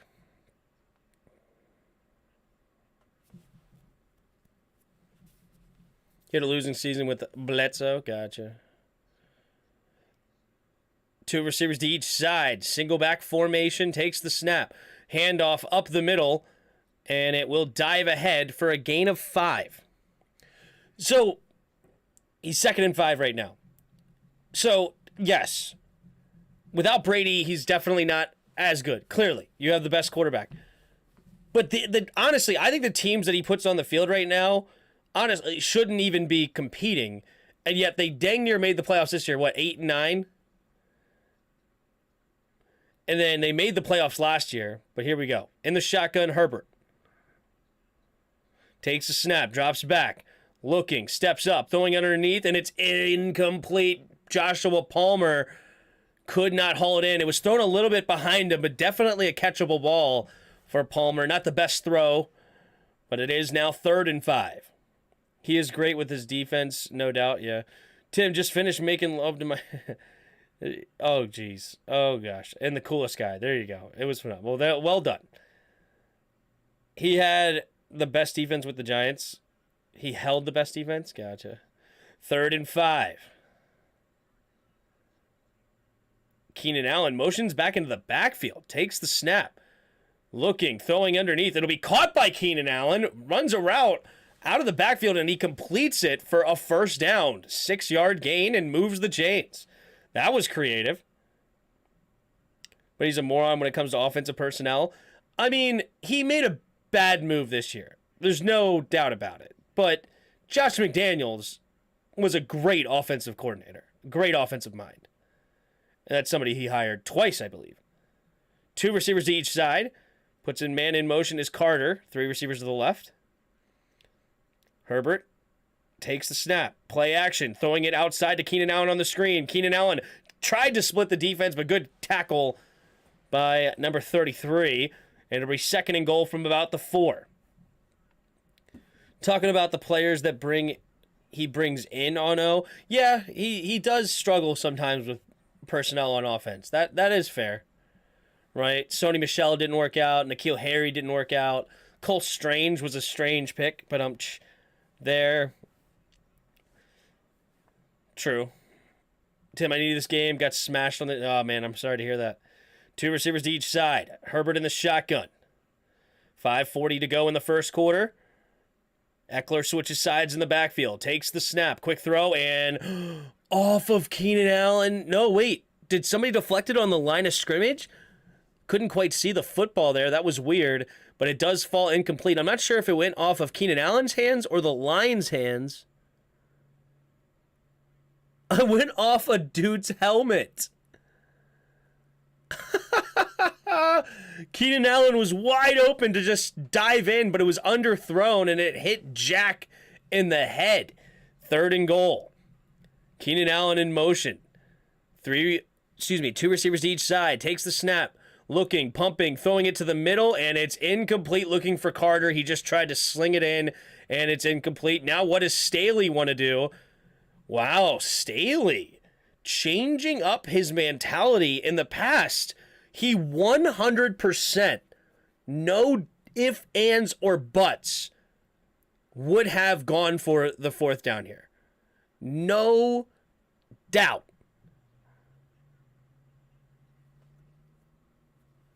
All right, here we go. 22-yard attempt from the left hash. The snap, the hold, the kick is up, and the kick is good. So Chargers go up 10-0 here with 5.5 to go in the first quarter. 10-0 Chargers. Is that kid around who was making $100 donations? Need to speak to him? Lol. Yeah, for yourself, I got to. I'm sure Abdullah's hanging around a little bit.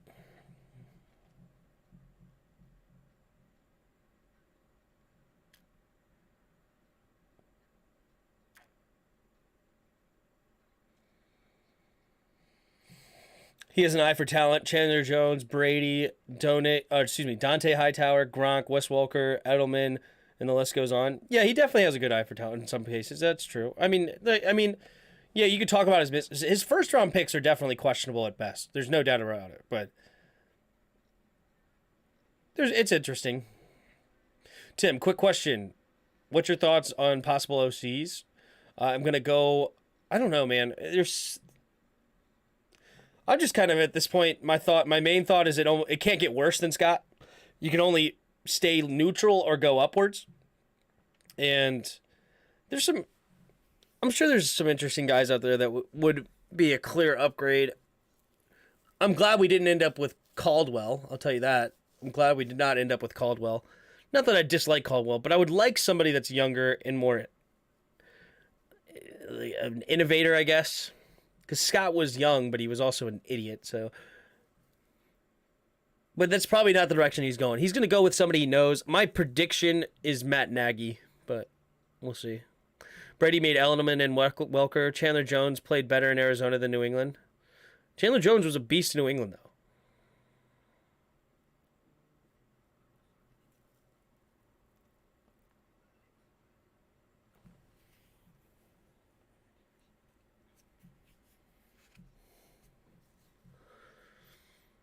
We just need someone who runs a similar system so terminology doesn't change. Yeah. Busting out the vodka, folks. Oh, gosh. Jags better score some more points.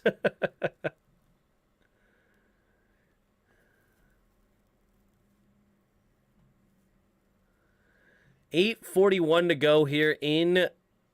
Just kidding. It's 8:41 time. It's 5:30 to go in the first.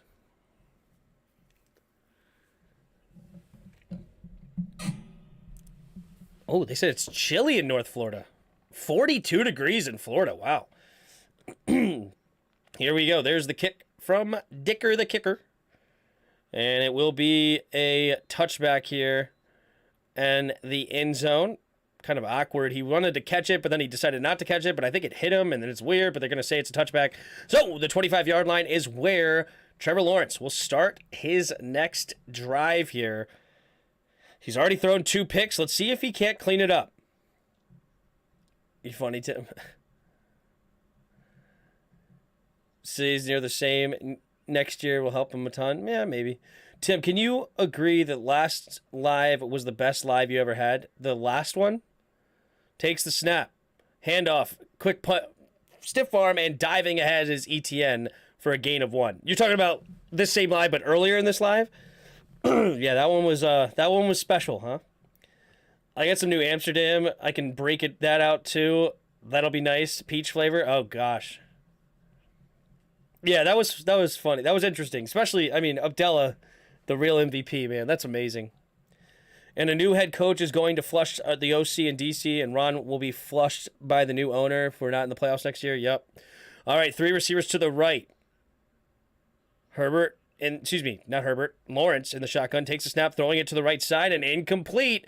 Asante Samuel got a hand in there, and I am not a fan of what Trevor Lawrence is doing right now. He definitely looks nervous, and he's being a little late to some of these passes, trying to squeeze it in. He's got to calm down, relax a little bit, and what's going on? We had a fight going on in donations? Yeah, exactly. It was pretty funny. New head coach is going to flush the OC and DC, and Ron will be flushed by the new owner if we are not in the playoffs. Yep. 3rd and 9, 4:48 to go in the first quarter. Man in motion to the right, 3 receivers to the right. Lawrence in the shotgun. Takes the snap. 4-man rush play action. Lawrence setting up the screen, and he has to just throw it into the dirt. Great defense. Khalil Mack all over the screen, not fooled at all. 4th and 9. 4:40 to go in the first quarter. Are the playoffs scaring Lawrence? That's what it looks like, Hexus. I'm late. Did I miss the food review? Yeah. Pizza rolls. Oh, Khalil Mack was the one that got the pressure on Lawrence. Somebody else stuffed. It was Tranquil and Van Noy all over ETN. Here we go. We have Cook to punt it away. DeAndre Carter to return. There's Cook. Oh, he gets ran into by his own guy. And it's not a very good kick. And it's going to be downed at the 43. And the crowd wants a flag, but that was his own dude. Not looking good, Tim, right? Yeah, that's his own dude running into him, technically. I mean, he got pushed into him, but that's his own guy that made contact. Doug ain't helping him with the play calling. I don't know, man. I mean, give the Chargers credit. See, this is what I was talking about earlier. I've literally watched a video earlier that a guy that studies defense, I guess, way more than I do, Bod shared it with me. Bod would know the video. That guy, the one that was talking about the Vic Fangio defense, he said that the only team that, so basically Vic Fangio has a horrible defensive scheme of like cover 4, like deep safeties, two deep safeties rather, sometimes switching to cover 4, cover 3, but it's all play off the ball and no pressure, and basically try to confuse the quarterback with vertical confusion of where the DBs are going to end up being.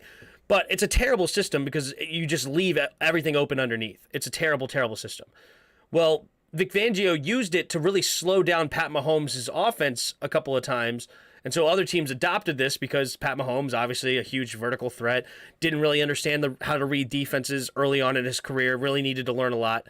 So he then, but because that worked, a lot of other people adopted it. And one of them was the Chargers defensive coordinator, head coach Staley, who came from the linebackers coach in Denver, and then their defensive coordinator as well. And that caused them to struggle, especially in meaningful games against good quarterbacks. They would just get torched.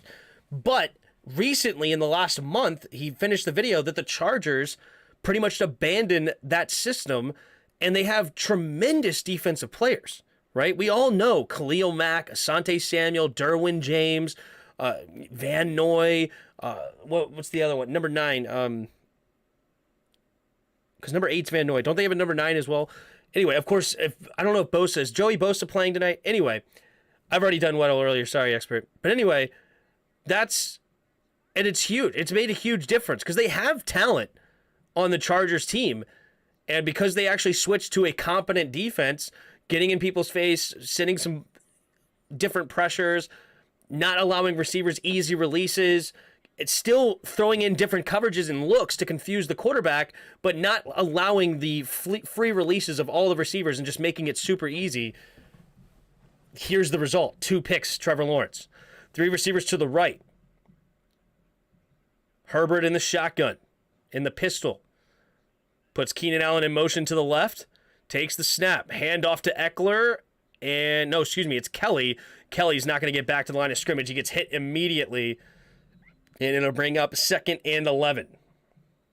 Tim, what do you think of Pat Shurmur? I was impressed with Pat Shurmur in Minnesota, but he really flopped over there in New York. Maybe it's just a head coach problem, and he wasn't a good head coach, but he's a better coordinator. So I'm like meh on Pat Shurmur, but I'm not necessarily super excited either. Should you stop with the alcohol no longer tastes bitter? Asking for a friend. Herbert takes the snap. 2nd and 11. Looking. Stepping up. Underneath. It'll be caught. And it'll be a gain of about 6. Setting up 3rd and 5 up to their own 47-yard line. We're still in the first quarter. Man, this feels like a first quarter that's lasted forever. This first quarter has literally been over 30 minutes, and we still have 3.5 minutes to go in the first quarter. What do you think about Pat Shurmur there, Jairus? You like him? Good info, by the way. Yep. Here we go. 3rd and 5. 3.5 to go in the first quarter. 2 receivers to each side. Allen now motions over to the left. Nope, he motions into the backfield again. Takes the snap. Drops back. Looking. Throws it underneath, and it's going to be tipped at the line again. How in the world is this possible that you have two 6'6" quarterbacks, and we've seen, 4 or 5 already in this first quarter of balls batted down at the line? Like, how is this happening over and over and over again with these super tall quarterbacks? It makes no sense. But here we are, and the Chargers will be forced to punt for the first time tonight. Scott ready to punt to Agnew. 3:10 to go in the first quarter. Takes the snap, and there's the kick. It's going to be bounced inside the 10, but it takes a Jaguars bounce, but it's not that great. It does go the other way, but it's going to get down at around the 13-yard line now for the Chargers. Phil Longo or Slowick, that's who I want if they're really going all in on Hal. Go get a college OC who had 2 running backs over 1,000 and 2 receivers over 1,000 in the same season. Go get him. That's not a bad idea. The UNC one is a very interesting idea if you're actually going all in. I really like that. I don't think he's going to go. And also, I don't think Slowick is going to get hired here. Because why would you, right? You're probably in line for the next OC job for whenever Kyle Shanahan's current OC gets hired as a head coach. And you're going to be an OC under Kyle Shanahan, which then most likely be a head coach. So I don't think I would go. I wouldn't go to Washington if I was Slowick, right? And unless DeMeco Ryan was hired as the head coach here, now that's different. Then maybe he would go with Ryan to be the offensive coordinator under DeMeco Ryan. But, and also that might be what he ends up doing anyway.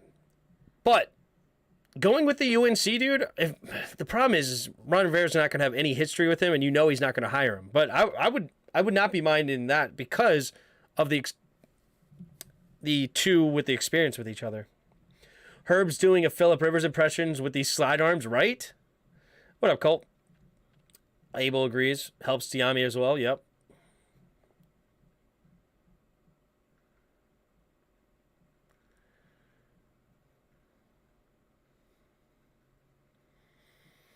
Okay, so at their own 13-yard line, Trevor Lawrence gets the ball back. He's 3 for 10, 26 yards and 2 picks right now. Kind of the definition of struggling, I would say.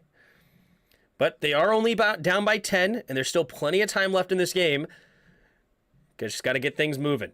Make some adjustments. The Chargers clearly made a lot of adjustments since the last time they played Jacksonville back in September. Now Doug Peterson and Jacksonville, the Jaguars, have to make some adjustments. Let's see if they can. What are you going to do with the money you got today? I am going to... What am I going to do? That's a good question. Probably buy more pizza rolls. I don't know. That's awesome. Honestly, I haven't spent a dime since I've made my channel. My channel, all the money I've made from my channel has gone into a bank account, and I haven't spent any of it. So I'm kind of like, I don't know. I'm saving up to see what I want to do for the channel, like probably buy something for the channel or something. But we'll see, whether it be another computer that works a little better or maybe some other systems. I don't know. Here we go. Takes a snap. Lawrence steps up. Going deep and incomplete. Oh, but there's a flag on the play. Marvin Jones, the intended target. And it looks like it's going to be pass interference and a big first down. Asante Samuel never got his head around on that play. I actually don't. Let's see. It didn't look like Asante Samuel Jr. got his head around at all. Oh, he kind of did, actually. Oh, wait, this should be an offensive pass interference. It's offensive.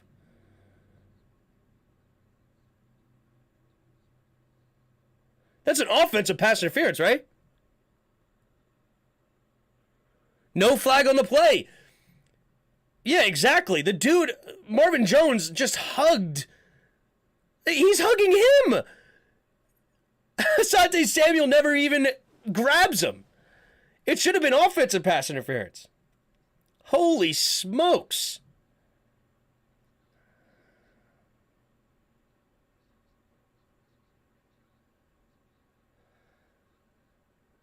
Great coverage by Asante Samuel Jr., second-year player out of Florida State. Looking good. He's near his hometown. 3 receivers to the right.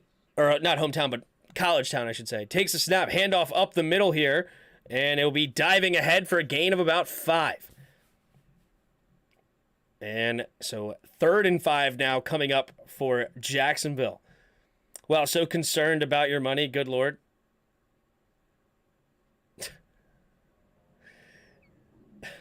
Take a guess to how long it would take for us to get an OC. What, like 2.5 months?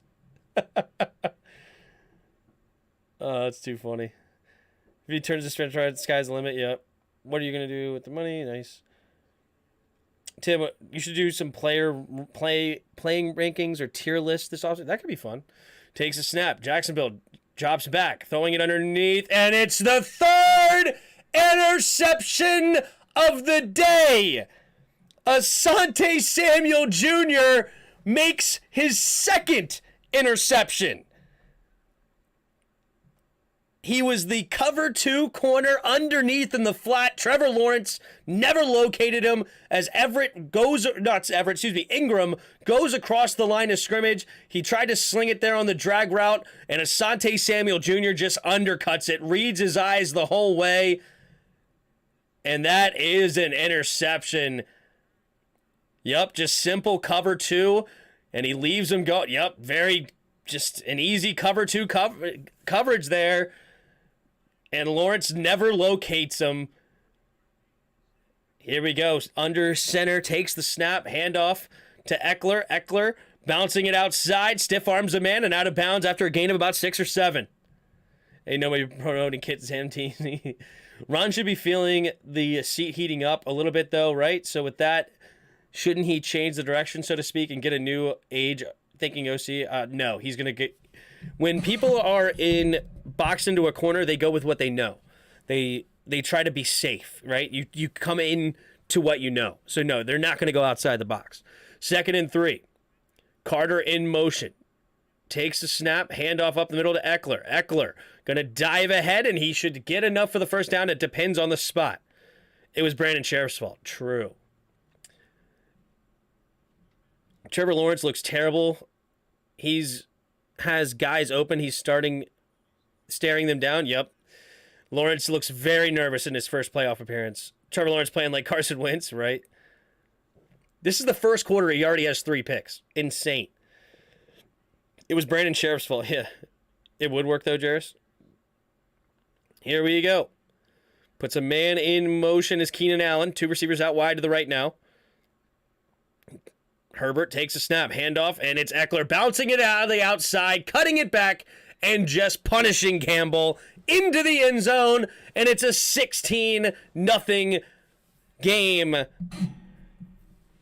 with 44 seconds left in the first quarter, pending an extra point to make it 17. Trevor Lawrence is in shambles right now. 3 picks. Just doesn't trust anything he's seeing right now.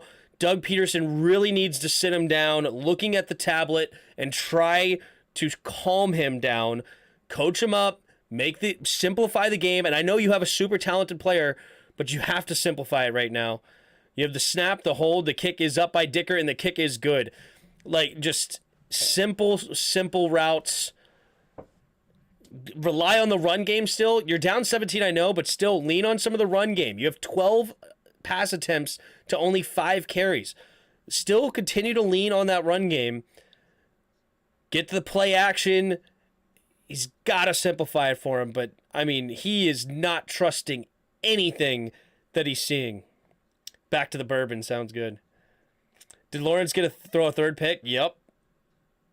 If the Chargers will win, will they go against the Niners? What? No, they're on the AFC. What do you mean? Where's Pete? I need to abuse him. We aren't going to get an above average OC, Jarris. We're going to get a bum. Probably. That's hence why I say Matt Nagy's my guess. I don't think he's very good.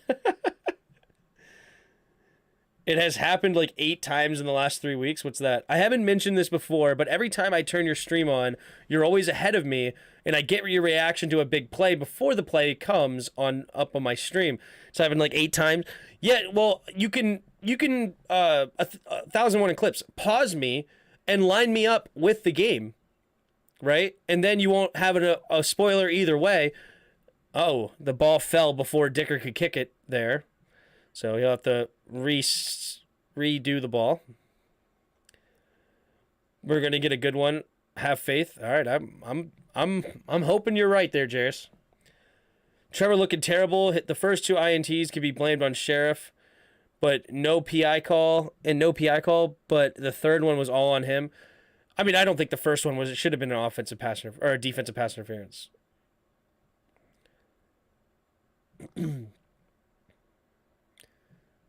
There's the catch at the goal line. Agnew zigzagging around, gets past the 30 and tackled at about the 34 by the kicker, actually. And there's a flag on the play, so that'll be moving them backwards. The second one should have been PI. Why? The dude ran right at him and hit him. The receiver? Dude, he just went right at him and hit him. And the guy was playing the ball the whole time. That's why Asante Samuel went right to the ball instead of following the player. I mean, he's standing there, and the guy just comes and just runs right into him. That's my fault. I didn't make contact. That's not illegal contact on me.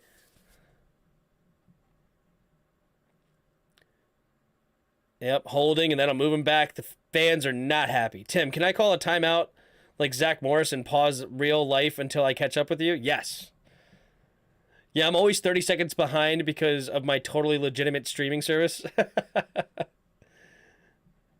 We're due for good things, man. It's just been 20 years of mediocrity. Yep. T. Lawrence is negative 2 points right now. Yeah, it's brutal.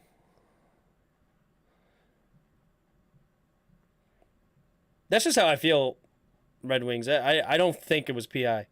3 receivers to the right. Lawrence throwing it over to the right side. It'll be caught by Zay Jones, and Jones will be out of bounds after a gain of about 4. Need to score here. Oh, wait, did I? Okay, good. Just want to make sure I'm in the right spot. Need to score here. Yep. Jags are crumbled. There's still plenty of time. Obviously, this is not ideal, but the Chargers aren't a team that you give up on. This is not a team that steps on teams' throats. Sorry about that. But no, the Chargers could totally flop all of a sudden out of nowhere. I didn't see the replay, just the initial play. I'll take your word for it. Yeah, I thought that would be. I mean, there's nothing the defender can do if you call that PI. I mean, you're just standing there and the guy just comes and just runs right into you. Tell me what good, innovative OC is coming to us and why. I don't know. That's on Jairus. I use Hulu Live TV and still somehow behind. I've heard Hulu Live TV is actually even more behind than me, actually. That's true. I have a buddy that has that. They aren't booing. They're saying, Duval. Yeah. Like, even now it says I'm caught up and you're a play ahead of me.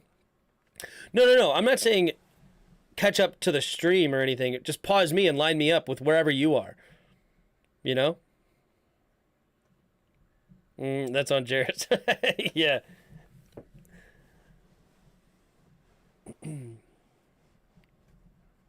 That AT&T girl so hot. Just pause till you hear Tim say he takes the snap, the start. Yeah, exactly. Yeah,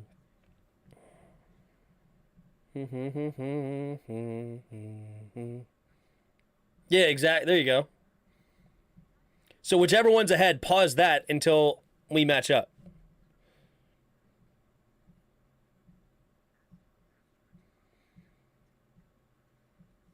Shocking on pizza rolls. That's right, baby.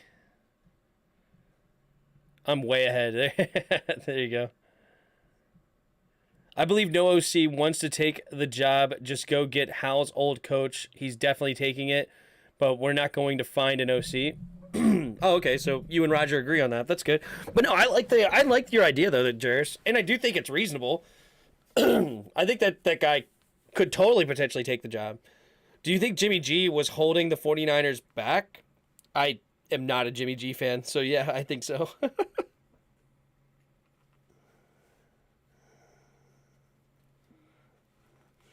Not a Jimmy fan. Mac Brown ain't moving to DC. Is that who the coach is of UNC? Mac Brown? I'm saying we are going to find an OC. I believe if no OC wants to take the job. Oh. If no OC. I'm sorry. I thought you said I believe no OC wants to take. I missed the if. I see. Give it another week or two. I gotcha. Mac Brown. Okay. I like Jimmy G, but I don't like the idea of him as our QB. Yeah, no. I don't want Jimmy G at all. All right, here we go. ETN motions into the backfield, takes the snap, handoff up the middle to ETN, tries to bounce it outside to the right, and he'll dive ahead for a gain of about 3 or 4. We're starting the second quarter now. Chargers up 17-0. Jaguars do have the ball. Trevor Lawrence already has thrown 3 interceptions. But hey, in a football game, it's not about how you start. It's about how you finish. Can they get something going here? 3rd and 3. Oh, you want to hire the OC from UNC, not Mac Brown specifically. Okay, you don't want to hire the head coach from UNC. You want to hire the OC. I got you. 3rd and 3. 3 receivers bunched to the left. Now motions over to the right.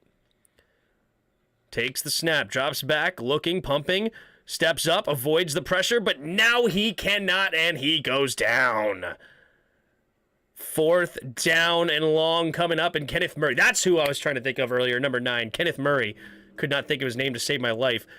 He comes up with a sack this time, and it's 4th down and long. So that'll force a punt.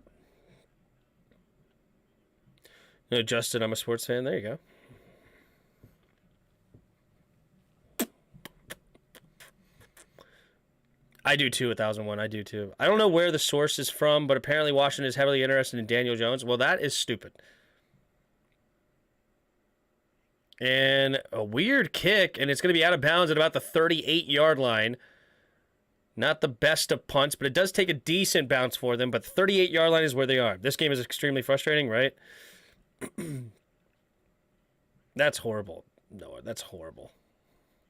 Why is everyone crapping on Sam Peasy? His dad was the same as Scott Turner's dad, OC's. Ernie was a good coach. We don't know if Ken has gotten better at OC. I have no idea. I mean, if I'm not crapping on Ken. The only reason I crap on Ken is because I don't want anybody from this coaching staff, I guess, is the only reason. Keenan Allen in motion. Single back formation, takes the snap, play action. Herbert steps up, throwing it underneath. It'll be caught by Parham, and it'll be out of bounds for a gain of 2. Everyone had the Jags winning. Not I. Not everyone. Not everyone expert. Somebody had the Chargers. Which this game was close, right? Who has the NFL interception record? I know Nathan Peterman, I'm pretty sure, had 5 in a game. But I don't know if anybody's ever had 6. I don't care to know. Bring someone fresh and new up in here. I'm good on Zampezi. Here we go.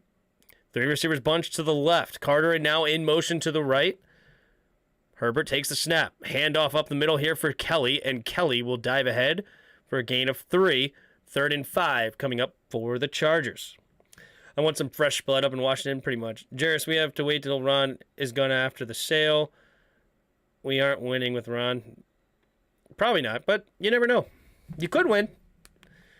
He's gone 15-1 in a Super Bowl appearance before, right? I mean, he literally did that.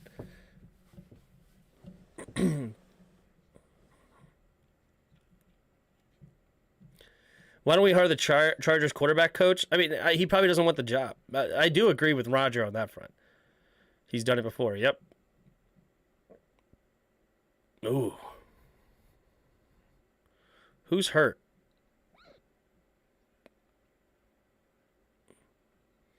It's Everett. But he is walking off on his own accord. All right, that's good. 3rd and 5. Shaking my head, you just don't get it. Well, let's see who they hire as the coordinator. I agree. Scott Turner was trash, and you were way early on Scott Turner. I agree. I was wrong that to even give him a chance. You were right. But you never know who they're going to hire. Here we go. 2 receivers to each side. Herbert in the shotgun. Takes the snap. Blitz coming. They pick it up well. Now throwing it over to the right side, and it's caught for the first down is Parham. Chargers. Yikes. I think Hal might be that dude. I really like Hal. I really do. Better than any quarterback that we've had in a long time. Probably since like RG3. And RG3 was good. He just had a horrible ego. Where I don't think Sam Howell has that same ego at all. 1st and 10. For the Chargers, they're already up 17-0, trying to add to their lead with under 12 minutes to go in the second quarter. Single back formation is Joshua Kelly, the running back. 2 receivers each side. Takes the snap. Play action. Herbert steps up. Pressure's coming. Has to avoid it and cannot. It is Josh Allen with the sack. And that'll set up 2nd and long here for the Chargers. I don't get the Hal love, to be honest. I don't know what makes him special. First of all, he has a strong arm. Secondly, he's got great mobility. He's a smart guy. He had the 2nd highest Wonderlic score coming out in his draft. He's got a great attitude. He's similar to Jalen Hurts in a way. He really is. Right? And I think he has a better arm than Jalen Hurts already. Well, sorry, like coming out, I should say. Takes a snap. Handoff up the middle here is Eckler after the sack, and he'll bring up maybe a gain of about 4 or 5. So 3rd and long coming up for the Chargers. So it's similar to Hurts, except I think between Hurts and Howell, who has the better throwing arm coming out, I believe that Howell already is a better thrower, right? So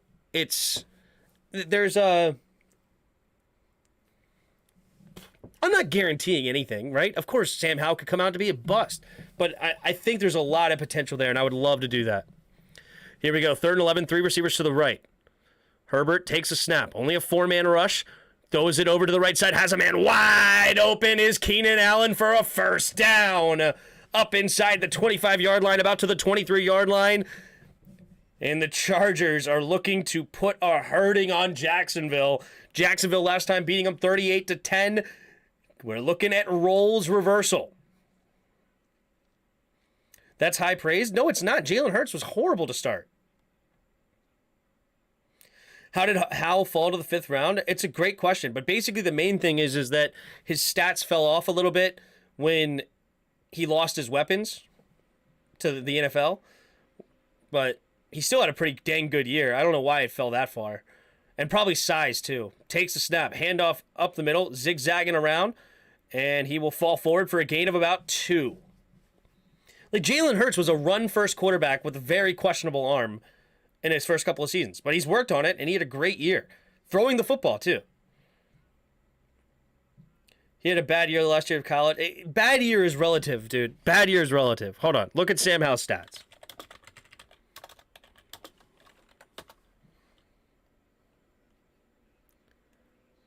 He still had 24 touchdowns, only 9 picks. And he ran for over 1,000 yards and had like 11 touchdowns. Takes a snap, looking, throwing it to the right side. It'll be caught by Palmer. Palmer will get another first down, tackled inside the 10 at about the 8. Right? So he went from 30-7 to 24-9, still had over 3,000 yards, right? Again, and this is not on a great team in North Carolina. But in rushing, he had 828 yards, 828 yards and 11 touchdowns. But he had to run a whole lot more because his weapons sucked, except for Downs, Josh Downs. Here we go. 3 receivers to the left. Bunched up. Herbert in the shotgun, takes a snap. And wait a minute. Ooh, there's a flag on the play. It looks like it might be a false start.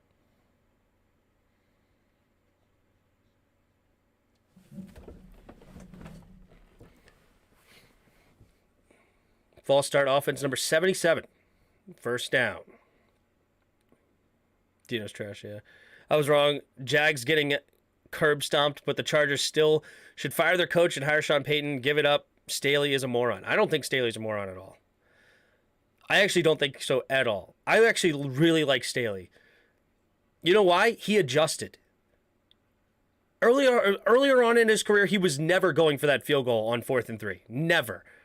Now he's adjusting. The defense has adjusted. Their offense has adjusted. Play action. Herbert going to the end zone and batted away. Great defense there by Cisco. Andre Cisco, safety out of Syracuse, makes a nice play. Staley for Washington's OC. No, Staley's a defensive coach. That was a pick. Yeah, he didn't even go for the pick. Oh, he hit it right into his teammate's hands, but he couldn't handle it. Good play there by Cisco. It's weird that Cisco didn't even really go for the pick. You ain't winning nothing with Geno, right? Here we go. 2nd and goal. 2 receivers to each side. Herbert takes the snap, drops back to pass. Looking, setting up the screen. Gets it to Eckler. Eckler has to make the first guy miss, but Josh Allen, great speed to get back in the play. Tackles him at the 9-yard line. So it'll be 3rd and goal from the 9. Drew Brees is 6 foot. Wilson and Murray are under that. Yeah, size is not the only real thing, but obviously size helps too. Doug Pearson's almost in tears. Yeah. Chargers odds to win the playoffs game plus 280. I picked the Chargers to win, so there's that. Here we go. 3rd and goal. 7.5 to go here in the second quarter. 3 receivers to the right. Herbert kicks that leg up, takes the snap, drops back to pass, 4-man rush, steps up, throwing it underneath. It'll be caught by Everett, and he into the end zone. Touchdown, Chargers. Gerald Everett gets the catch underneath on the drag route, and Justin Herbert sends the 23-0 pending an extra point. Wow.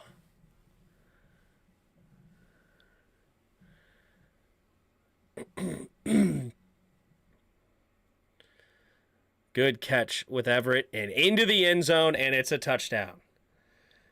Here we go. We have the extra point, the snap, the hold, the kick is up, and the kick is good.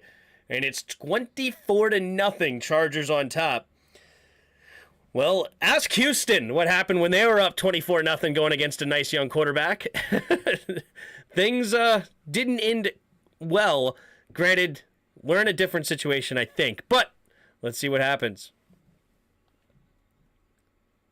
Drew Brees is one of the biggest anomalies in sports.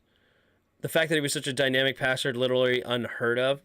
Is that true with his size? I mean, Drew Brees was tremendous. Don't get me wrong, obviously. And he's one of the best, right?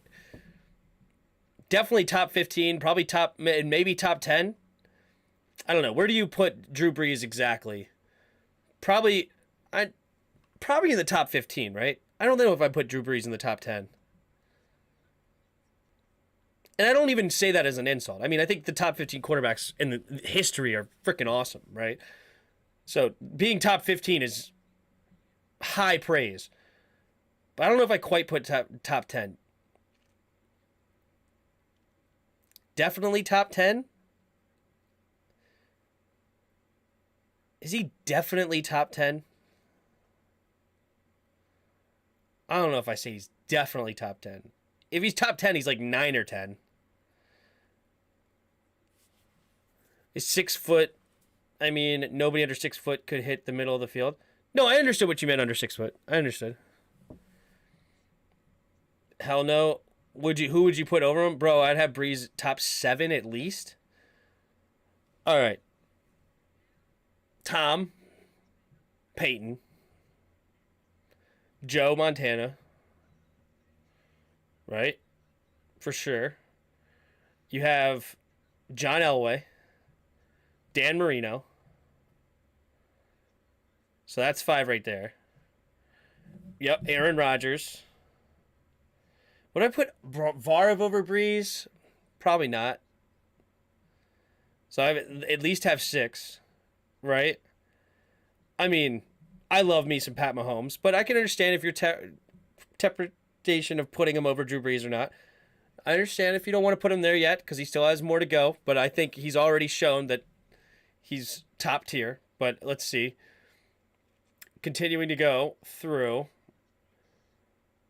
He had 5,000-yard seasons. He's one of the most efficient passers ever, and statistically, he's basically above everyone aside Tom.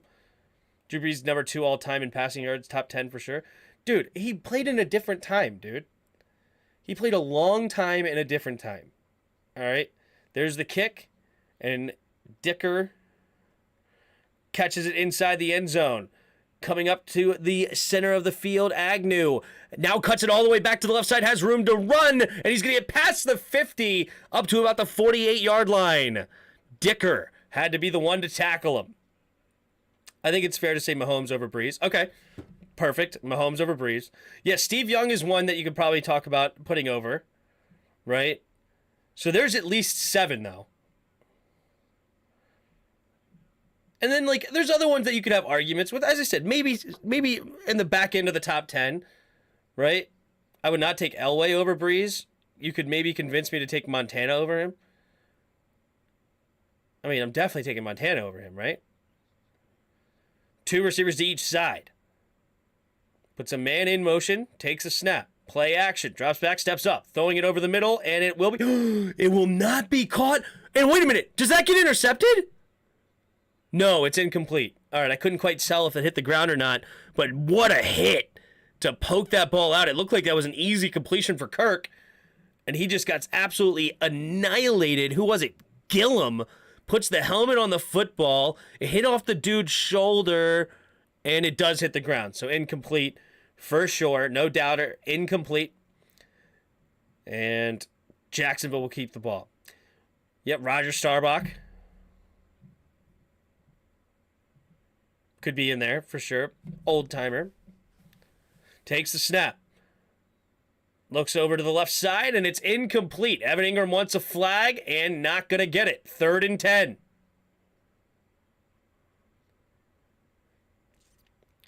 I'm not taking Warren Moon over Drew.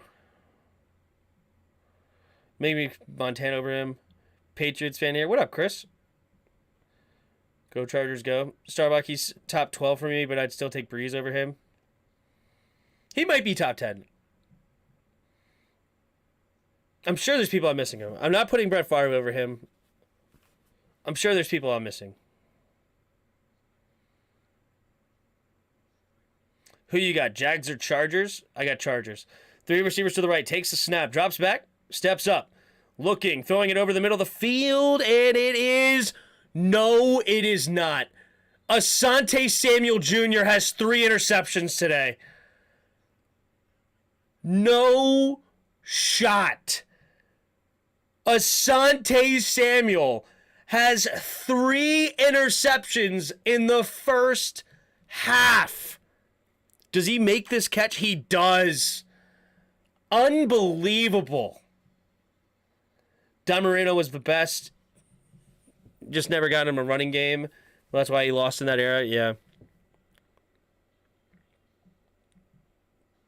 Oh, wow. Yarvis didn't put Marino over Breeze? Marino definitely over Breeze. Breeze was doing things in an era that nobody else was doing at all. Like, 100%. Ryder thinks everything is about the running game, yeah.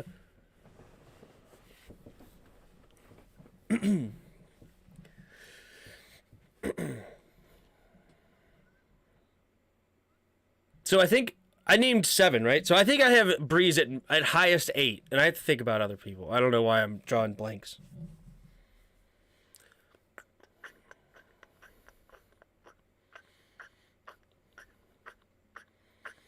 Give me Eli Manning? No, I'm just kidding.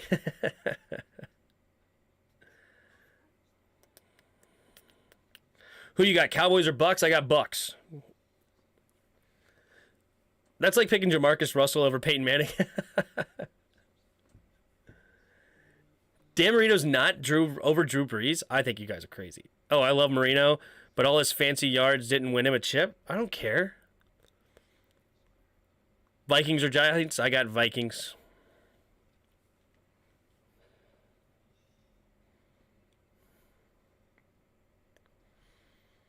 This is going to be a learning experience for Trevor Lawrence. He'll be back. Yep.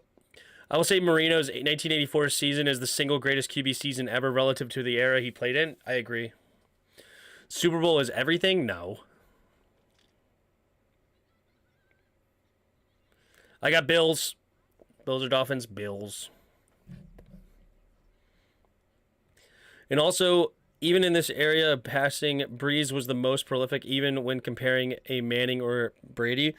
Excuse me.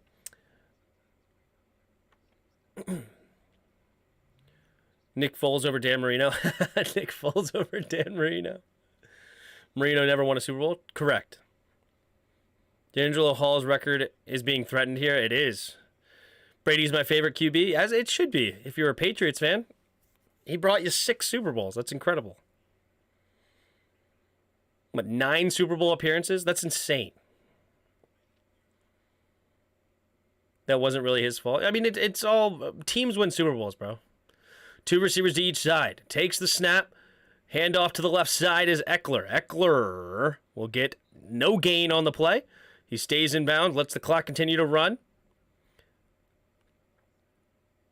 Asante Samuel is having an unbelievable day. 3 interceptions in a game. In a playoff game at all person. Oh, you know who also is actually should be up there for real? Sammy Ball. You know, I know it's a homer type thing, but Sammy Ball was actually legit stupid good in his day. 2 receivers each, takes a snap. Looking, scanning, throwing underneath. It'll be caught by Kelly. Kelly will get out of bounds after a gain of about 4, maybe 5. Setting up 3rd down and manageable. Nick is a legend, yeah. I picked Favre over Rodgers? No thanks. Sammy Ball is up there. He's actually probably...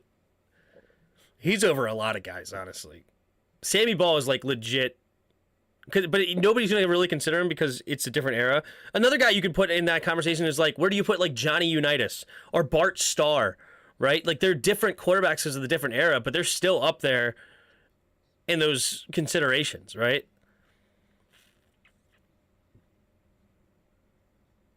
Sammy Ball was not as good as Johnny Unitas. Chip Dilfer has a Super Bowl? Yeah, exactly. Joe Flacco has a Super Bowl. Eli Manning has 2. Ben Roethlisberger has 2. Are they better than Dan Marino? Nick Foles has a Super Bowl, right? Just got back. Trevor has as many completions to Chargers as he does his own team. Actually, that's true. That is actually a stat that's real. Sante looking like his dad today, right? Ball was crapping on Unitas. I don't know back in the day. I don't know what their head-to-head record is or not, but Sammy Ball was insane. He had one game where he threw for 4 touchdowns, and then he played safety and had 4 interceptions. Johnny was the granddaddy of if the passing game is of the passing game of this league, I guess you were trying to say. Yeah, gotcha. It's unfortunate that Don Shula, the best coach, and Dan Marino, the best quarterback, couldn't get the job done together. Yeah.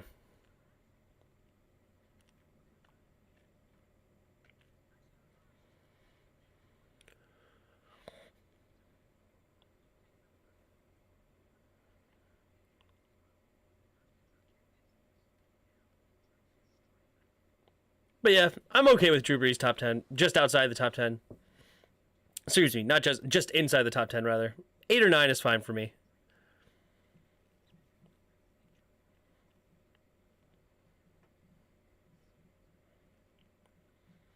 I'm okay with my original assessment. I said top 15, maybe top 10. I just had to think about it. But I'll put him in there. I don't care. I'll even put him at 8. I like Drew. If you're going to put Ball, you have to put Otto Graham. Yeah, that's another good one. It's unfortunate that... No, sorry. Where's all the donations? I like Joe Montana. Yeah, he was good. Otto Graham was the original Brady. Gotcha. Look, I don't think that you can compare QBs in the 60s and 70s. Like, you have to... Here we go. Herbert takes the snap, steps up, throwing underneath, and it'll be caught by Parham, and he will not get the first down. And now it's 4th and 2. What are the Chargers going to do here? Do they go for it? Or are you going to punt it and play field position? See, this is a different Brandon Staley.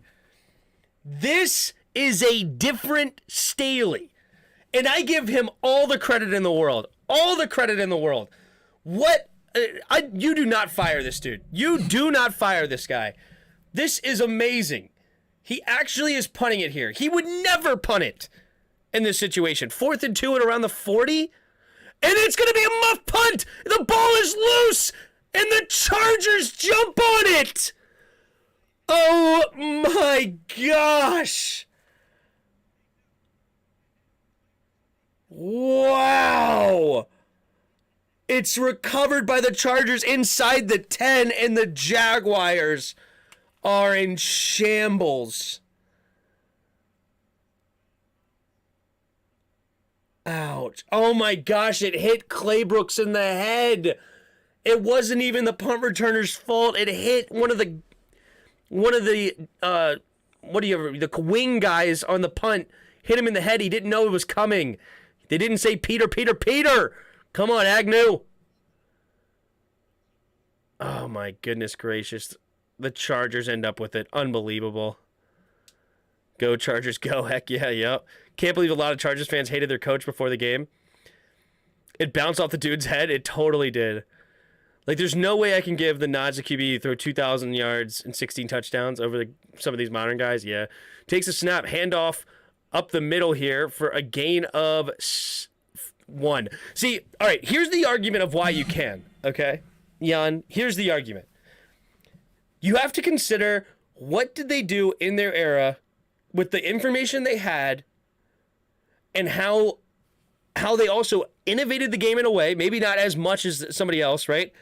Innovated a game in the way and did more with less information and less statistics and things like that, right? So hold on, I'll be back to this. Herbert in the shotgun. Carter goes in motion to the right, takes the snap. Play action, rolling to his right. Scanning, now going to throw it to the end zone. Nope, just throws it out of bounds. Top 5 corners all time. Put your list up, Tim. What's yours? Deion Sanders 1. Mel Blount up there.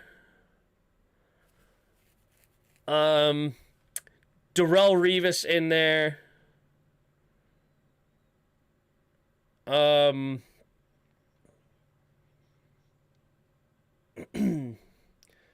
Those 3 for sure. Darrell Green, I'll put him in the top 5. 3 receivers to the left. Carter now in motion to the right. 2nd and goal from the 5. 3rd and goal, rather. Takes a snap, throwing it to the back of the end zone, and he overthrows Keenan Allen. And it's 4th and goal, and they'll settle for a field goal here, going up 27-0. Deion, Rod Woodson, Champ Bailey, Asante Samuel, Charles Woodson. Out of that, I'd probably take Charles Woodson to round out my top 5.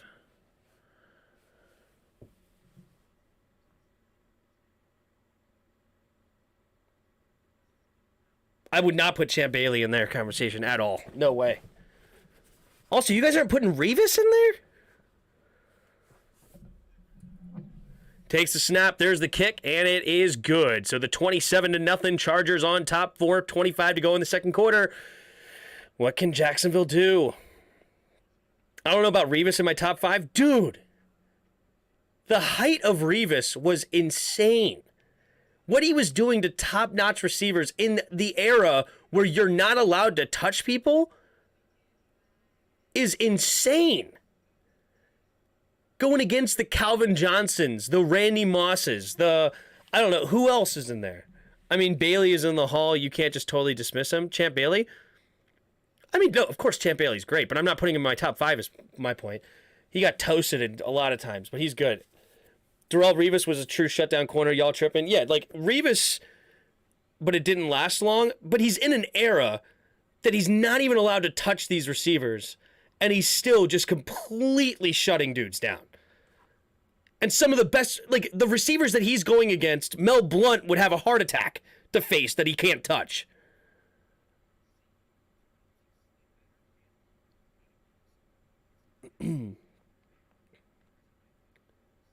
Revis is my top 5 because he didn't last long. Isn't it? I don't know, dudes. I don't know.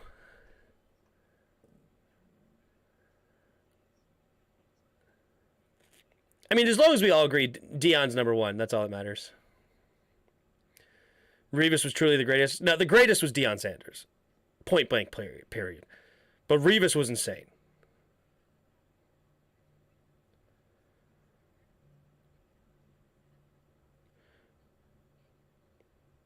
Is Rod Woodson in there? Is he? I don't know.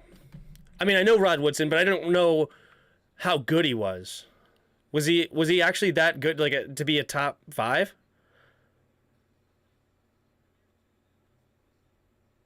The bus, that's a running back. Bo Jackson running back. Who said running backs? We haven't even agreed on corners yet. Rod Woodson would be top 2? Really? As a corner? Yeah, exactly. Rod was a beast. Obviously, Rod was a dog. I'm not trying to crap on him at all. I'm talking about, was he good enough to be top 5? That's obviously Rod Woodson is an all-timer. There's no doubt, right? I obviously know who Rod Woodson is. I just didn't know that he should be considered a top 5 corner of all time. That's my contention. Okay.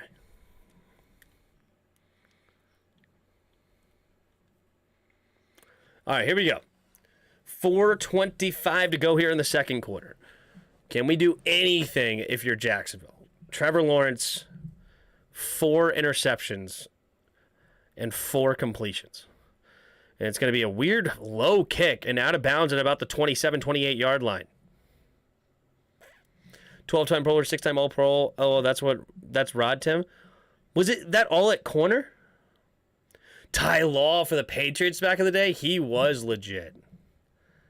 He was legit. Pat Fisher, Leston Ruskin hit so hard as a CB. He made the All-Pro. But as a corner? We're talking corners. How many years did Rod Woodson play as a corner? Here we go. Takes a snap from Lawrence. Hand off to the right side is ETN. ETN cuts it up, and it'll be a gain of 3, 2nd and 7 at their own 31.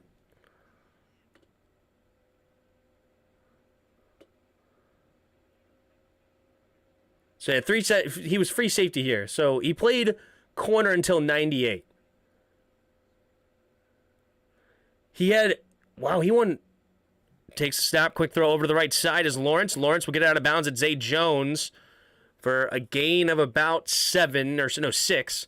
So it'll be 3rd and 1 coming up for Jacksonville. So, Defensive Player of the Year? Is that what they're saying? He was 3-time Defensive Player of the Year as a corner? All right, then yeah, put him in the top 5. I didn't realize he had this kind of a resume. This actually is insane.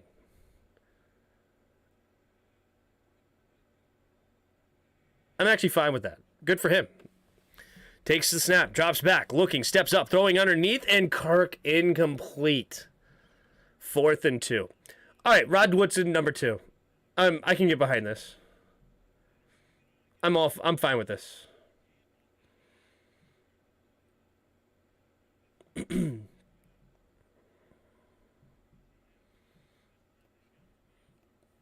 I'm in.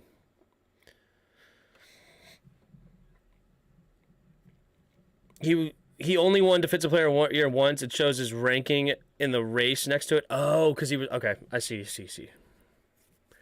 All right, here we go. It'll be caught at the 18-yard line by Callahan. And yeah, this game is basically out of chance. Man, this is no good.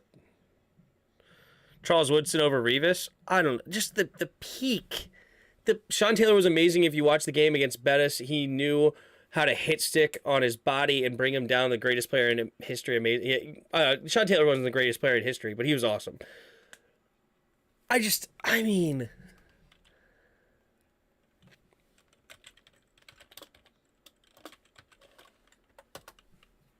Like, this guy was insane. Here we go. Play action. Throwing it underneath. It'll be batted down. Good defense there by Jacksonville. So he was in Defensive Player of the Year, but ranked 2nd in 2009.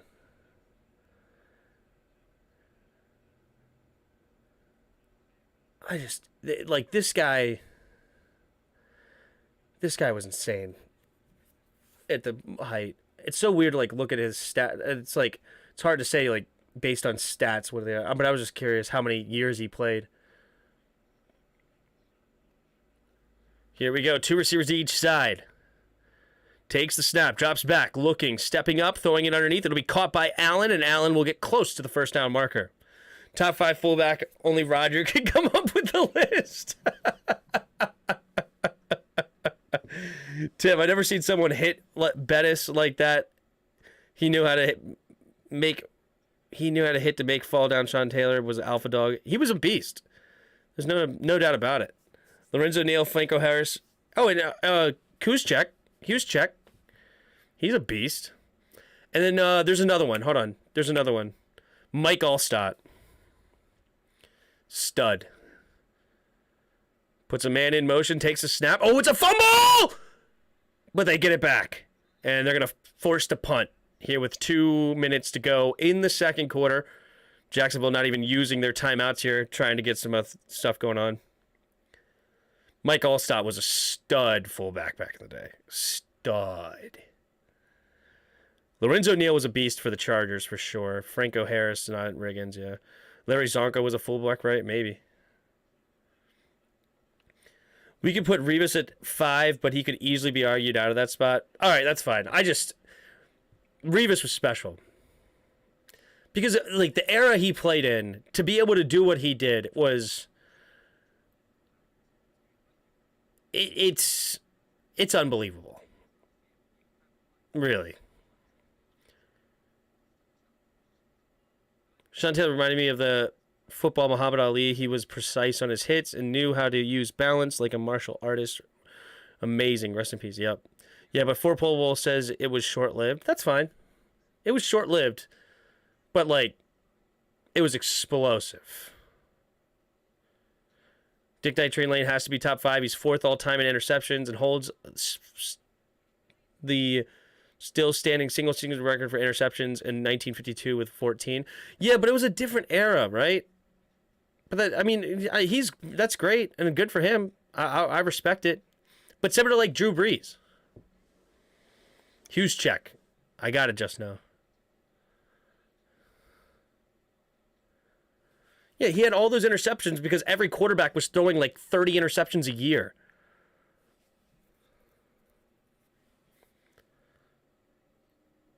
I mean, back then, George Blanda was throwing like, I think he had like 40 interceptions in a season, like 48 or something stupid. Top 5 running back, Barry, LT, Dickerson, Jim Brown, Walter Payton. I like the list for the most part, I think. I love Barry. I love LT. I love Jim Brown. Walter Payton, stud. The only one that I'm kind of questioning is Eric Dickerson. I got to think.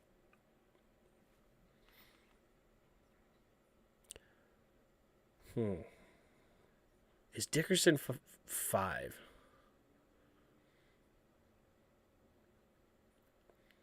I'm going to put Champ Bailey at 5 over Revis. His career can't be denied too strong. I just don't like that. But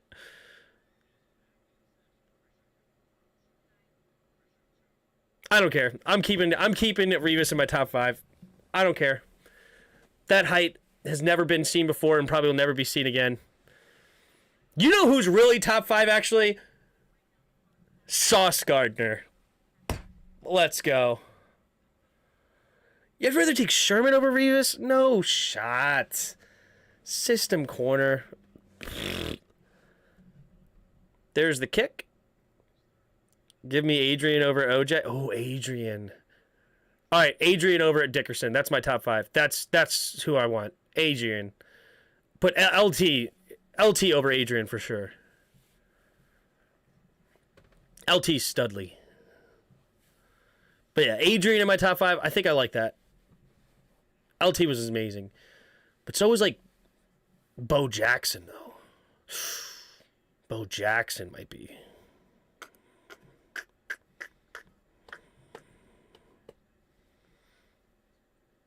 Night Train is also one of the best tackling DBs. Can't say that about Dion. I don't care. Dion's number 1. Here we go. Lawrence in the shotgun. Puts ETN in motion, takes the snap. Going to get it to ETN in the flat. ETN cuts it up, and he'll get a gain of about 11 or 12. First down, move the chains. Feel like your argument of for why CBs are counterintuitive to your argument about QBs? No, I'm doing the same, and you're doing the same. You're looking at overall statistics, but I'm looking at eras. It's the same. Steps up, throwing it over the top, and it's incomplete, looking for Zay Jones. But no, it's the same argument. You're looking at overall stats with like Drew Brees, how his stats are number 2 all time, and just he was so good and blah blah blah. But I said, well, you got to look at the era and it's different situations and stuff and this that whatever.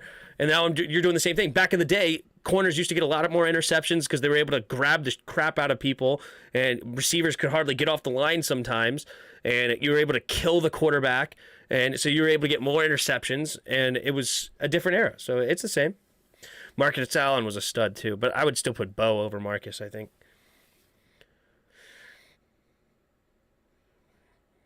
I said Bo, yeah. Bo was a stud. The trade of champion Ali tell. Yeah.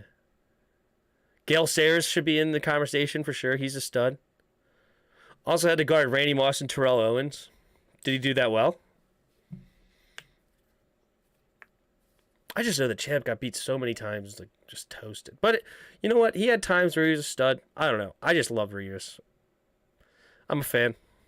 Top 5 tight ends: Gronk, Tony Gonzalez, Shannon Sharp, Kelsey, and Gates. Kellen Winslow has to be in that conversation, though. He was a stud back in the day. 2 receivers to each side. Takes a snap, getting it out to ETN in the flat again. ETN will get a gain of about 5 or 6. Minute and 15 to go. Trying to get some points on the board before half. I'm with Kyle.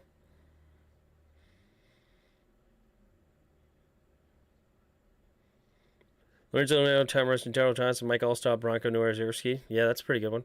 Takes a snap, throwing it underneath. It'll be caught by Kirk, and Kirk will get a gain of 3. So 4th down and 2 coming up for Jacksonville. Doug will use his 2nd timeout here. Champ, when he got older, was not the best, kind of like D'Angelo Hall. I got you. Ditka was a beast. Ditka was good.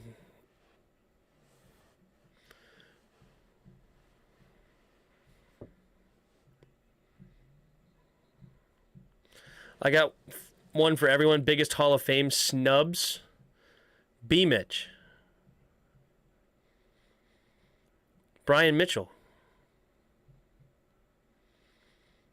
Brian Mitchell is literally 2nd all-time in all-purpose yards. Kellen Winslow Jr.? Nah, senior. Or I don't even know if they're related. I'm assuming they're related. But the one for the Chargers back in the day. 3 receivers to the left. Now one goes back into the backfield. Takes the snap. Steps up. Lawrence throws it over the middle. Wide open is Marvin Jones. And it'll be a 1st down up to the 14. Chad Johnson and all the Hogs. Is Ocho Cinco not in the Hall of Fame? That's a good one. Ricky Blair was Franco's fullback. Ed Reed and Sean Taylor were the best. Yeah, Ed Reed, Sean Taylor, Troy Polamalu. Studs. It's a disgrace Terrell Owens got in the Hall of Fame on his 3rd try. Yeah, it's pretty wild. Best kick returner goes to Cordell Patterson. Have you lost your mind?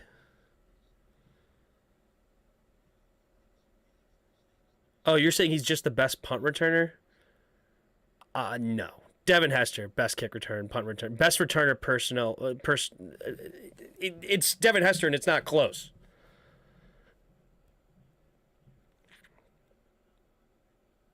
Derrick Henry equals best. I do like Derrick Henry, though. But he's not top 5 running back at all. Here we go. 3 receivers to the right. Takes a snap. Quick throw over to the right side, and it'll be caught for a gain of about 6, and they're going to say he's out of bounds. That was actually an interesting out-of-bounds call. I don't know. He's the best returner in general, but if you're doing just kicks, it's Patterson. Is that guy second is Deshaun Jackson? I don't know about that. Devin Hester's the gold standard? Yeah. Hester's the best. Period. Point blank, period. Returning anything. Jacoby's great, but no Devin Hester? Yeah. 2nd and 5. 28 seconds left. 1 timeout still for Jacksonville. Takes the snap. steps up, throwing it over the middle of the field. High throw, and it's caught! Evan Ingram in Jacksonville gets on the board! They're not dead yet! Well, hold the phone. I'm telling you right now, the Chargers are not locked, have not locked this up. Not locked this up at all. Dante Hall was a monster too. He was. The human joystick back for Kansas City. He was insane. Nice route there by Evan Ingram. Little slant and go in the red zone. Finds the opening, and nice throw by Lawrence. The snap, the hold is up, and it is good. They aren't dead yet. Best kicker of all time, Adam Vinatieri. And Justin Tucker is on his way, but Adam Vinatieri, the most clutch, no doubt. I think I still would put Justin Tucker as number one, though. What a stud. Then I would also have Sebastian Janikowski, Mark Mosley, and then Morton Anderson. That would be my top five, I think. Yeah, but Adam Vinatieri's so clutch.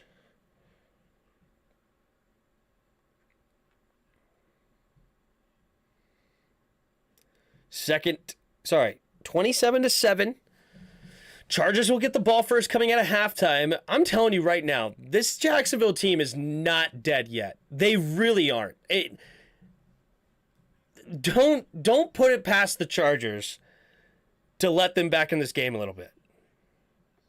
He is clutch because he had more opportunities to be clutch. I mean, that's fine, but still, you can't deny. I mean, the dude, he won, 3 Super Bowls with the Patriots and then went over to the Colts and won a Super Bowl there too. What the heck was that?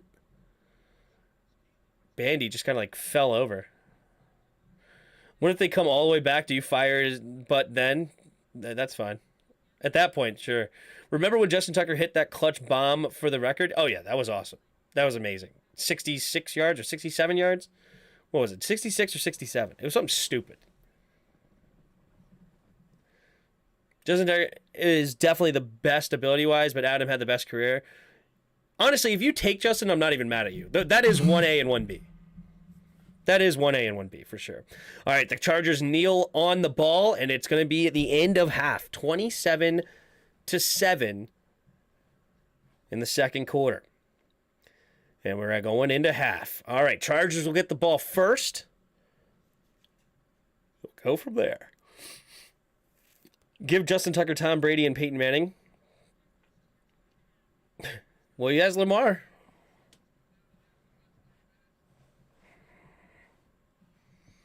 Top 5 tight ends of all time.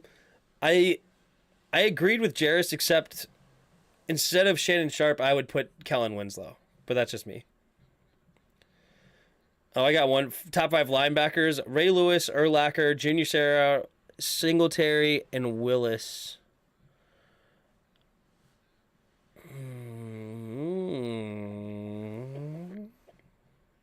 Jordan Reed, top 5. Do I really disagree? I don't know. Is Seau top 5? Check on Twitter posts. Is Seau top 5? I like Urlacher. I like Ray Lewis. I think I like Singletary.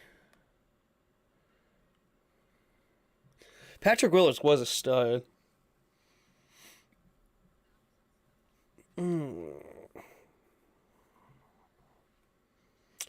What about Brewski? Andrew Norwell is a future first. Would you put London in the top 5? Nah. I feel like Lawrence Taylor, technically he's a linebacker, but he's really an edge rusher. Right? It's like, is TJ Watt really a linebacker? Like, this 3-4 scheme makes linebackers stupid, in my opinion. All right. Yuki said check out Twitter posts. We'll read Twitter posts here for a minute. Did Buskets easily top 5, if not number 2?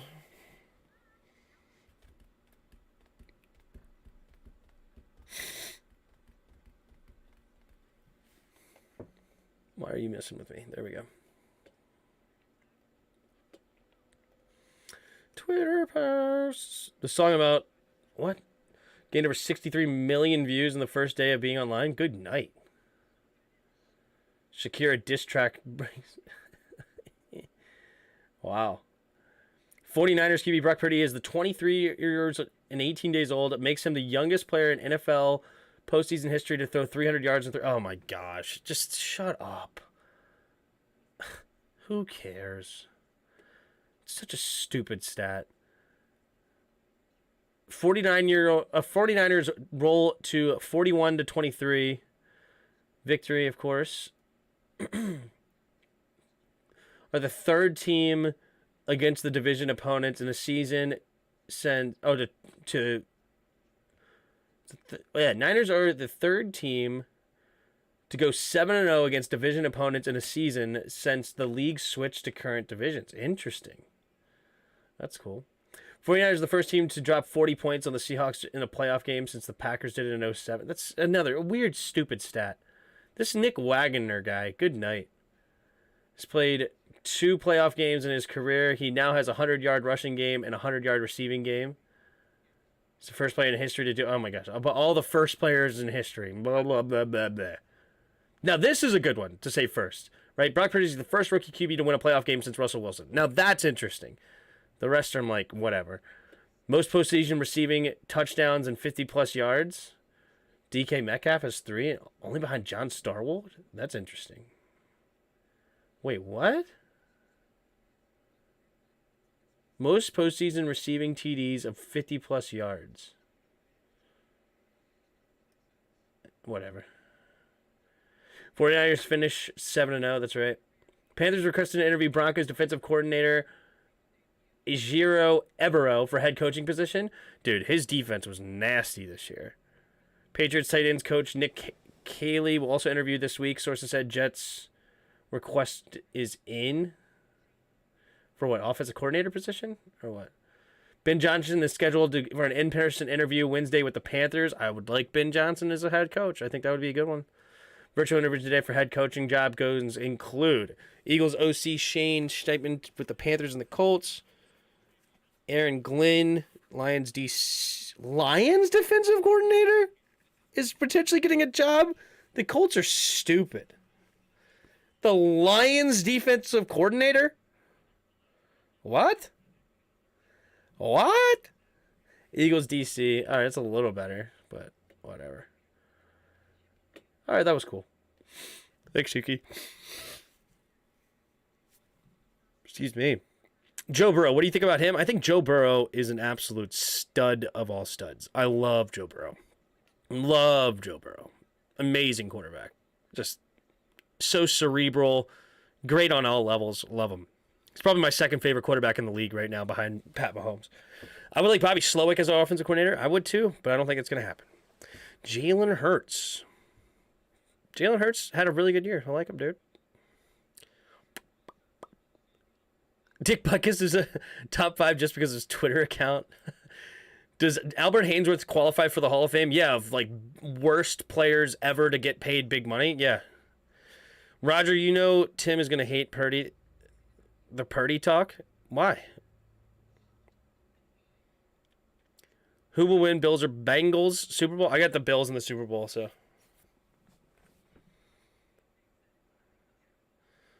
Kyler Murray? What about Kyler Murray? He just can't stay healthy. He's meh. He's mid. I'm going to get another drink. I'll be right back. Did the GTA heist on the Redskins, right? I'm not a Murray fan. Yeah, he's really, really good as far as a talent. But yeah, I agree. Tim, who is the top 5 in donations? Skin Them Alive, Skin Them Alive, Skin Them Alive, Skin Them Alive, and Abdullah. There's the top 5.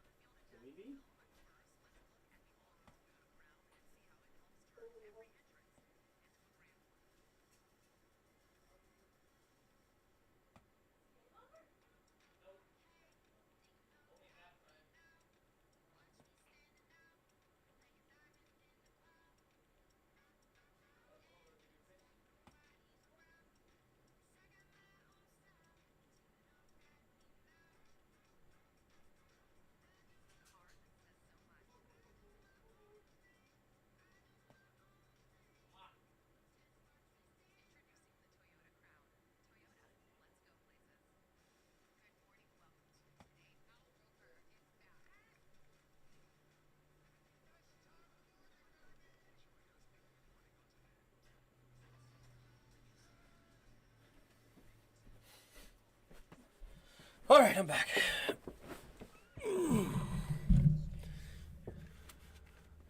Tim, imagine if we took Burrow and we drafted Parsons. Yeah, that would be nuts. But we couldn't get Burrow or Parsons.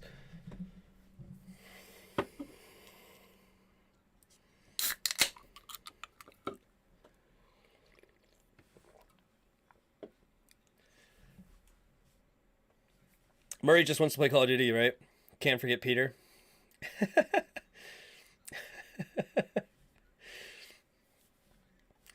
I remember Kyler completely tearing us a new booty recently. I was in awe, but it is the Redskins, though. He's good. He's actually really, really talented, for real. Hi, Booba. Hi. How are you? How are you? What's up? Want to say hi to everybody? Hi. Speak. What's that? What's that? I actually never taught her speak. I didn't want to teach her speak.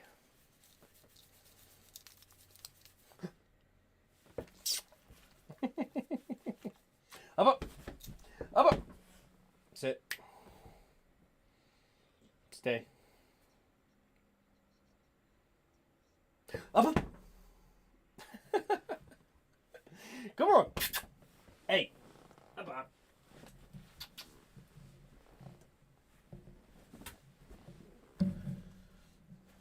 Sit.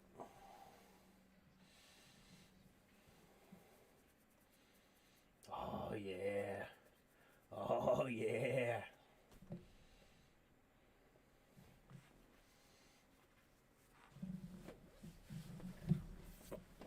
Meanwhile, Tim is being a absolute dog person. Yeah. I'm still bitter about it. What? Trent's kicked out of the Hall of Fame talk for leading us.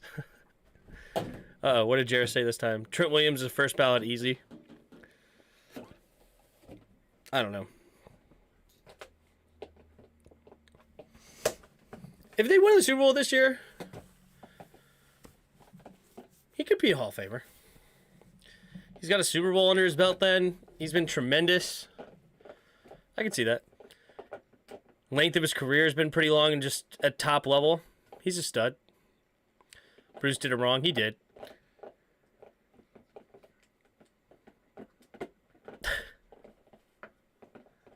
Meanwhile, Tim is being absolute dog. Yep. Holmes, like Mahomes or Brady? Well, Brady's the GOAT right now, but Mahomes could end it. Could catch him. Do you guys hear that? 100% you hear that.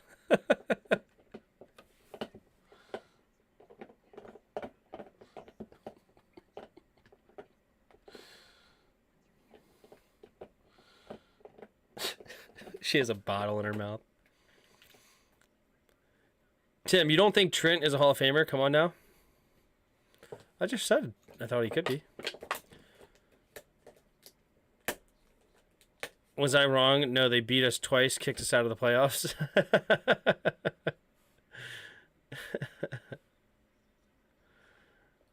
Not talking about this season. It was 2021.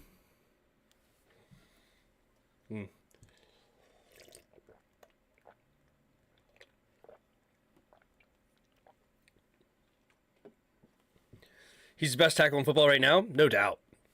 No doubt. Studley. Can you shout out my two girls, Katie and Sierra? Shout out Katie and Sierra. Thanks for being here. Thanks for watching. Hope you have a good evening. And good luck to your Patriots next year.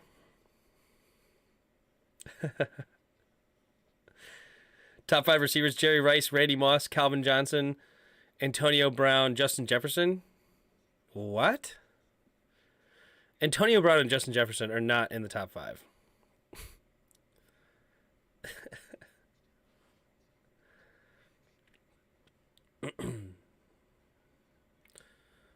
All Ron had to do was restructure Trent's contract, give him more guaranteed, and he would have stayed. That's all Ron's fault, not Bruce.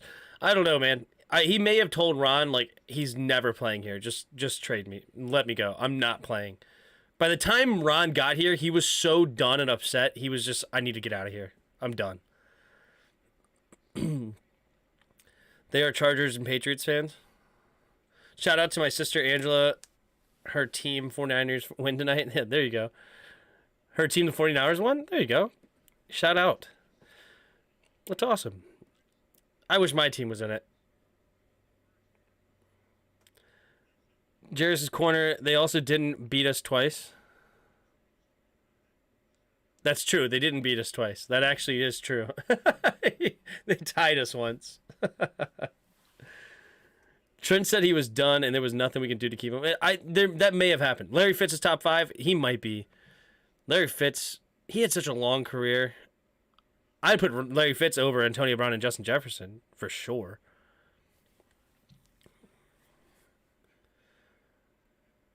Mm-hmm. JJ's not played long. He's only in year 2, guys. Come on. Or year 3 or something like that. All right, there's the kick, and it will be a touchback to start the third quarter. The Chargers get the ball first. Doesn't Larry Fitz have some sort of crazy drop passes stat? I think you're right. T.O. is better than Jefferson. T.O. could be in the top 5. He was a stud back in the day. I don't mind that top 5. Put Larry and T.O. in the top 5 instead of A.B. and J.J. Chris Carter is not in my top 5. Chris Carter was a stud. And Marvin Harrison was really, really freaking good too. But they are over J.J. and the other one, Antonio Brown. Ooh, run over to the right, and it's going to be a loss of about 4 yards. So, all right, Jacksonville, hold the phone. They're not dead yet. Larry Fitzgerald has more tackles than he has drop passes. That's insane.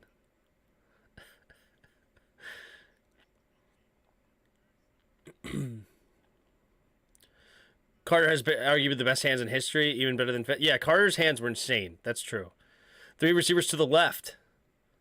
Takes the snap, drops back to pass, throwing it over the middle, and it's going to be caught for a gain of about 4, maybe 5. So it'll be 3rd down and 9 coming up for the Chargers. My wife's team is Cowboys, and we battling now because the Bucks and Brady can't turn me back on him. Gotcha. Here we go, 3rd down and 9.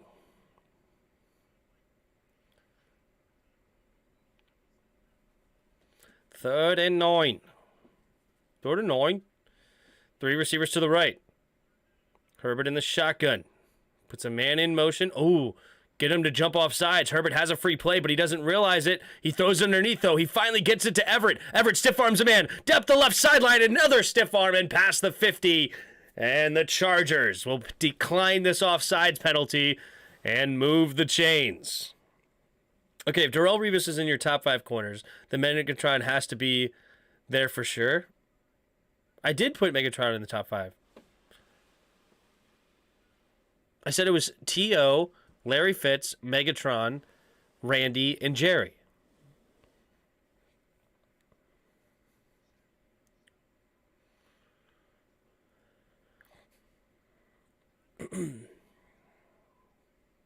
Here we go. 1st and 10. 2 receivers to each side. Herbert in the shotgun. 1st and 10 at the 49 of Jacksonville. Takes a snap. Quick throw over to the right side is Keenan Allen. And Allen will dive ahead for a gain of 11. Move the chains again. A touchdown here, and I think the comeback is no good. Megatron is the gatekeeper of top 5. Anyone who wants in has to take his number 5 spot. Probably at least. Give me Fitz over T.O. I have them both in my top 5, so there's that. I don't think Fitz is top 5. He only had like 4 or 5 truly elite seasons, and while he was amazing in the playoffs, he only made it there 3 or 4 times. I don't know, dude. Takes a snap, play action, rolling to his right. Herbert looking, scanning the field, and he's going to throw it underneath, and incomplete. It'll be 2nd and 10. Megatron is number 4 for me. That's fine.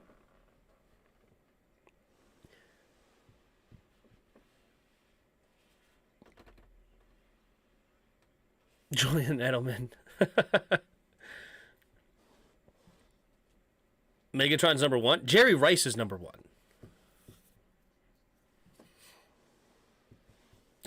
Jerry Rice is totally number 1. His stats are stupid. 2nd and 10. 2 receivers to each side. Takes a snap. Blitz coming. Throwing it underneath. It'll be incomplete. Looking for 31. Like, the reason Jerry Rice is number 1, okay, is because his stats are so stupidly big.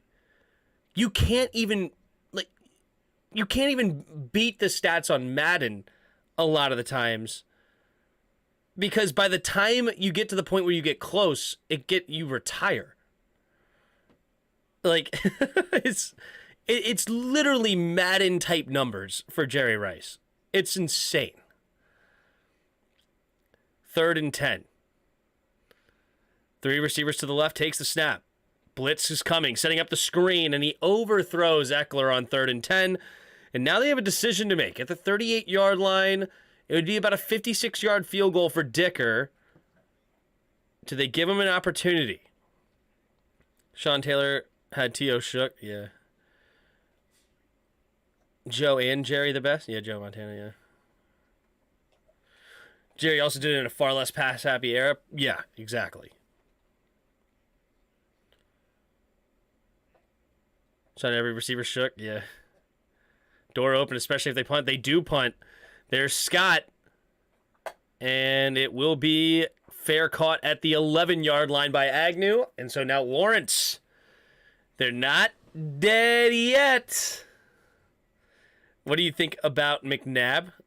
McNabb was really, really good for the Eagles. He clearly wasn't a hard worker, though, and when he got here, he just completely tanked it. Andy Reid's a stud offensive coordinator, so he got him right. So, but he was a beast there. But, I mean, he's probably not even a top 30 quarterback. Calvin Johnson got the punt return treatment, LOL. What? TD here, we got a ball game. That's right. That's right. But Sean had every receiver shook. Yeah.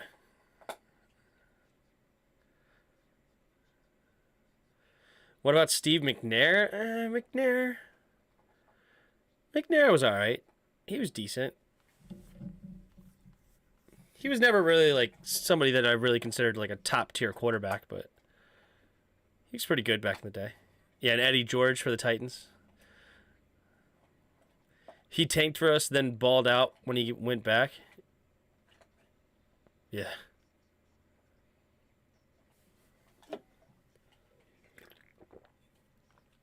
You're from Tennessee? Gotcha. A Patriots fan from Tennessee. Interesting.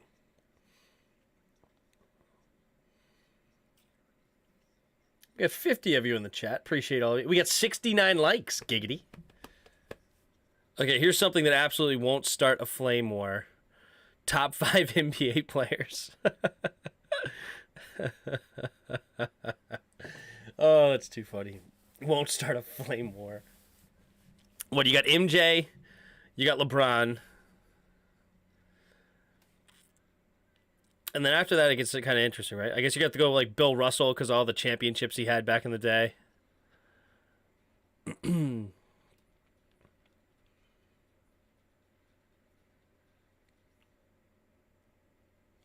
I don't know. Do you go like Kobe?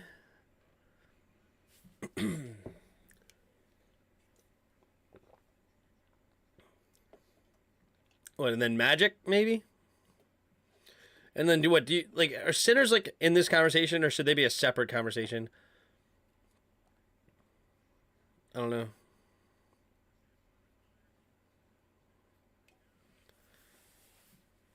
Kareem Abdul, yeah, he's the points leader, right? That's a good one. Takes a snap, hand off to the right side, cut it up, and ETN will get it up for a gain of 3. Didn't McNair retire after Washington beat them down in Tennessee? Is that true? I don't know. Fun fact, Trevor Lawrence has never lost on a Saturday. That's an interesting one.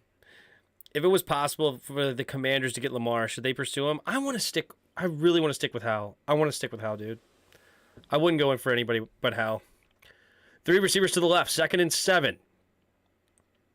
They're down by 20. They can get right back into this game here in the third quarter. Takes a snap. Quick throw over to the right side. Has his man Christian Kirk. And it'll be a first down gain of 10. They move the chains up to the 24. I'm not putting in any NBA player who was in the area playing against firefighters in my top 5. So you can't put Bill. I see what you're saying. Top 5 Washington content creators. Lou, Rio, Rico, and Pedro, and then Tim. It's probably pretty reasonable, right? Here we go. In the shotgun. 2 receivers to each side. Takes a snap. Drop back. Looking, throwing it to the right. It'll be caught and dives ahead up to the 31-yard line. 2nd and 3. That's my 5. There you go. Obviously, most other people probably would take me out and put Pedro. I mean, not Pedro. Put Ed Oliver in there. Jordan, Bird, Curry, O'Neal, and Grant, my top 5. Grant.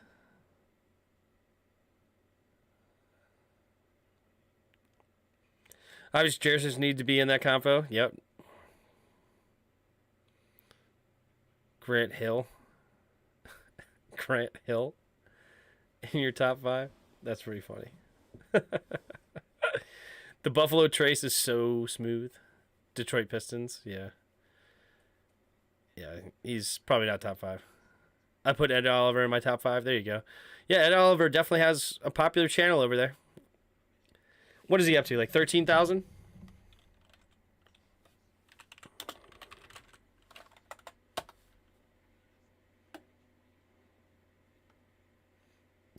Ed Oliver's stats. I'm an idiot. Why did I look up Ed Oliver's stats? Ed Oliver. 14. Good for him. Man, his video got 8.8K views. 8.1K. Good for him.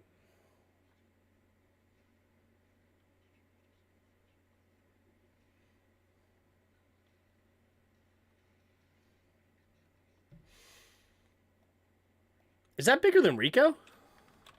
I mean, Rio? No, yeah, Rico, rather.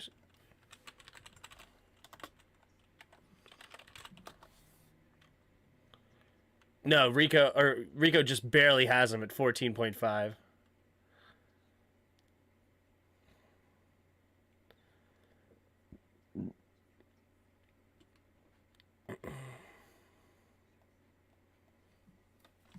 Ed is also co-host for Locked On Wizards. Yes, he is.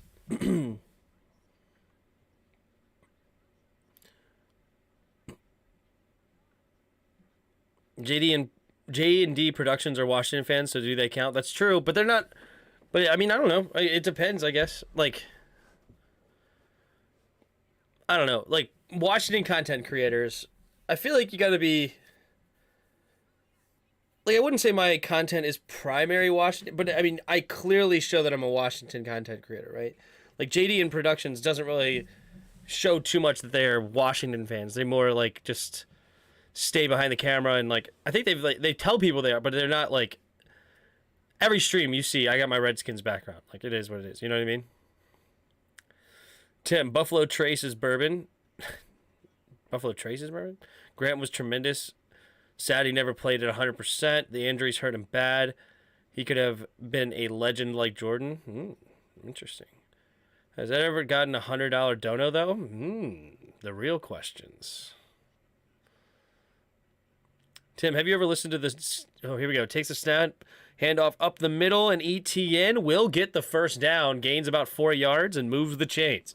Tim, have you ever listened to the 10 Skins Commandments? No. They don't really do Commanders content. They do all NFL, but they are easily the biggest of the bunch. Oh, yeah. They're over like 120K or something. 7-time Grant Bill. What? All right, let's get back to this game. 1st and 10. Here we go. 10:30 to go in the third quarter. We're going to have a comeback here. Trevor Lawrence in the shotgun. Puts Zay Jones in motion. 2 receivers to each side. Takes the snap, drops back to pass. Looking, stepping up, throwing underneath. It'll be caught by Zay, and Zay will go out of bounds at the 40. And it'll be a 5-yard gain. 2nd and 5. Tim's play-by-play is elite, though. Thanks, man. Thanks, Cortez. So 2nd and 5. Trevor Lawrence trying to get his act together. He threw 4 interceptions in the first half, but he did have a touchdown right before the halftime. Now they're down by 20 with 10 minutes to go in the third quarter. They're not dead yet. Kirk in motion. 3 receivers to the right. Takes the snap. Play action. Looking. Throwing it over to the right side. Wide opens Evan Ingram. Evan Ingram will dive ahead up to the 49-yard line of their own. And it'll bring a fresh set of downs. Call right now, Samuels will get his 4th interception. Ooh, we'll see. Has Brady three-peated the Super Bowl? I forget. No, he won 3 out of 4. Takes a snap. Caught by Christian Kirk on the screen, and he will dive ahead up to about the 47-yard line. 2nd and 6 coming up for Jacksonville as they go into Chargers territory.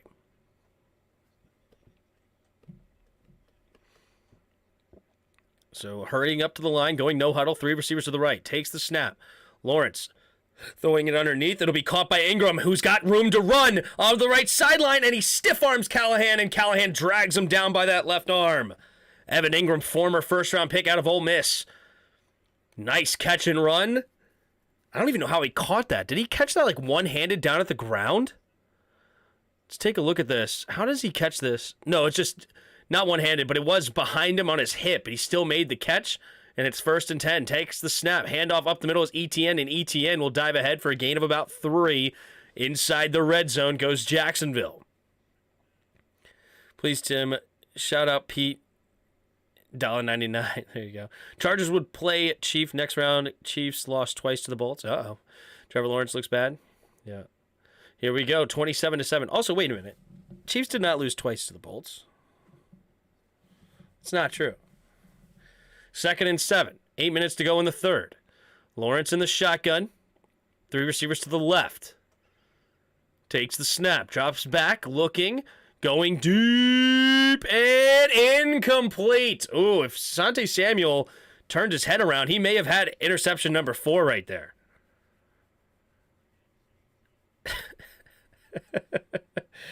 Well, Peter, he probably needs your money after losing another bet potentially, right?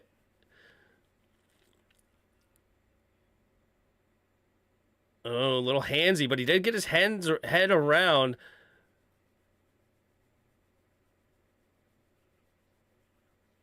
The people want these. Asante Samuel's playing really good defense. Like, they're upset about it, but it's just they're not right about pass interference.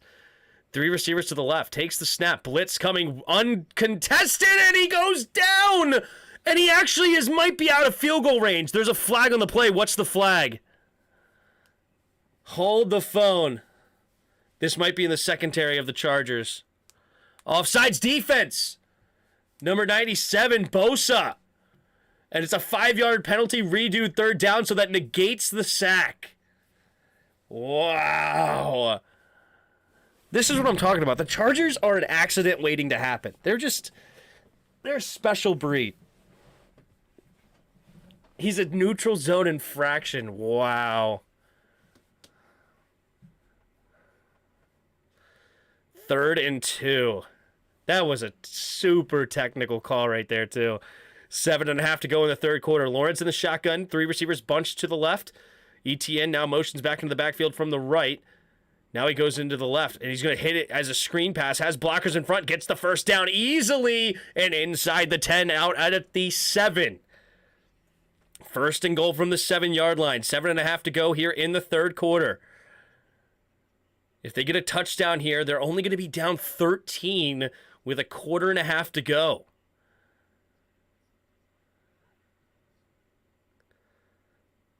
I'm telling you, this game is not over. This is crazy. 1st and goal at the 7. 3 receivers to the right.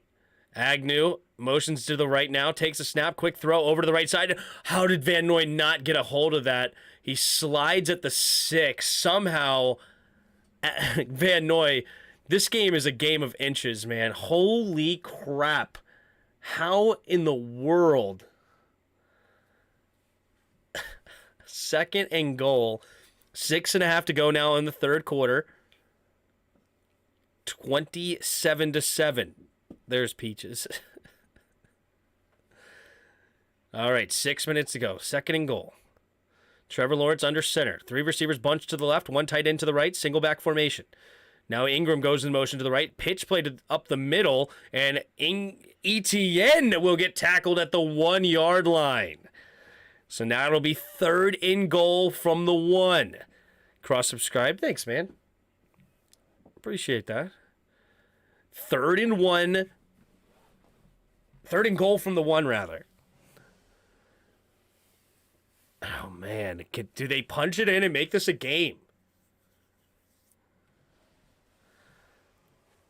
Here we go. Where do they go here? Is this a QB sneak down? Let's see if they go with the QB sneak. 5.5 to go here in the 3rd quarter. Lawrence goes under center. Puts a man in motion. Takes the snap and whoa, hold on. What's this? Penalties before the snap. Delay a game. It's a delay of game, and they move back 5 yards, and instead of 3rd and goal from the 1, they're now 3rd and goal from the 6. Oh, my goodness. What a mistake. Yep, Ingram went in motion. Clearly, that thing held on 0 for over a second. Wow, 3rd and goal now from the 6, and now you have a whole nother play designed here. Etienne motions into the backfield, takes the snap, 4-man rush, steps up, pressure coming, going to the end zone, wide open is Marvin Jones! Touchdown, Jacksonville!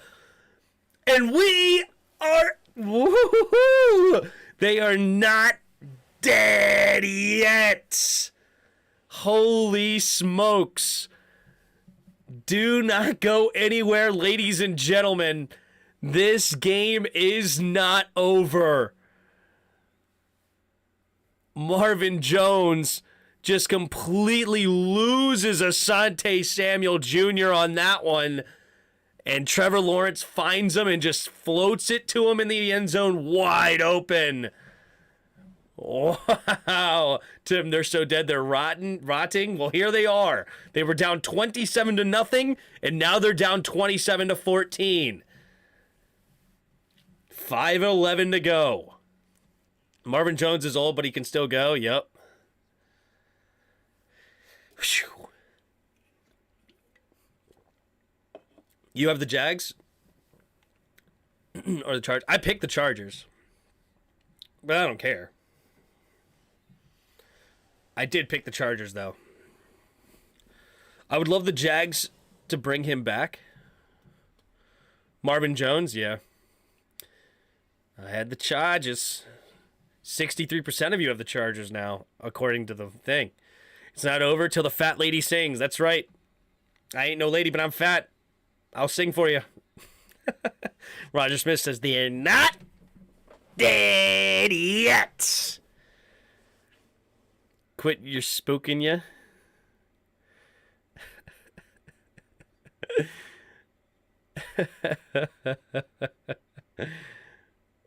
Well, I'm singing. I'm not a lady. Yeah, millions of peaches. Peaches for free. Then I meant... Well, then... No, wait, what? What? Then you're spooking? Not ya. Quit your spooking then? What am I even reading?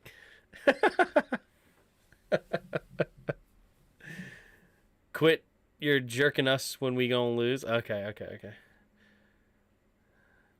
You're jinking us?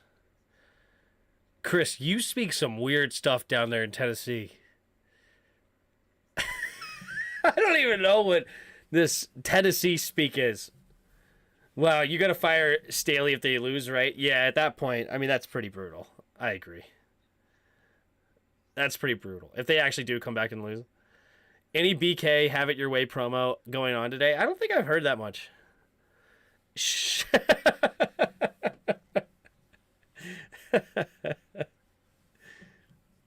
Where's Thunderbird Pete? I'm not drunk. Yeah, no. Absolutely not drunk. Cheers.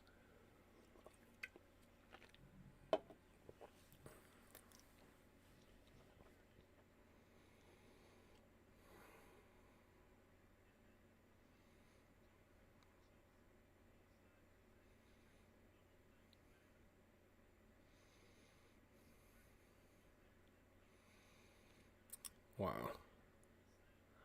Tim, you going to tell me how you make that wild goose drink you were talking about? The wild goose drink? Here's the kick. And it's caught at the 3. And he gets waylaid at the 22-yard line. So 22-yard line is where Justin Herbert will come onto the field, and let's see if they can't get a touchdown here to really put some silence to this crowd. Because right now, Jacksonville's feeling it. Turnover this job, booking it. I see a lot of people seeing the turnover coming. Let's see. Chargers going to choke this game away. Book it now. Yep, look at that. I was the first one to say that in the don't forget that. I said the Chargers could choke this completely. 5:06. 2 receivers to each side. Herbert in the shotgun. Puts a man in motion, takes a snap, looking, scans the field, throwing it to Everett. What a throw. Back shoulder, and Everett makes the grab. Jaguars don't want it to be completed. It looked like a good catch to me, but going to hurry up. Let's take a look at the replay. Does it hit the ground in some weird way? He catches it. Oh, he bounces it, but they get the playoff. Wow, great play by Justin Herbert to hurry up, and they just throw it away. They don't even care about the play. They just wanted to make sure nobody challenged it. It'll be 2nd and 10. Stop saying that. Yes, Everett caught it, but then the ground, he did not survive the ground, and he didn't make a football move. That was definitely incomplete. The ref did not see the football after the ball came out. The defender made it so that he couldn't see the football as the ref, and it's now 2nd and 10. Puts a man in motion, takes the snap, play action, throwing it underneath, caught by Jared Everett again on the tight end. He's following his blocks well, and he's going to get a nice gain, still going, somehow staying on his feet, shedding tacklers at the 31-yard line of Jacksonville. Tim, when you were drinking, what do you like to drink? I like girly man drinks, as I like to call them. I like Smirnoff Ices. I really just found the half and half twisted teas. Actually, those were pretty dang good. I would drink those all day probably. But anyway, that's one of my go-tos. And then anything mixed drinks will be good. Any vodka mixed drink or a rum mixed drink I like. So stuff like that. But here we go. 4 minutes to go. 2 receivers to each side. Herbert takes the snap. No, handoff to Eckler, and Eckler will not get back to the line of scrimmage, and that will be a loss of 11. Tim, you're going to try Nectar Hard. I do not like hard seltzers. Seltzers are disgusting. Some SoCo? I haven't drank SoCo in a long time. Is SoCo rum or is it whiskey? Is SoCo rum? I don't remember the last time I drank SoCo. It might have been back in college. Like almost 10 years ago now. 8, 9 years ago. Here we go. 2nd and 11. 3 receivers to the right. Herbert in the shotgun. 2nd and 11 takes the snap. Looking, scanning, steps up. Pressure's coming, and he does get rid of the football somehow with Eckler in the area. And now it'll bring up 3rd and 11. But this one doesn't have weird aftertaste? Okay. I prefer JD Tennessee Honey with Dr. Pepper. Okay. You're a Redskins fan, Tim? Absolutely. Hail, baby. Seltzers are a chore to drink? Yeah, I am not a seltzer guy at all. 3:07 to go. 3rd and 11. What does Justin Herbert have in the tank here? They're on the outside of... They're on field goal range, rather. It's about a 50-yard field goal. 51. Takes a snap. 4-man rush, steps up. Throwing it to the right side, and he's incomplete. And no flag for intentional grounding. I guess they're going to say Keenan Allen was close enough. And they will settle for a field goal here to go up by 16 with 3:02 to go in the 3rd. I hate they changed the name to Commanders. I feel that, dog. Seltzer is the only way to drink is the only drink that makes me vomit. Yeah, I am not a fan. Midori Sour is one of the best girly man drinks. Interesting. Here we go. We have the snap, the hold, the kick is up, and the kick is right down the middle, and it's good. 30-14. That's a big field goal for the Chargers. Forces Jacksonville to need 2 touchdowns and 2-point conversions. Now, Jacksonville should not be desperate for that yet. They can settle for a field goal if they need to make it a 13-point game again. They're not in that much of a rush yet, but if they do score a touchdown, they have to consider going for a 2-point conversion. Trust me, I won't steer you wrong I won't steer you in the wrong direction. I hate seltzers, but nectar is my favorite. Is different. I don't know, dude. How you feeling about the Howl News? They're telling OCs the candidates. I like it, dude. I like it, Johnny. Lemon drops are the best girly man drinks. They're pretty good. For a while, my favorite drink was whiskey sours, but I don't know. I don't know if it's just like enough people are not making it very good. Like sometimes whiskey sours to me are really, really good. And then other times I'm like, yeah, you didn't make it right. Or your sour mix was weird. I don't know. All right, here we go. Dicker to kick it away. She can hear you too, Tim. There you go. Well, I got the Bucks winning. Takes the snap, takes the catch out of the end zone. Agnew zigzagging around, and he'll get up to about the 32-yard line. And so that's where Trevor Lawrence will start, now down by 16. You ever had a duck? No. Her name is Valerie. Oh, well, what's up, Valerie? Sorry that you're a Cowboys fan and you're going to get knocked out first round. That's very unfortunate, but it's nice to meet you. Appreciate you guys checking it out, checking the channel out.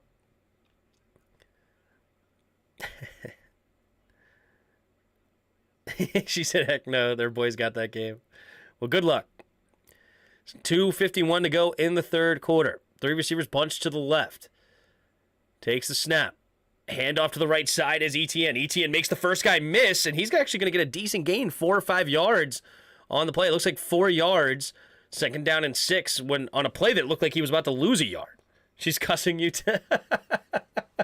I'm her least favorite YouTuber now. You wear that hat for the heck of it? Yeah, exactly.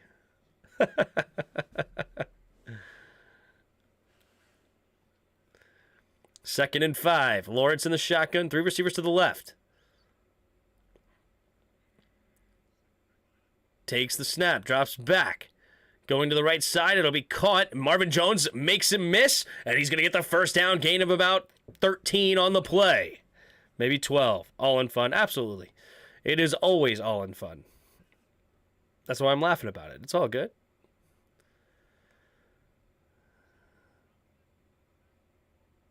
That is a quick route by Marvin Jones. He's got some shiftiness to him. Look at him go. He's still old, but dang. All right, here we go. Etienne's going to run it up the middle. Nice run. 8-yard carry. And they are in the Chargers territory. And this Jacksonville offense has the Chargers on their heels. Skip Bayless. My Dallas Cowboys will go to the Super Bowl. 3 receivers to the left. Takes the snap. Handoff up a middle again. Travis Etienne. 5-yard carry up to the 39-yard line.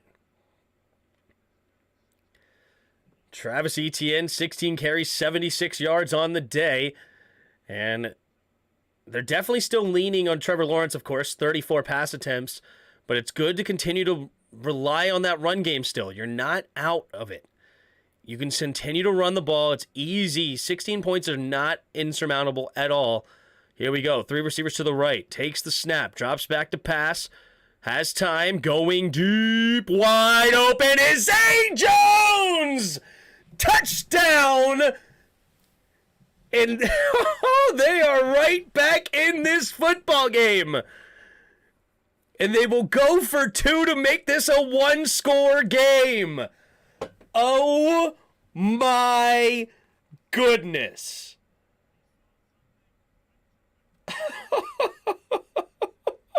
You guys didn't believe me when I said The Chargers are totally a team that will lose this game, or lose the lead at least. And here are the Jacksonville Jaguars right back in it. Right back in it. Wow. All because of a Joey Bosa offsides penalty. This is crazy. Here we go. 2-point conversion. 3 receivers bunch to the right. Puts a man in motion. Takes the snap. Drops back. Lawrence scans the field. Throwing it to the back of the end zone and incomplete. So it will stay a 10-point game here. Plenty of time, though. 44 seconds left in the third quarter. Plenty of time. Lawrence is the new comeback kid. Charles are still chokers. Yep. Ball game. Milk the clock. Well, let's see. Justin Herbert could put the exclamation point here. But at least my point is that Lawrence was going to, and the Jacksonville Jaguars were going to make this a game. And it only being a 10-point game now after being down 27-0 is a small victory. Trevor got out of his Carson Wentz phase from the first. Yep. See if the defense can't get them another stop here.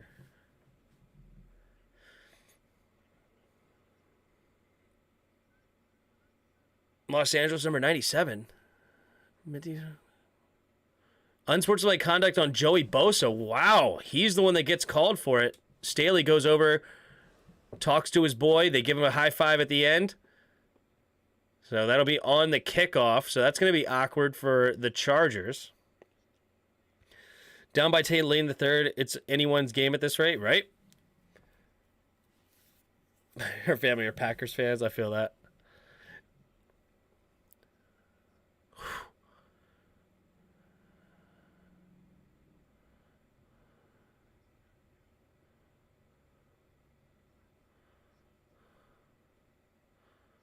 Oh, get out of there. Sean Smith, back off. The ref.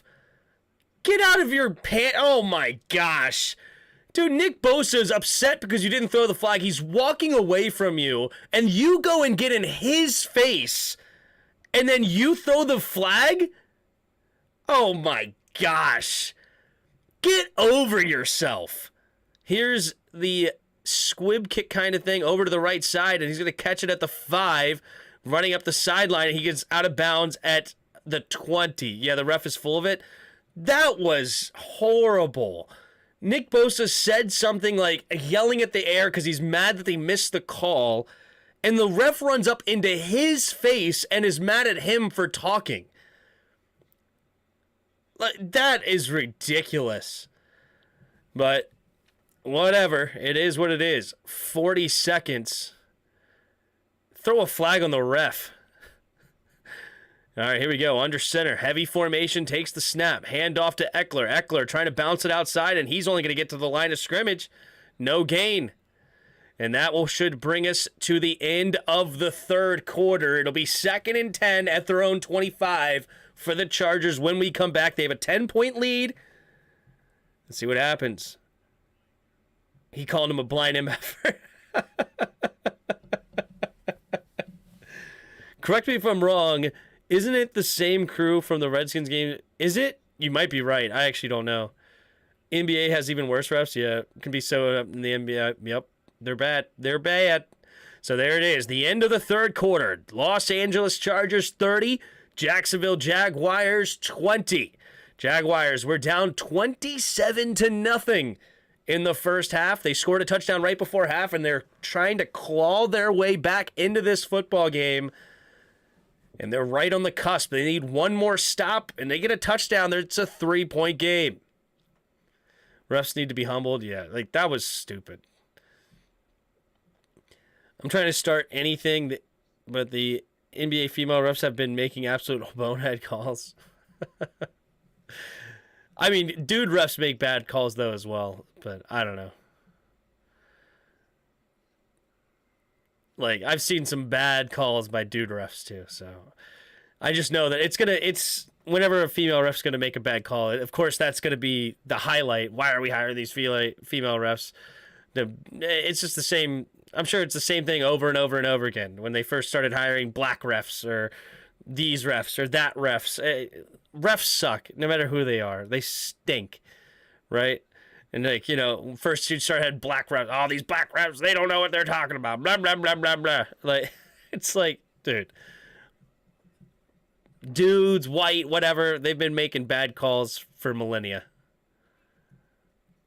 Female refs seem like they're intentionally screwing the game, though. I doubt that's the case.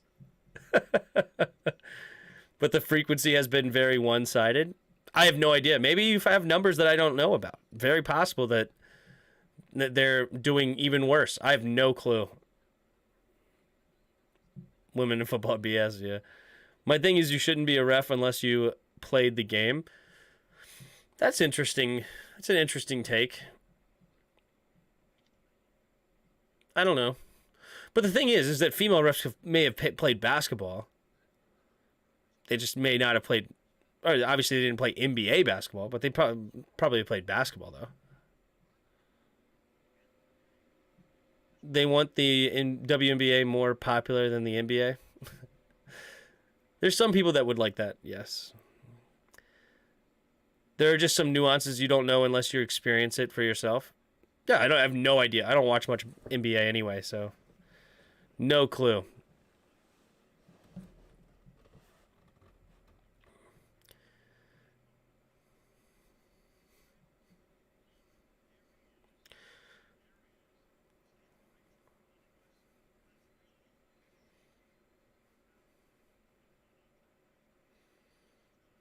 Alrighty, here we go. Chargers are fine, but refs act out. Here we go. 3 receivers to the left. Now Keenan Allen. Oh, wait a minute. Something happened. It's either a false start or a neutral zone infraction. Let's see what happens here. Both of them blaming each other. False start. Number 71. No, 73. Okay. Offense number 73, false start, and that will...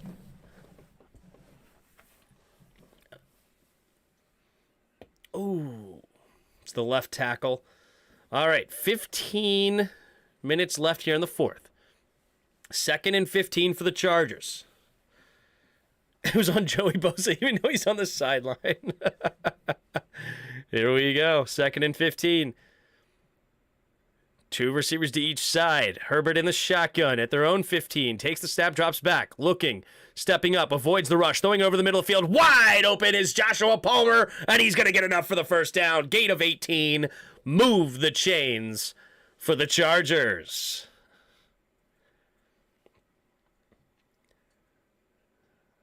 Here we go.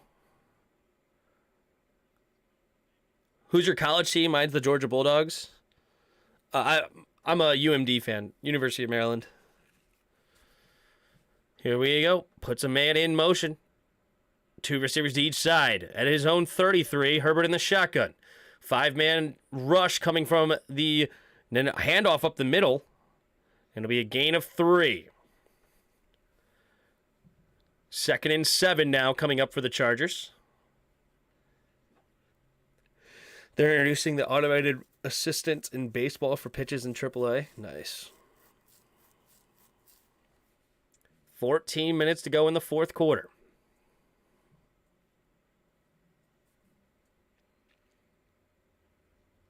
Three receivers to the right. Herbert takes the snap. Drops back, pumping. Pressure coming, and Herbert goes down. Oh, there's a flag, though! Unnecessary roughness! Oh my gosh, they threw him to the ground after the whistle blew. What a mistake. They had him dead to rights with a sack, and he threw... Personal foul. Oh my gosh, it's on the rookie Trayvon Walker. What a mistake. What a mistake. Wow. Let's look at this. They get to him. 3 Jaguars get there at the same time. Oh, wow. Herbert selling it. Oh, wow. I mean, they definitely shoved him to the ground. Little double team. But I think Herbert sold it a little bit at the same time. Gets the automatic first down. I formation. Man in motion, takes the snap. Handoff up the middle for Eckler. Eckler will get absolutely waylaid in the hole. Alukin, the linebacker they acquired from Atlanta, makes a beautiful form tackle right in the hole. Gets underneath him, lifts him up, and sends him to the ground. And it's going to be 2nd and 9. 13 minutes to go in the fourth quarter. Jacksonville needs a stop. Herbert in the shotgun. 3 receivers bunched to the right. Keenan Allen now motions over to the... that was bunched to the left. Now the motion to the right. Takes the snap. Play action. Rolling to his right. Going deep and out of bounds. It'll be 3rd and 9. Justin Herbert looking a little sus here. Not very comfortable. 12:48 to go in the fourth quarter. Jacksonville only down by 10. They were down by as much as 27-0. Trying to fight their way back here. See what they got. Gotta go. See you later. Thanks for the live tonight. Stay safe. You too, man. Thanks for stopping by. 12:48 to go. Herbert in the shotgun. 3 receivers bunched to the right. Kicks that leg up. Takes a snap. 4-man rush. Herbert steps up. Avoids the rush. Now rolls to his right. He's got room to run. He's going to keep it and get the first down, sliding for a gain of 14. And it's a first down, Chargers on 3rd and 10. What a great run by Herbert. Felt the pressure coming, stepped up to avoid it, then ran to his right, saw that nobody was there, man-to-man defense. And yeah, there's nobody open, and he just sees a wide open field, and he gets the first down with his legs. How would have scored, yeah. He should have done the Kenny Pickett. Keenan Allen was doubled there. Yeah, he should have done the Kenny Pickett fake slide touchdown, huh? All right, 12 minutes to go here in the fourth quarter. Wait a minute. The Chargers use a timeout. Oh, they let the play clock get down to 0. And they'll call a timeout with 11:58 to go. Staley making sure that he draws up the right play here. Gotta get the first down. If you get points, if you get a touchdown here, you make it very hard on Jacksonville.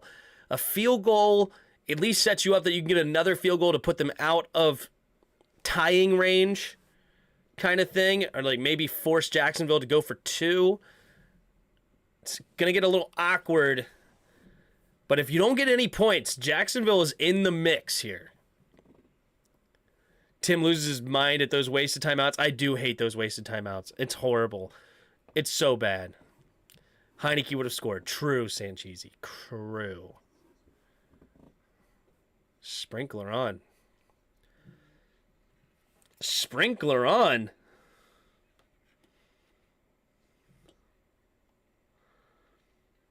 Man, we're at 6.5 hour stream. Jeez. We're doing it, man. We're doing it.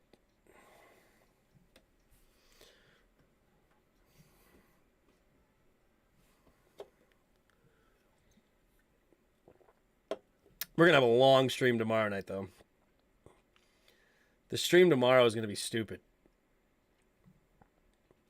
What do we got tomorrow? We got 1 o'clock Miami Buffalo, 4:30 Giants Minnesota, and then 8:15. So probably after the Giants Minnesota,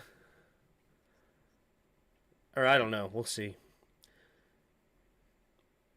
You know, I think it might be better to turn those into 3 streams. I don't think the streams do as well when they're super long. I might make those into 3 streams. So at the end of the Miami Buffalo, we'll end it, and then we'll come back. I think that's better than just waiting. Tim made $1 million so far in the stream, yeah.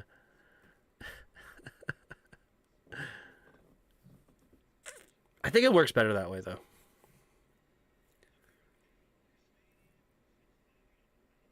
Because on the first stream, we got up to like 100-something viewers, right? But then once it tanked with the break, right? Because people left to go do something else. Like the most we've gotten to is like 60. I wonder if they don't share the stream as much if it tanks like that. It's interesting. I don't know. But here we go. 2 receivers to each side. Herbert in the shotgun. No, excuse me. Herbert under center, rather. Single back formation. Austin Eckler. Takes the snap.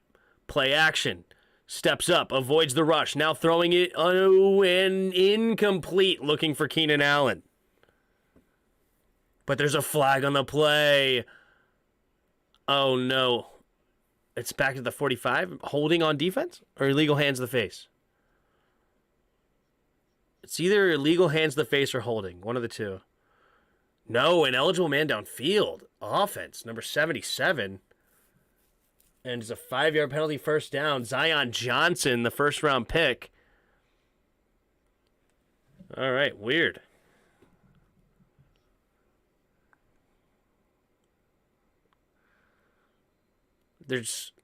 What is Zion Johnson doing? What in the world was Zion Johnson doing there? He's just running downfield like he's a receiver. 2 receivers to each side. 1st and 15. Takes the snap. Herbert looking, throwing it over, and it's batted down at the line. Now it's 2nd and 15. You take a 15-minute power nap between streams? That's right. I just think it's better if we actually end it and start it again. That's my point.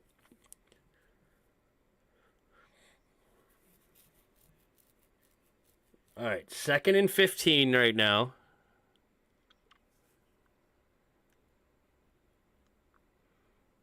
$8:34 to go.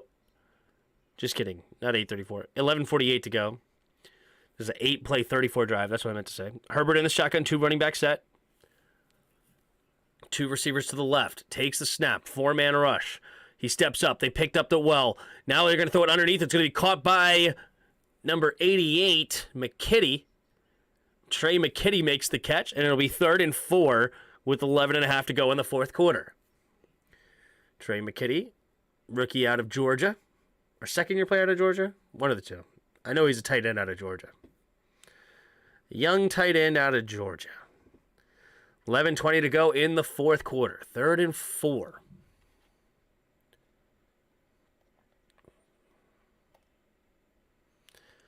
Two receivers to each side. Herbert in the shotgun, 3rd and 4. Takes the snap. Blitz coming.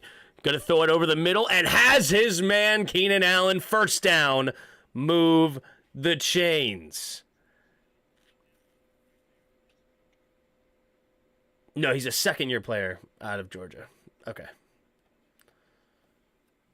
Francis UFC fight title positive 3 PEDs. Oh, no. Title taken away. Industry Tate Tucker, you all come back and start the stream again? Pretty much. All right, fresh set of downs here for the Chargers. 10.5 to go in the 4th quarter. 3 receivers to the right. They're in field goal range. Takes the snap. Hand off to Eckler. Eckler has a nice hole, and he's going to get tackled after a gain of about 4. Up to the 25-yard line, excuse me.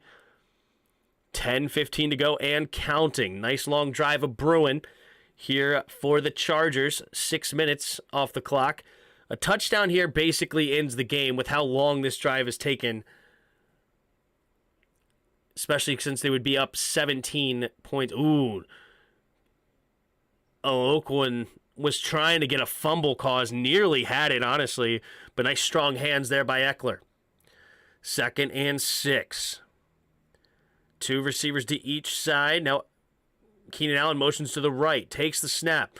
Here we go. Handoff up the middle is Kelly, and Kelly will get a gain of 3, setting up 3rd and 3 at the 22-yard line of Jacksonville. 9:30 to go. Nice long drive. Nearly 7 minutes off the clock on this drive. Here we go.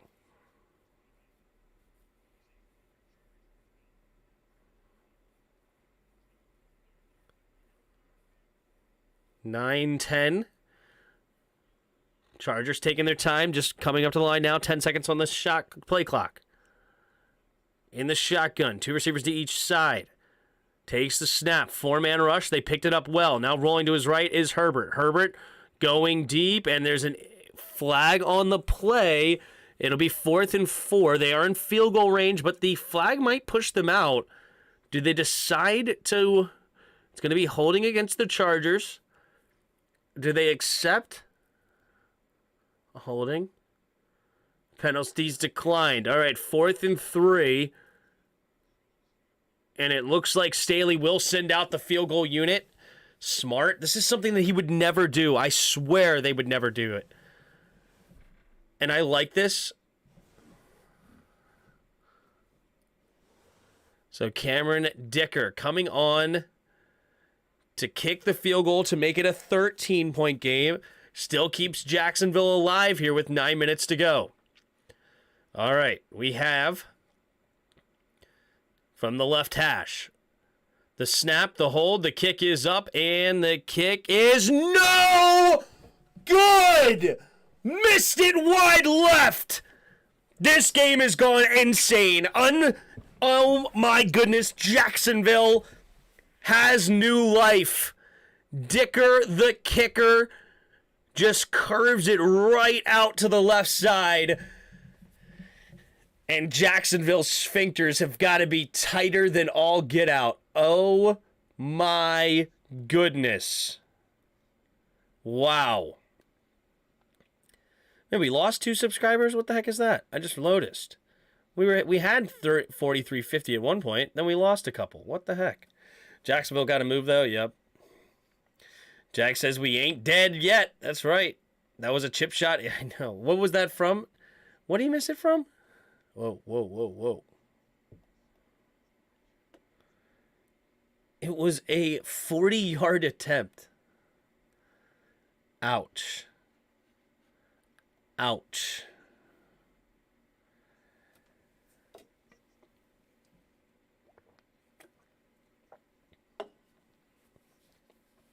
Had to be Cowboy fans.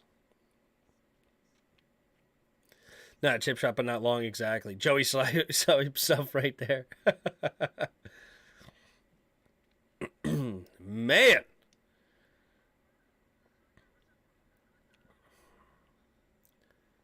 He said Jacksonville sphincter's got to be tighter than what?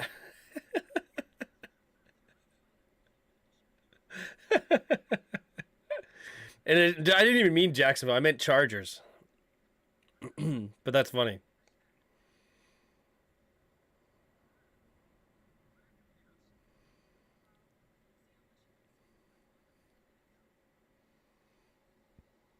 All right. Oh, man, Trevor Lawrence. Trevor Lawrence would have to be the first quarterback in history to throw 4 interceptions and then come back and throw 4 touchdowns in the game.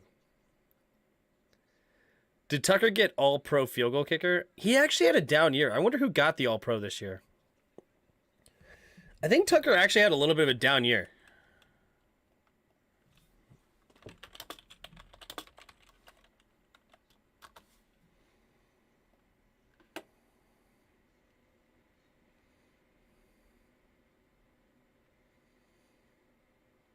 Nope. Special teams, Justin Tucker got it.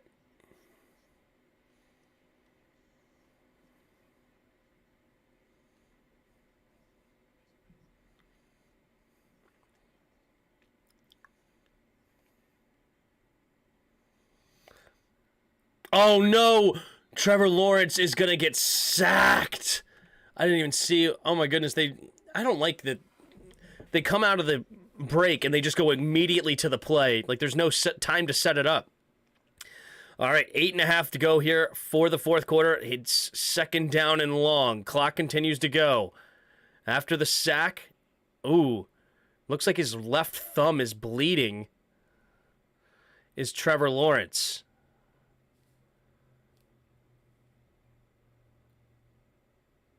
Oof. Van Noy stepped on his left thumb. Oh, that hurts with the cleat. 3 receivers to the right. Takes the snap. Lawrence looking, and he's going to throw it incomplete. 3rd and 19. Wait a minute. There's a flag on the play. Taylor wants a wrap real quick with the flag. His left thumb is bleeding pretty good. Oh, man. Yeah, his left thumb is bleeding. It is on his non-throwing hand. His hands bleeding. Season's over now. Nope. He'll be fine. It's just his left hand. Just got to get it wrapped up so the blood doesn't go everywhere. So it's a incomplete, or excuse me, pass interference.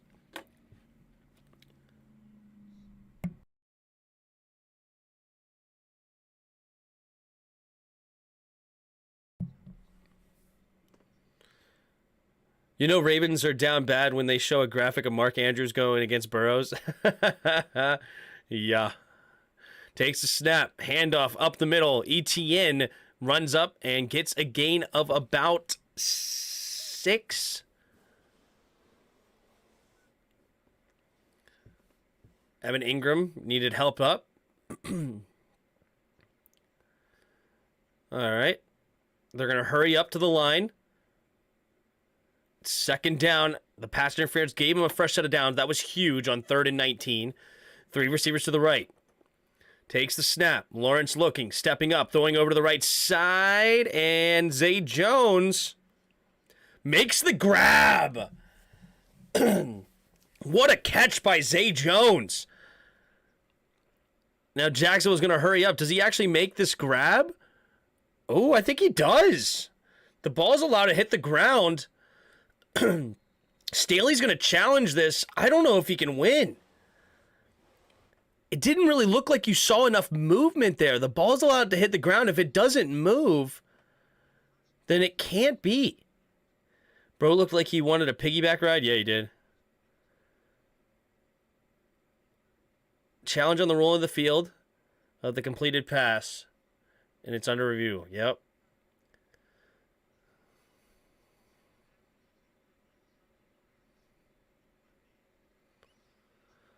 I don't know if you can overturn that. I really don't. Like, yeah, the ball technically hits the ground, but under the new rules, it's allowed to.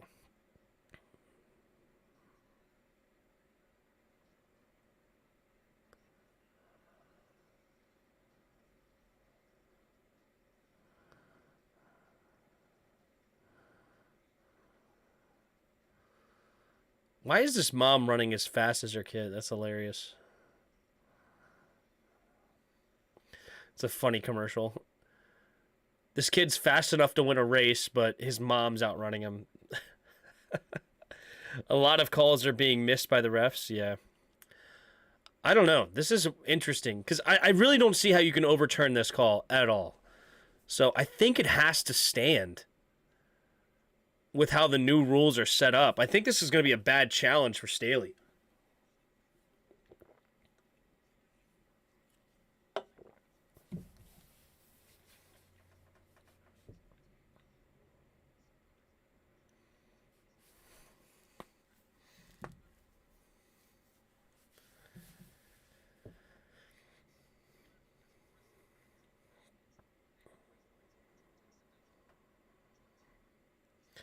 What do you think about Al Michaels calling this game? To me, it's rather treasonous because he left NBC for another job.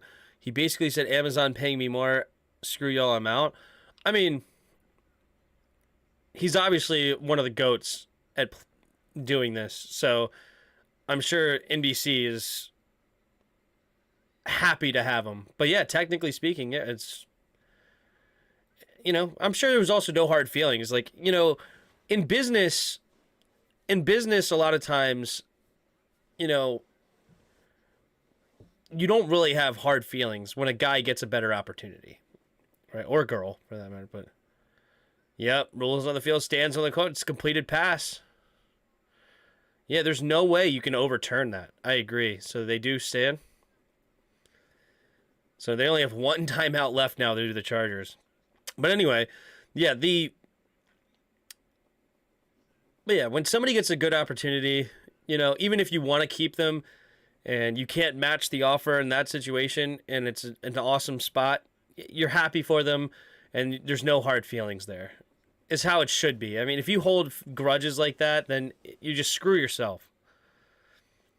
7:04 to go in the fourth quarter. Lawrence in the shotgun.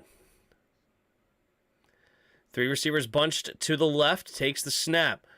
4-man rush, picked it up well, throwing it over to the left side. It'll be caught by Kirk, and he stays on his feet and dives ahead for a gain of about 12. We went to the store and made food, and 2 more picks. Yep. Here we go. 1st and 10. Jacksonville trying to get back into this game. It's 6:40 to go here. 3 receivers to the right. Here we go. Takes the snap. Drops back. Looking. Steps up. Throwing it underneath and incomplete for Marvin Jones. Not a very good throw. NBC should have opened the wallet and paid the man more, right?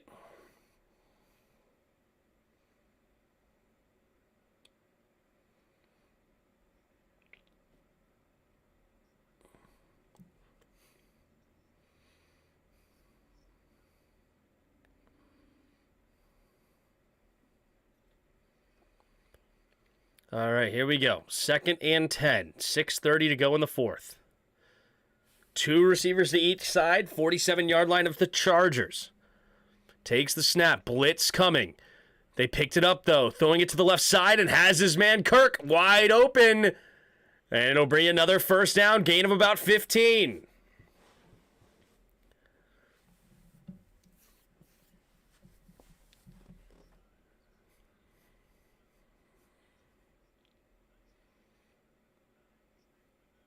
Hey, Tim, would you be your dream OC? Who would be your dream OC for the Commanders? I don't know. Takes a snap. Caught by Evan Ingram. Evan Ingram will go out of bounds at the 10. And so now it's 1st and goal from the 10 for Jacksonville. Wow. Sure is my dream OC. There you go. Why isn't the clock going? The clock is going right now. I see it. Anyway, I don't know when you are talking about.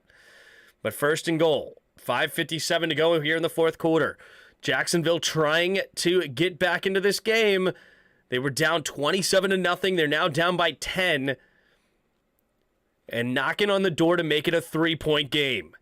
5:40 to go in the 4th quarter. 3 receivers bunched to the right at the 9-yard line. Agnew goes in motion to the left now. Takes the snap. Looking, scanning the field, going through his progressions, throwing it to the end zone, and a little bit overthrown for Ingram. They wanted a pass interference. They didn't get it. Evan Ingram discussing it with the ref. The ref does not throw the flag this time. Looked like Ingram was a little bit more respectful, though, I guess. Ooh, that was actually a good... Ooh, he wanted that call and should have gotten it, honestly. That's a holding. Yeah, that was a pass interference for sure. Definitely held him around the waist. Easy call. Missed by the ref there. Here we go. 2nd and goal. 3 receivers to the right. Takes the snap. Drops back. Looking. Going to the end zone. And it's caught! Touchdown, Christian Kirk! And it's a 4-point game pending an extra point. Oh my goodness.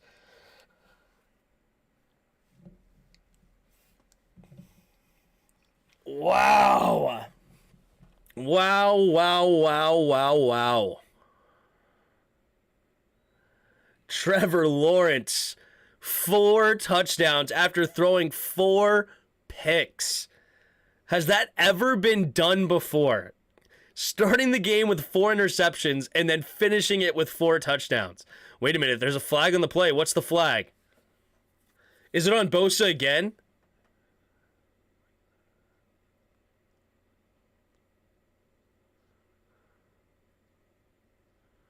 Joey Bosa is hot.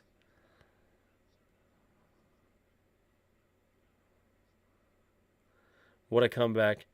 It did look like the right tackle jumped. I actually did see that in real time. It looked like he jumped.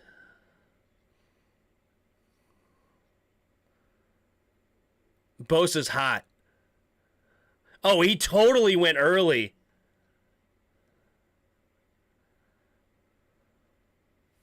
He totally went early.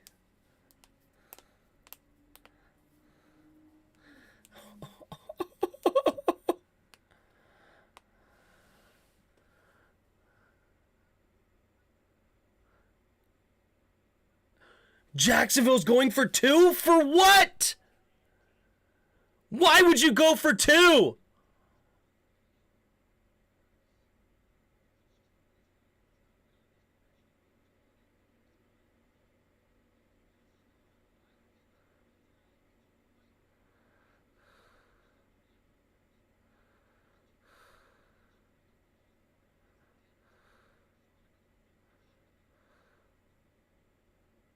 No way. That was totally a false start.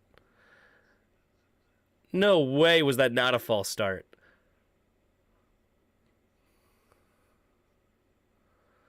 It was a false start. He said it's too technical. Clearly it was a false start. They're going to go for 2 here. This is silly. I think this is silly. Why would you go for 2 here? What's the point? 2 receivers to each side. Zay Jones goes in motion to the left. Jacksonville, he's gonna get it. He got it. Lawrence dives in and they do it. All right. Well, it worked out for him. Little QB sneak and they get it.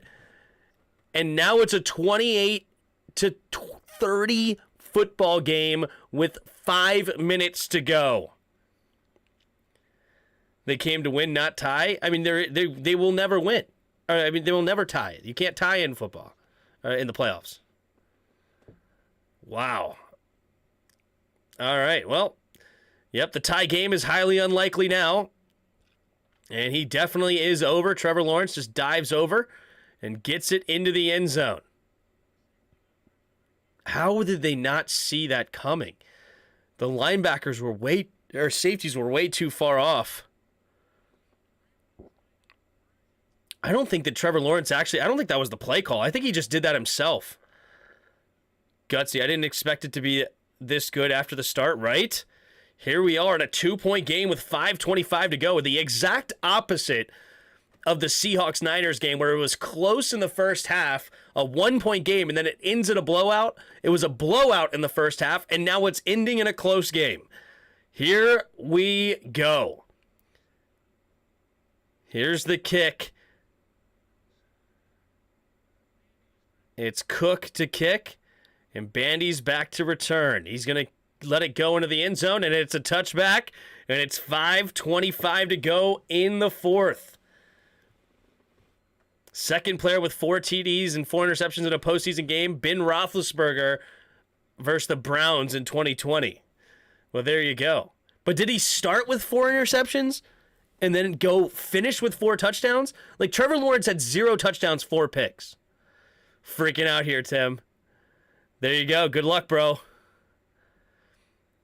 5:25 to go in the fourth. Single back formation. Everett goes in motion.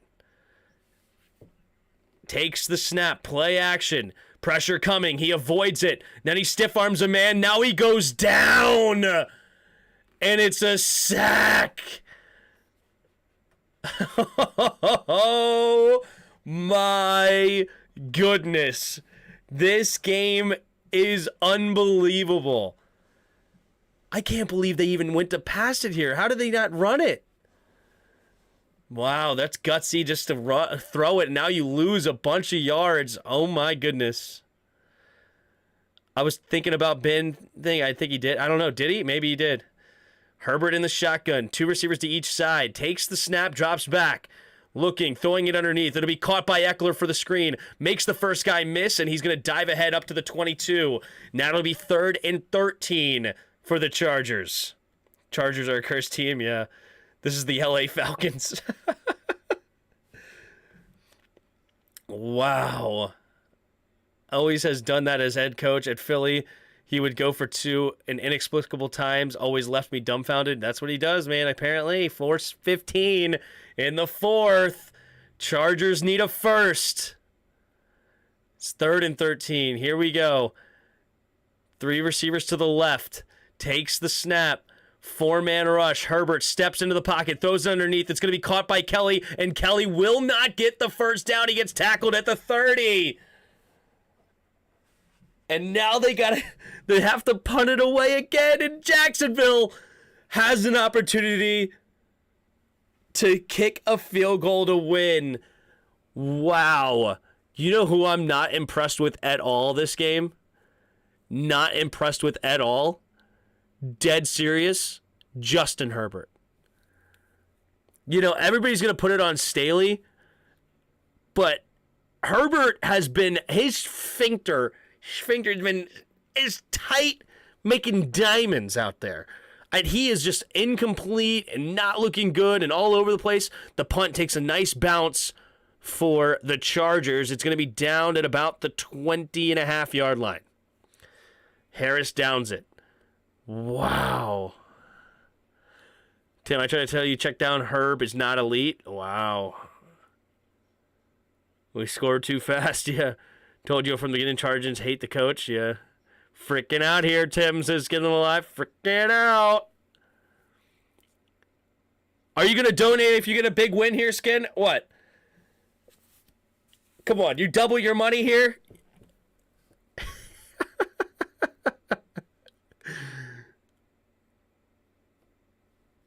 You told me once after a big win you were going to donate. 2 receivers to each side. Lawrence in the shotgun takes the snap. Quick throw, and it's batted down and nearly picked off! Oh my goodness!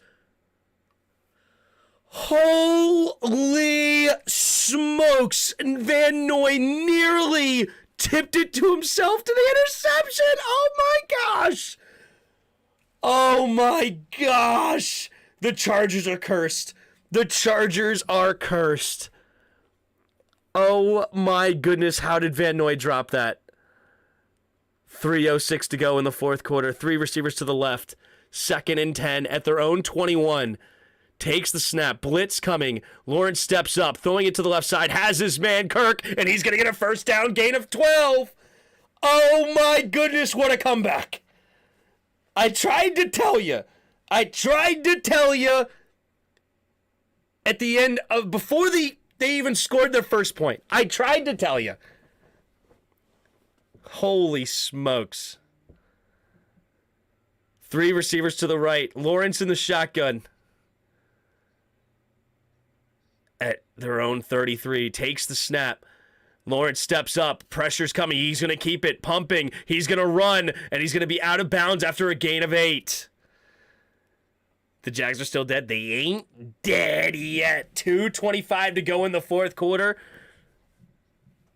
Bosa goes to the sideline here. 2:25 in the fourth quarter. 30-28. To think all of this happened because Joey Bosa lined off a hair offsides. Unbelievable.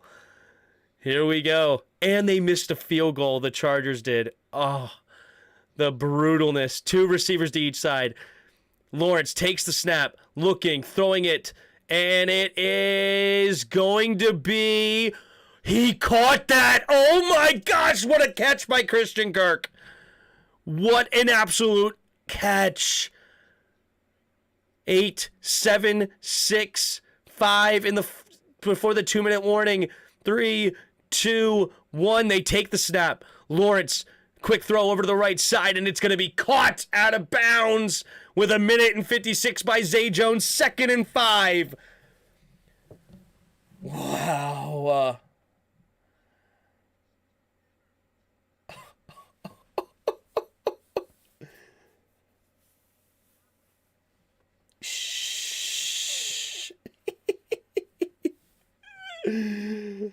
Oh my gosh. Asante Samuel.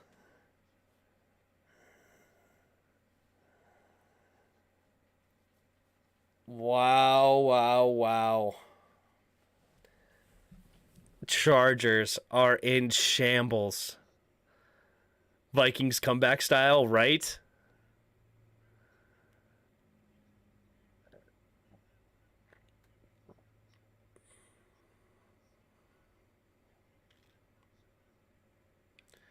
What is the payout on 5 picks in a game? I don't know. That's a good question.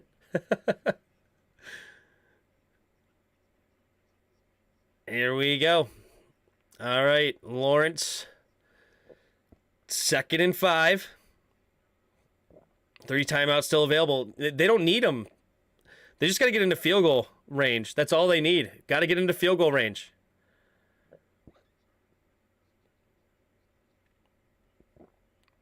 This is karma for leaving San Diego, right? 2nd and 5. Lawrence in the shotgun. 1:56 left in the fourth. 2 receivers to each side. Chargers might be bringing a blitz here. They're showing it. Takes a snap. They do rush 5. They're going to hand it off to ETN, and ETN will fight, and he's going to get just a yard short. Oh my goodness. They're 1 yard short of the first down. Hold the phone. Do they get stuffed here? They're just out of field goal range. Lawrence in the shotgun, takes the snap, drops back to pass, looking, scanning, throwing it underneath, and it's incomplete. Oh my gosh, they have to go for it here on 4th. No way. Do they fail on 4th and 1? No way. The ball's on the 41-yard line. That's a 59-yarder. Oh my gosh. Here we go. Minute and 28. Do the Chargers get the stuff here? Hold up. Do the Chargers survive? Lawrence under center. They're going to go QB sneak. 3 receivers to the right. Takes the snap. Wait a minute. They call timeout. Who called timeout? Jacksonville! Unbelievable! Why did they call that timeout? If they don't get it now, they lose. If they don't get it now, they lose.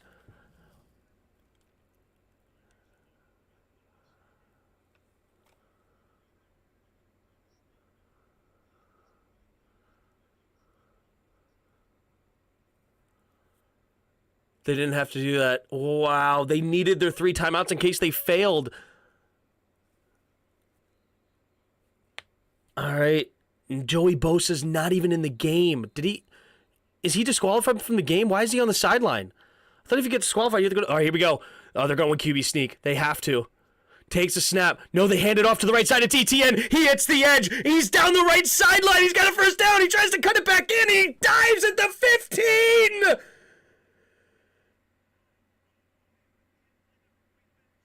Unbelievable. The Jacksonville Jaguars are going to complete the comeback.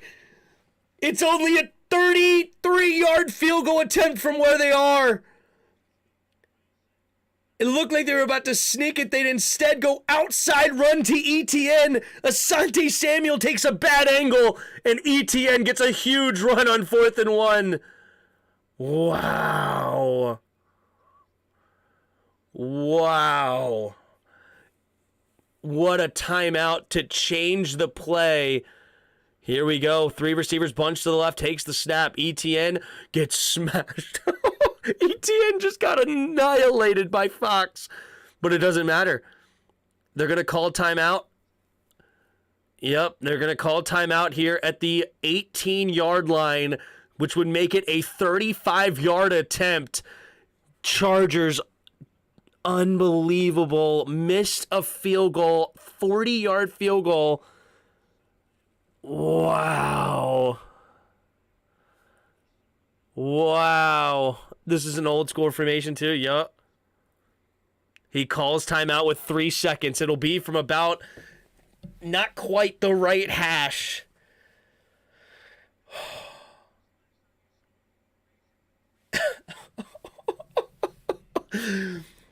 Here they come. 2nd and 12. Jags kicker is hurt. Backup Scott Norwood is warming up. No, it's Riley Patterson to kick it. He's 1 for 1 on lead-changing field goals. I've never heard of this guy. Patterson. He could send Jacksonville to round 2, the divisional round. With the make here, Chargers do have their 1 timeout to ice it.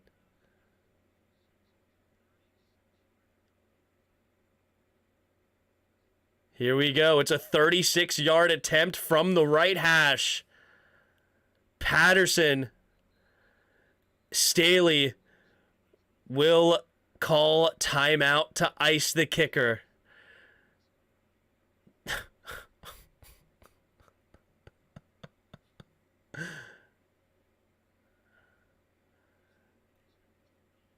They didn't want to get him a practice kick. So the ref tackled the holder, Cook. Oh my goodness gracious. Oh my goodness gracious. I'm getting rid of this. I don't know. I'm I don't know. Doesn't matter. If you see it, you see it. Here we go. From the right hash.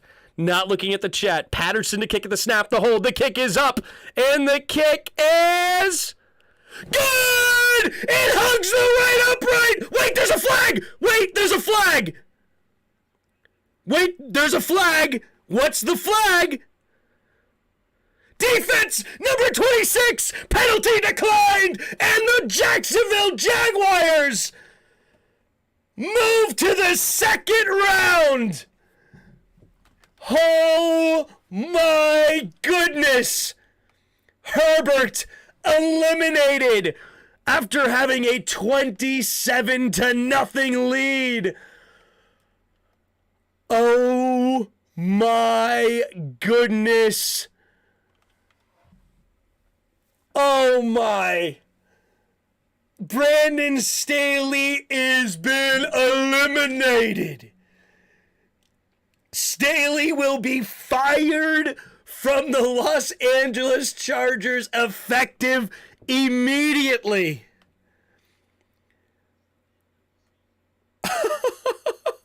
Wow. Imagine being a part of that crowd in Jacksonville to have your team down 27-0 and you allow the comeback. And it's a missed field goal at 40 yards.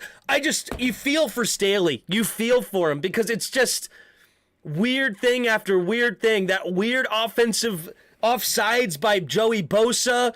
You had the missed field goal kick by Dicker. I mean, it's just so many little things. Joey Bosa allowing the 2-point conversion attempt because he throws his helmet onto the ground. Wow. Just so many little weird things. And he tried to do it the classic way. He punted it in effective spots. He went for field goals instead of going for it in certain situations. And it still cost him in the end. And wow. Trevor Lawrence, what a stud. Starting the game off for 0 for 4. And somebody in the chat earlier said, I hate when players, hang their head. It's how you respond, man. You have 4 interceptions. You're down 27-0. Everybody's expecting you to just fold. It's your first playoff game. You're a second-year player. Yeah, you were the number 1 overall pick, but it's still, it's like everybody's expecting you to just, you know what? It is what it is. Trevor Lawrence, I think somebody in the chat earlier said, Trevor Lawrence, you'll be back, right? And wow. It's wild because everyone picked the Jags too. Yeah, I picked the Chargers.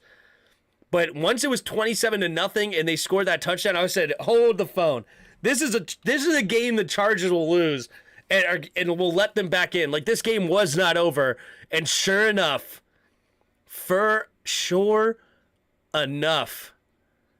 here we are.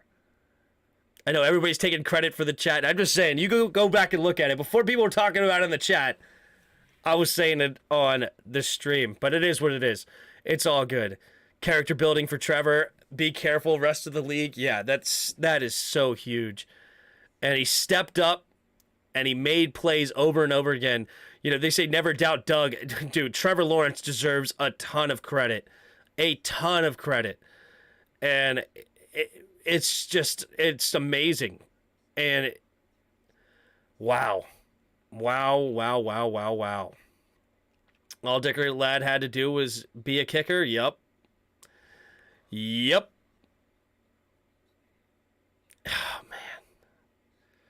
Take off that hat. I'm good. Wow. All right. Well, that's the game. 31-30. Jacksonville on top.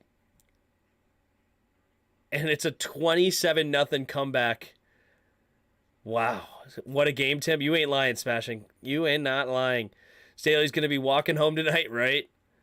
We should have hired Peterson. Wouldn't that have been nice? Prediction for next game. Great call, Tim. Thanks, man.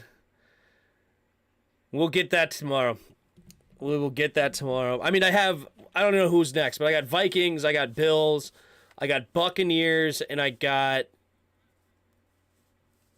whoever the favorite is for the last game, I got them. Who was it? Oh, the Bengals over the Ravens. Wow.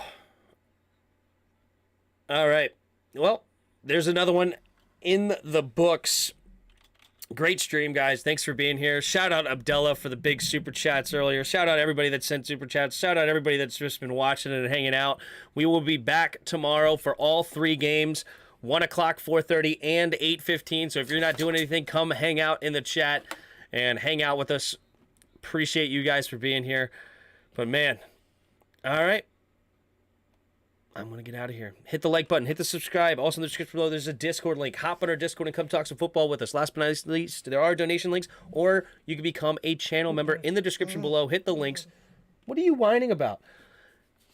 Ruby's ready for me to be done, too. But anyway, you can become a channel member, get some emojis and things like that. But I appreciate all of you in the chat, and I will see you tomorrow. And until next time, see ya!